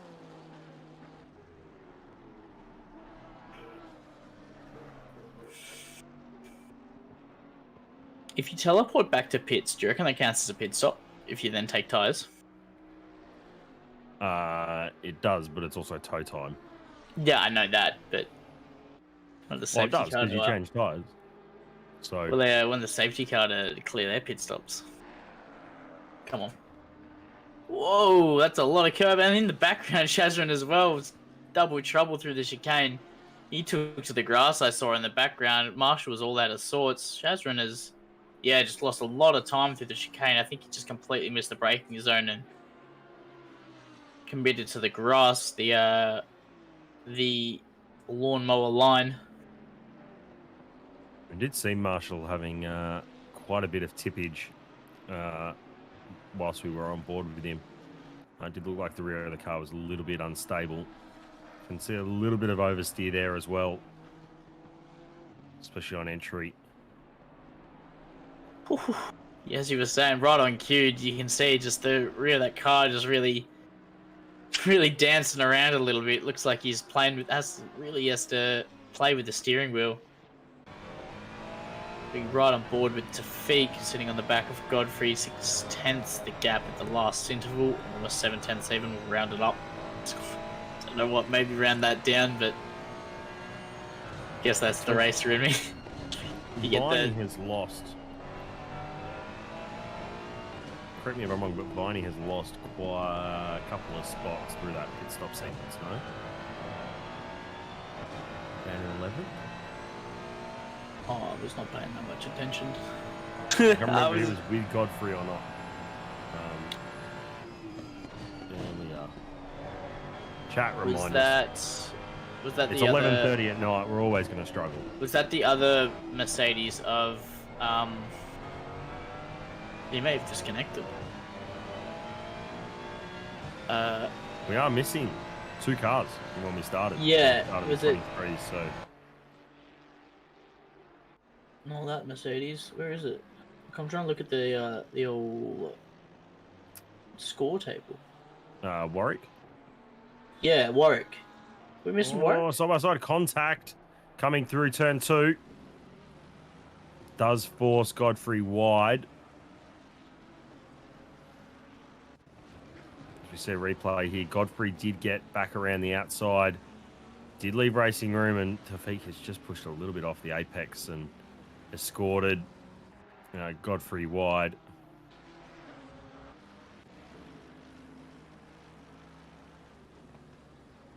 On board with Ray Smith sitting behind Tafiq, so No, Smith and Paulie. Smith and Paulie. I'm what we call bugging it right now. That's right, I'll give you that one. Thanks, mate. It's a white car Appreciate with a it. black back. Kind of looks like a Ferrari at the moment. With how the back of the Ferrari is colourless in most cases.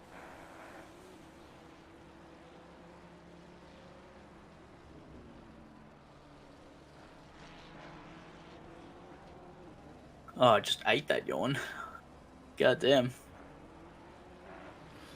So your podium positions at the moment for your 3 classes pro is sitting Rashidi Cook and Kugali, one of the 2. We'll get correction on that before next season. We'll go in for some name pronunciation training. In Pro-Am, it's Brown, Tafiq, and Godfrey, and Smith and Paulie. That's P4 and 5. And then in the M class, it's Danny, Parkin, and Marshall. Marshall at the moment has a 10-second penalty hanging over his head, but he'll be well in front of Susanto at least when that penalty is served and everyone clears their pit stops.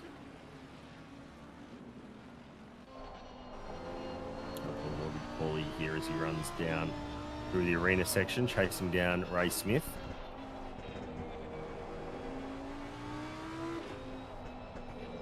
almost 30 minutes to go in this one. Still, majority of the grid still to make their pit stops. You'd think we'd see pretty much at the 30-minute mark the rest of the grid start to come in to make their second stop. That'd be the roundabout, the second window. Good mental marker for everybody.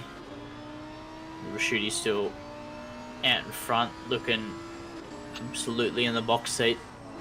Not a lot that really anybody could have done. Paulie very deep on the brakes, gets on the double apex, powers out. Did lose. Looked like he may not have meant to do it. Just lost a little bit of time, it seems. Good run through the Schumacher S's, but Smith ahead just look at that Ferrari. It looks very hooked up. A lot of curb. Could definitely take all of that, and definitely should. Good run. That Ferrari's looking very, very good through sector 2 compared to the Lamborghini there.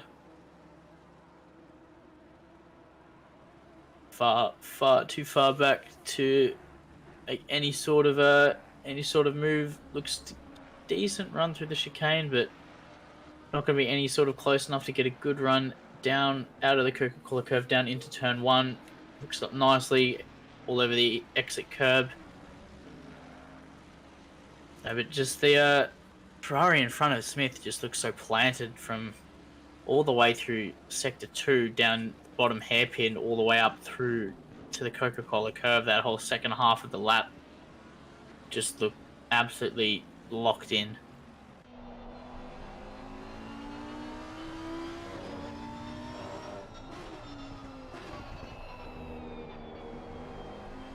See, Paulie just doesn't have to fight the car too much. His inputs just looking so smooth. Just compared to the other Lamborghinis on track, it's just very, as smooth as fast, as they say, and it just really hasn't have to fight the car whatsoever.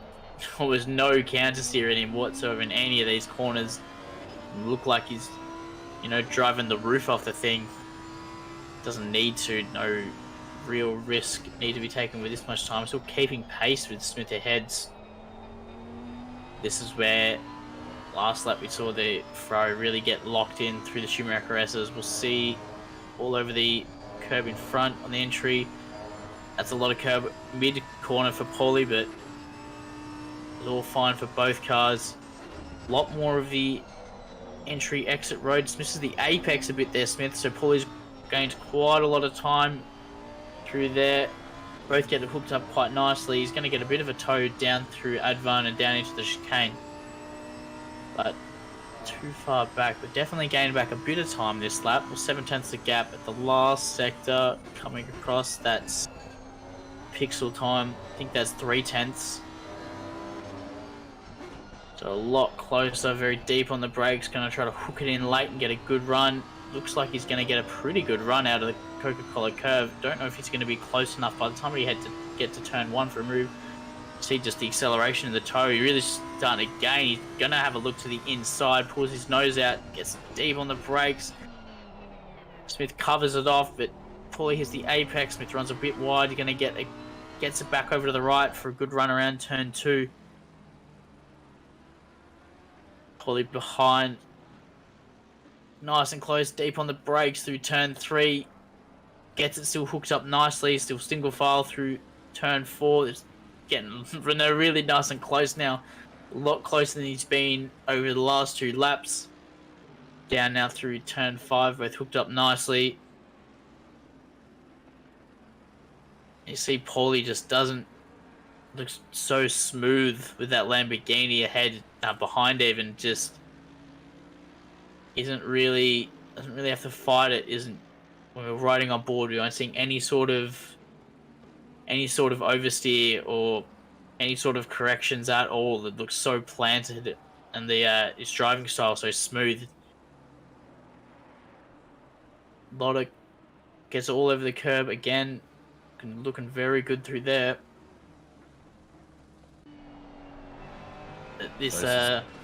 Sorry, go on, mate. So it's just Santos pulled his second pit stop.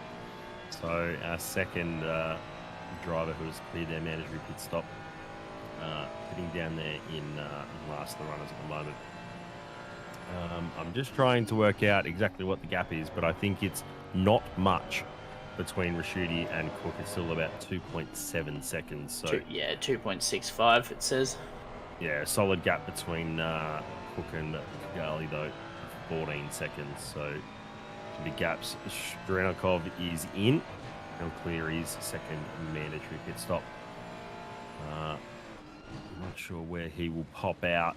Probably expecting down around where Zikri is, probably. But we'll have to see where Lee comes out, because that will be the judge of whether his early two-stop has worked out. He pit so long ago, I forgot he even did it.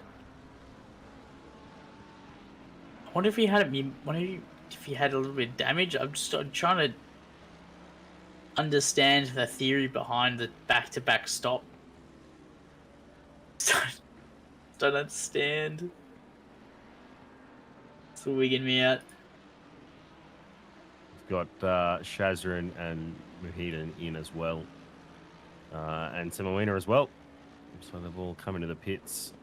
Stranikov is dropping down. Looks like probably popped out.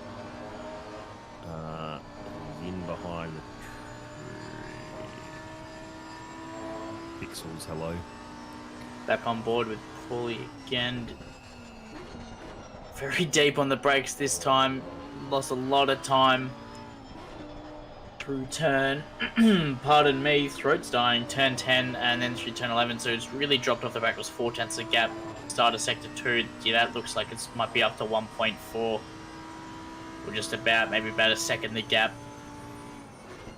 Yeah, 1 second the gap between the two at sector 3 there. So a lot of time lost then through turn 10, 11. That really compromised him. And yeah, then again, just off the curb. There we go. First correction we've seen in a long time from Mr. Smooth, Brendan Paulier. So maybe just starting to push it a little bit too much. No, really trying to close up that gap. I mean, just been so consistent in the last few laps. It was bound to happen eventually, especially following that close in the toe. Just your braking zones can move all over the joint. But definitely still within striking distance of Smith. I'm sure he'll close the gap back up, and probably already has. Viney has closed in as well. So for all of that, Viney's closed that gap.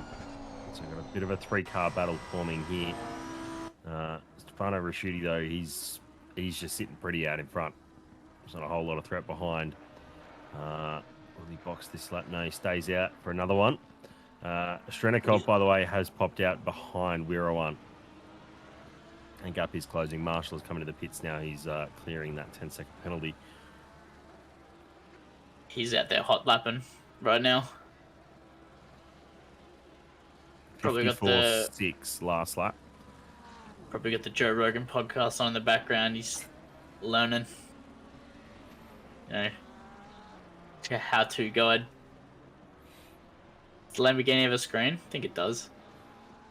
Oh, it has to have a camera. There's no rear windscreen.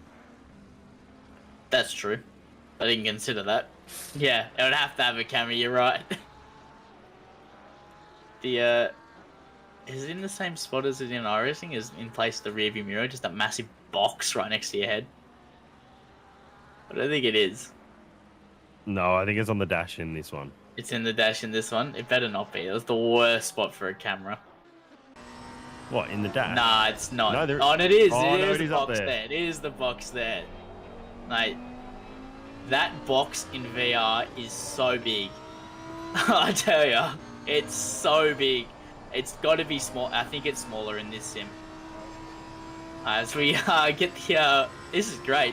I got a picture of Stefano and absolutely nobody behind. Just everything disappearing. New camera angle unlocked. Oh, there he is. There's Cook. He's getting there eventually. Brown is pitting as well. So is Tafiq and Smith.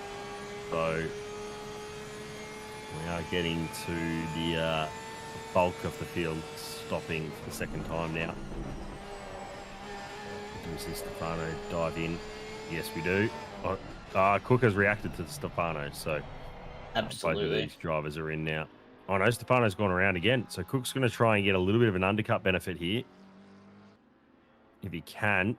I do like this livery on the Porsche. Very Lovely. fortunate there's no unsafe pit entries for in this sim, because that would have been a firm slap on the wrist. All over the red and white, do not cross me. I'll be okay. Yeah, absolutely. Cooley at the moment, sitting in third, doing his best that he can to boost his championship result. Is running around very nicely. He's a fair way off the front too, but when we all clear out these pit stops, he'll be. The timing will update to say he's a fair way off, but I think running a nice, easy race at the moment. There's not been much threat from behind. So he's just doing what he needs to do at the moment.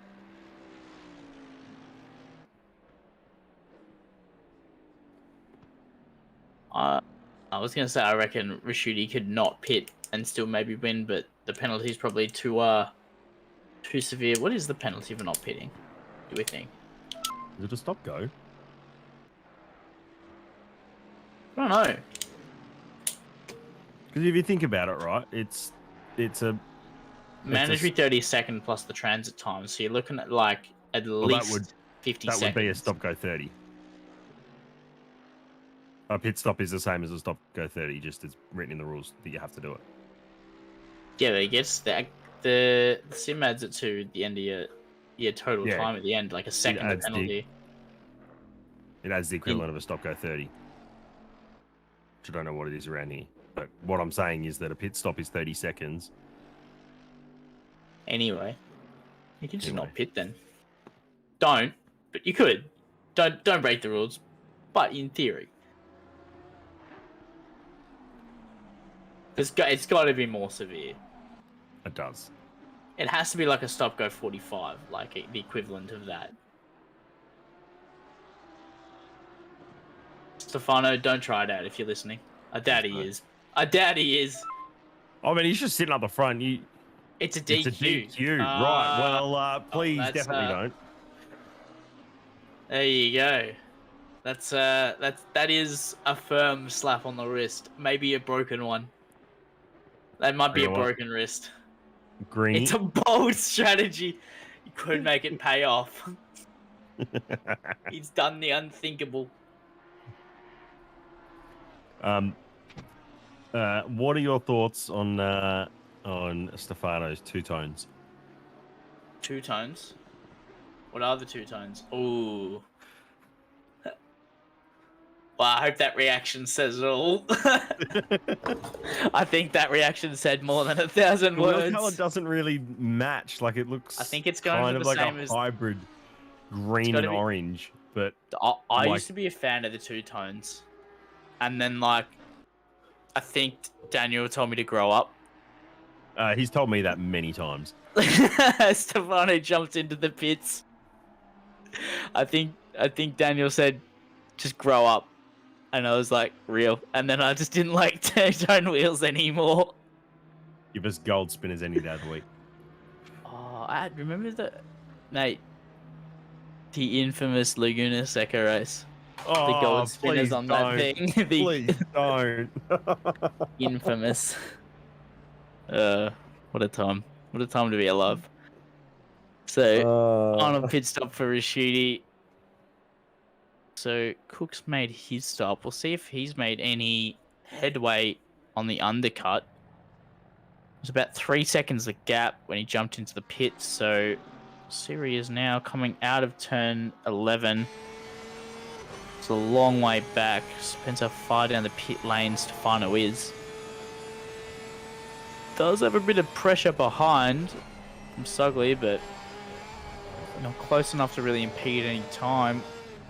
Is that Sugly behind him? I don't think it is. 164. So he's just started moving just then, Rashidi, and he's just coming out of the final. Who was that behind? That was Simona.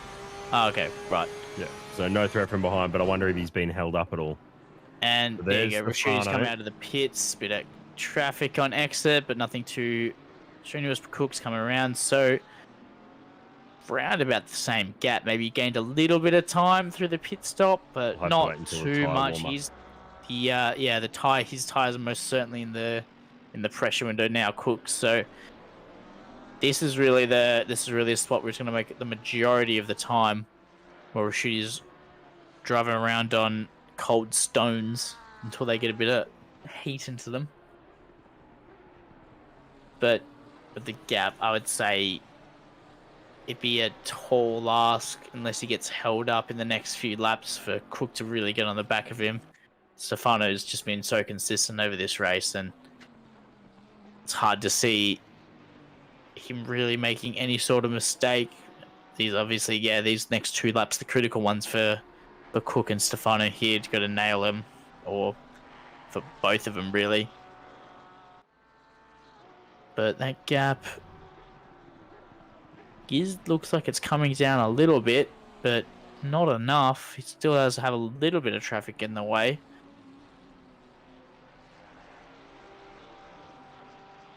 So that Ferrari may look to get out of the way sooner rather than later. That gap really starting to close now.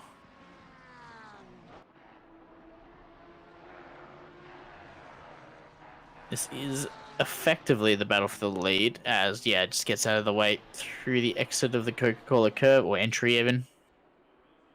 So 1.7 the gap, come down to the line, and gap has come down to, looking on the other monitor, 1.8. So round about the same. Stefano looks like he's got his tyres back up to 10, got a bit of pace back under him, and see if Cook can make any indentation within the next 14 minutes. But at this stage, well, it looks like Stefano has a bit of traffic ahead again. See the marshal just waving a blue flag. I'm sure that wasn't. Yeah, he's got another Ferrari ahead of him. I'm sure we want him to get out of the way. Don't want to lose too much time. We're on ahead. Definitely receiving the bright blue flag from the marshal as he pulls over to the right hand side now and just eases off. So didn't hold him up too much, but more than I'm sure Rashidi would have wanted. Gap to 2 seconds now at the last split time. So yeah, that gap really starting to climb up again for Rashidi. So Cook with that undercut, I mean, that's all he really could have done at this stage of the race, 3 seconds back. So he did make a little bit of time back on the undercut, but just not enough to really get on the toe and really challenge for the lead. So Rashidi's going to have to keep this one squeaky clean from here on out. It's definitely close enough for Cook to still challenge for him if he has a moment, runs a bit deep, and only gets to get back to 7/10 to get within the slipstream range, and we're on for a battle for the win. But otherwise, good couple of outlaps for Rashidi, and some good pit stop work. Looks like he's nailed the box and didn't lose too much time. But it looks like it's been a pretty neat and easy pit stop for them. Yeah, didn't look too. If he missed his box, we might be having a different story. So underrated just how much time you can lose through the pit stops. It's one of the most underrated parts of racing, and nailing the entry, hitting your box.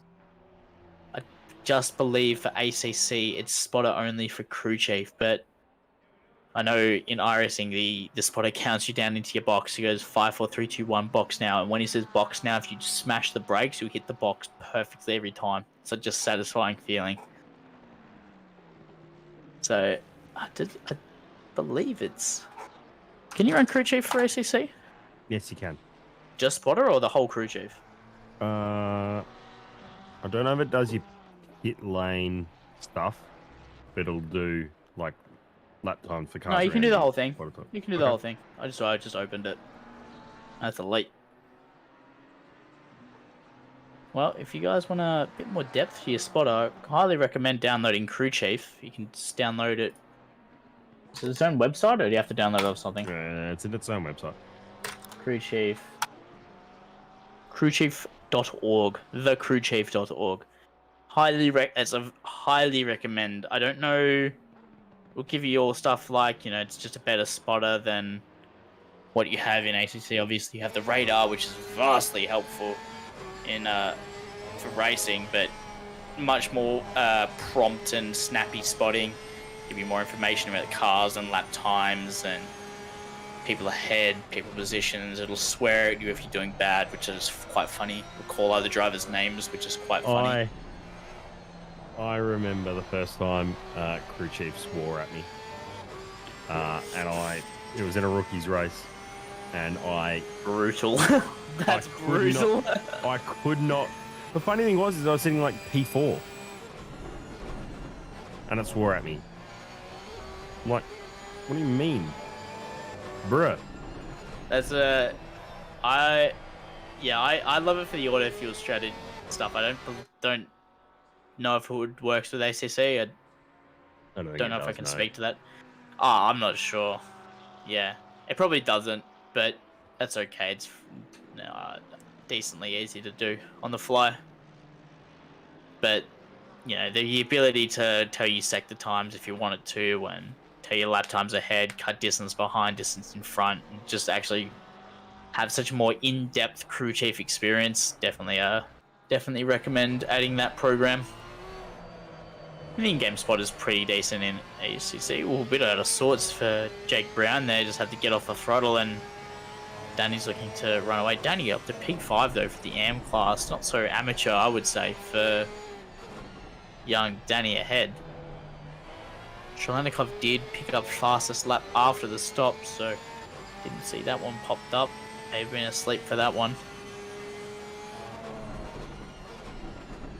But gap between Cook and Rashuti at the last split was 3.9 the gap. So Rashuti, with the fresh set of slicks on, really starting to push the pace, and 4.5 it just went to again. So just really going for it now, and it was a decent effort by Cook to try to get the undercut, but yeah, that pace. Oof. Sorry, a bit delayed on the response. I was reading the times on the other screen, and then just managed to catch the slider, the corner of my eye from before.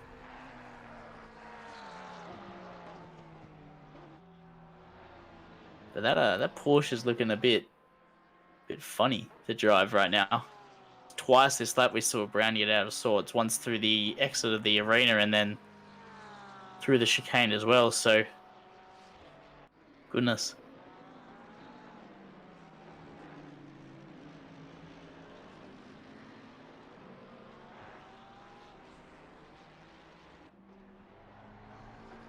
A whole lot of battles going on. Smith and Lee is a close one. A little bit further back as well. Lee obviously trying to make up some positions after that interesting strategy. It's only an 11th though, so I think that strategy might have hurt him in the long run. And then looking a bit further afield, I think there might have been one a bit further down towards Marshall and Shazrin. Pixels, hello. Yeah, we got a 9/10 gap between Scarman and Shazrin, a 9/10 or 5/10 gap between Brown and Danny. So that's the closest battles on track right now, as per the story. And Lee and Smith as well for P10, 6/10 the gap, the last split time. So as per the story for pretty much all year for Split Purple, these guys are, they race pretty hard for the first 20 minutes, but seems to be, everyone seems to be like quite evenly spaced in pace, and there's people just spread out a bit, and that's fine since it's opens up a lot of strategy opportunities. Whoa. My camera was... Alright. Let's have a look at the Simrigs sponsored safety car. Thank you to Simrigs for sponsoring this Sprint Series as well. Camera photo. That's a funny looking lens. I've never seen a lens that bends in like that. Looks a little bit suspicious. Going for a bit of an explore. Nothing back there. Nothing in the back of the garage. With a paddock here. A bit of drone cam. Where's the FPV? Cameraman's lost the plot.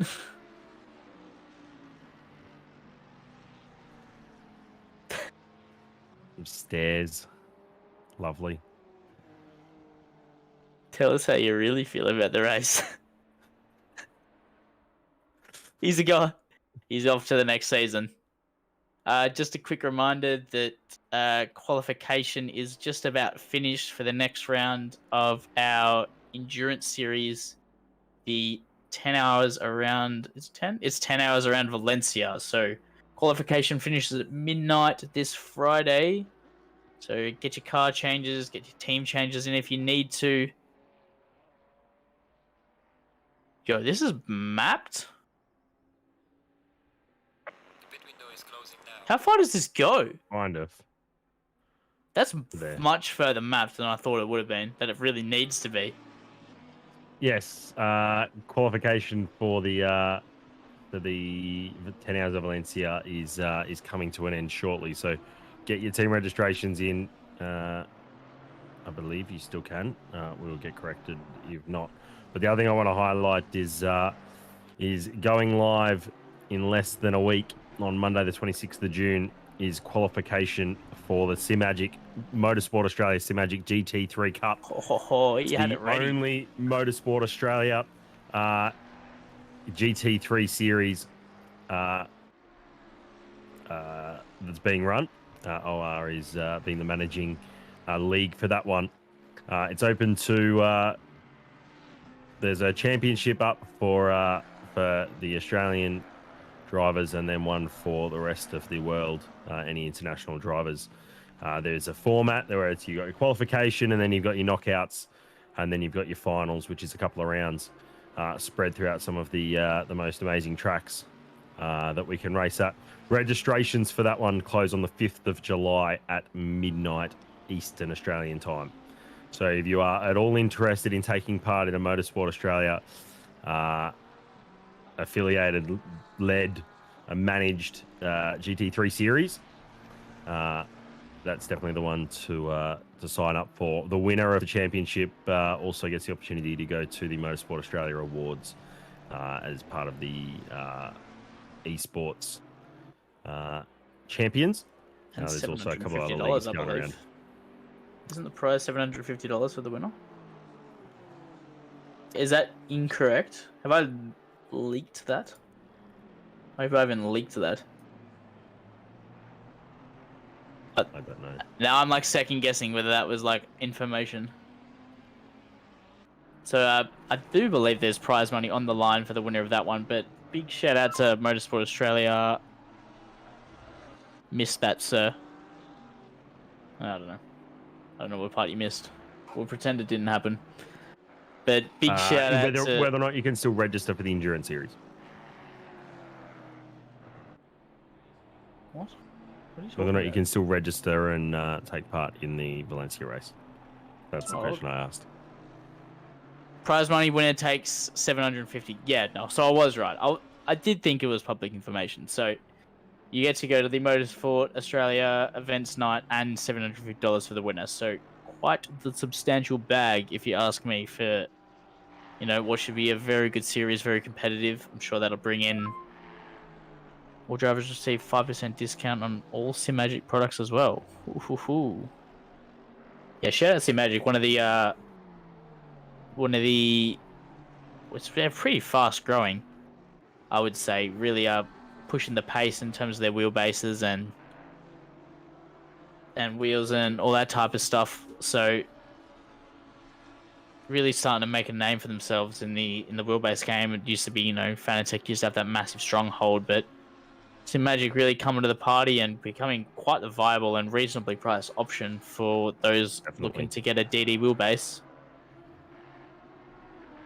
But Really, the just whole want a quick ecosystem is looking shout good. out to Motorsport Australia as well. Just getting so involved with esports, and not just with OOR, and across all the other leagues as well, and all the different series like the open wheels that they're running as well. We have a teammate competing in their F4 championship on iRacing, and it's just so great to see Motorsport Australia really jumping behind it. Look, understanding that it's becoming a viable way to talent scout. Another one of our teammates, Tommy Kalamakis, never had karting experience or anything, and now drives Australian Formula Ford. Was able to pick up a place in this just through sim pace alone. We'd see people like, you know, the best in the sims do it, like Jake Baldwin. Jake. I went to go see. I went to James Baldwin. Oh my god, I got the wrong name. I went to go say Jake Baldwin, and then you said it. I'm like, hold on. No, we wish Jake Baldwin got the James Baldwin, the world's fastest fastest gamer. James Baldwin. We love you, Jake, but you ain't James. Jimmy Broadbent is another one who's gone from sim racing to real life driver. So I'm sure you're all aware of that. So it's good to see the real life application as the white flag gets thrown for Stefano Rasciuti. It's not going to pick up the fastest lap unless he's on an absolute heater right now, but doesn't need to. Has had a very, very good season, sitting well and truly at the top of the tables for most of the year. Picked up the win in Suzuka. Believe he picked up the win at Bathurst as well. So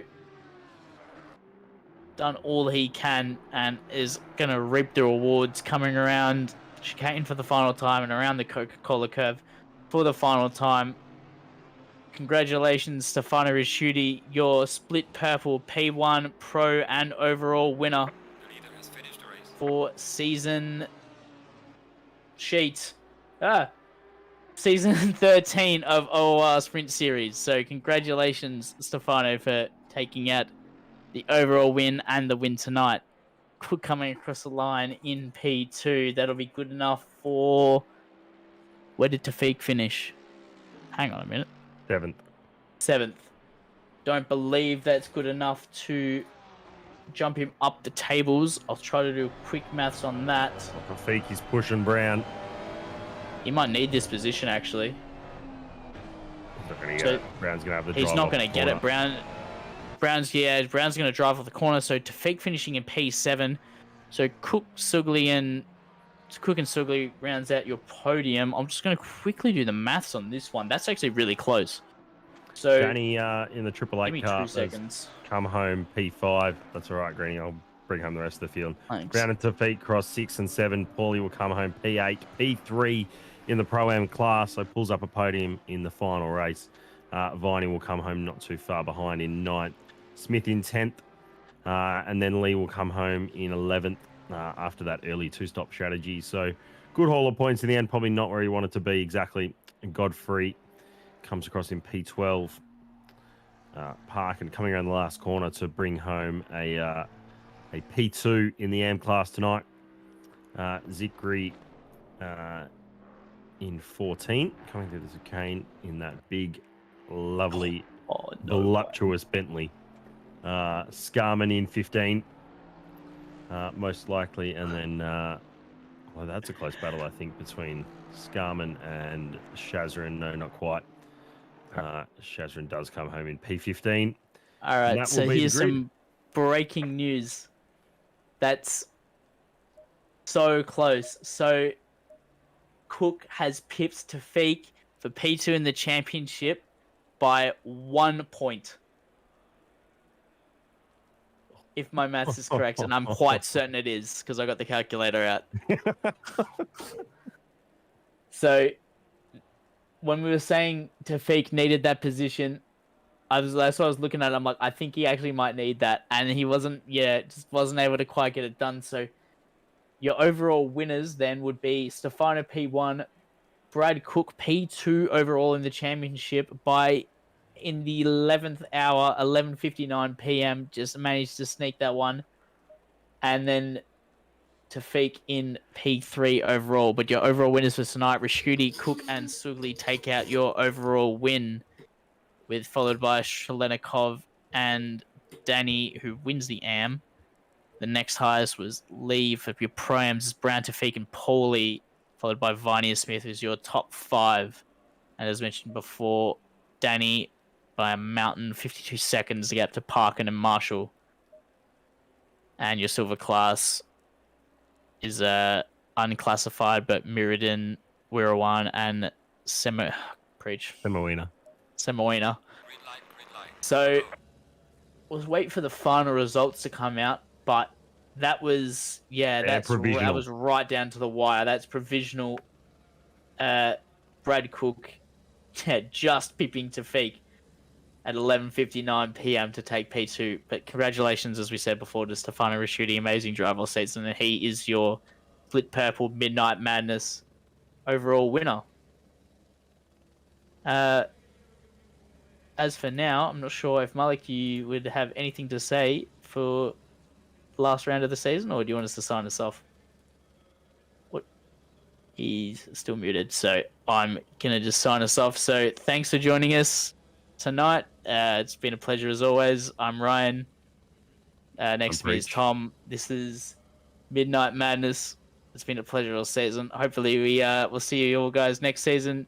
As we said before, registrations close Friday night for the Endurance Series. So if you want to get involved, make sure you do.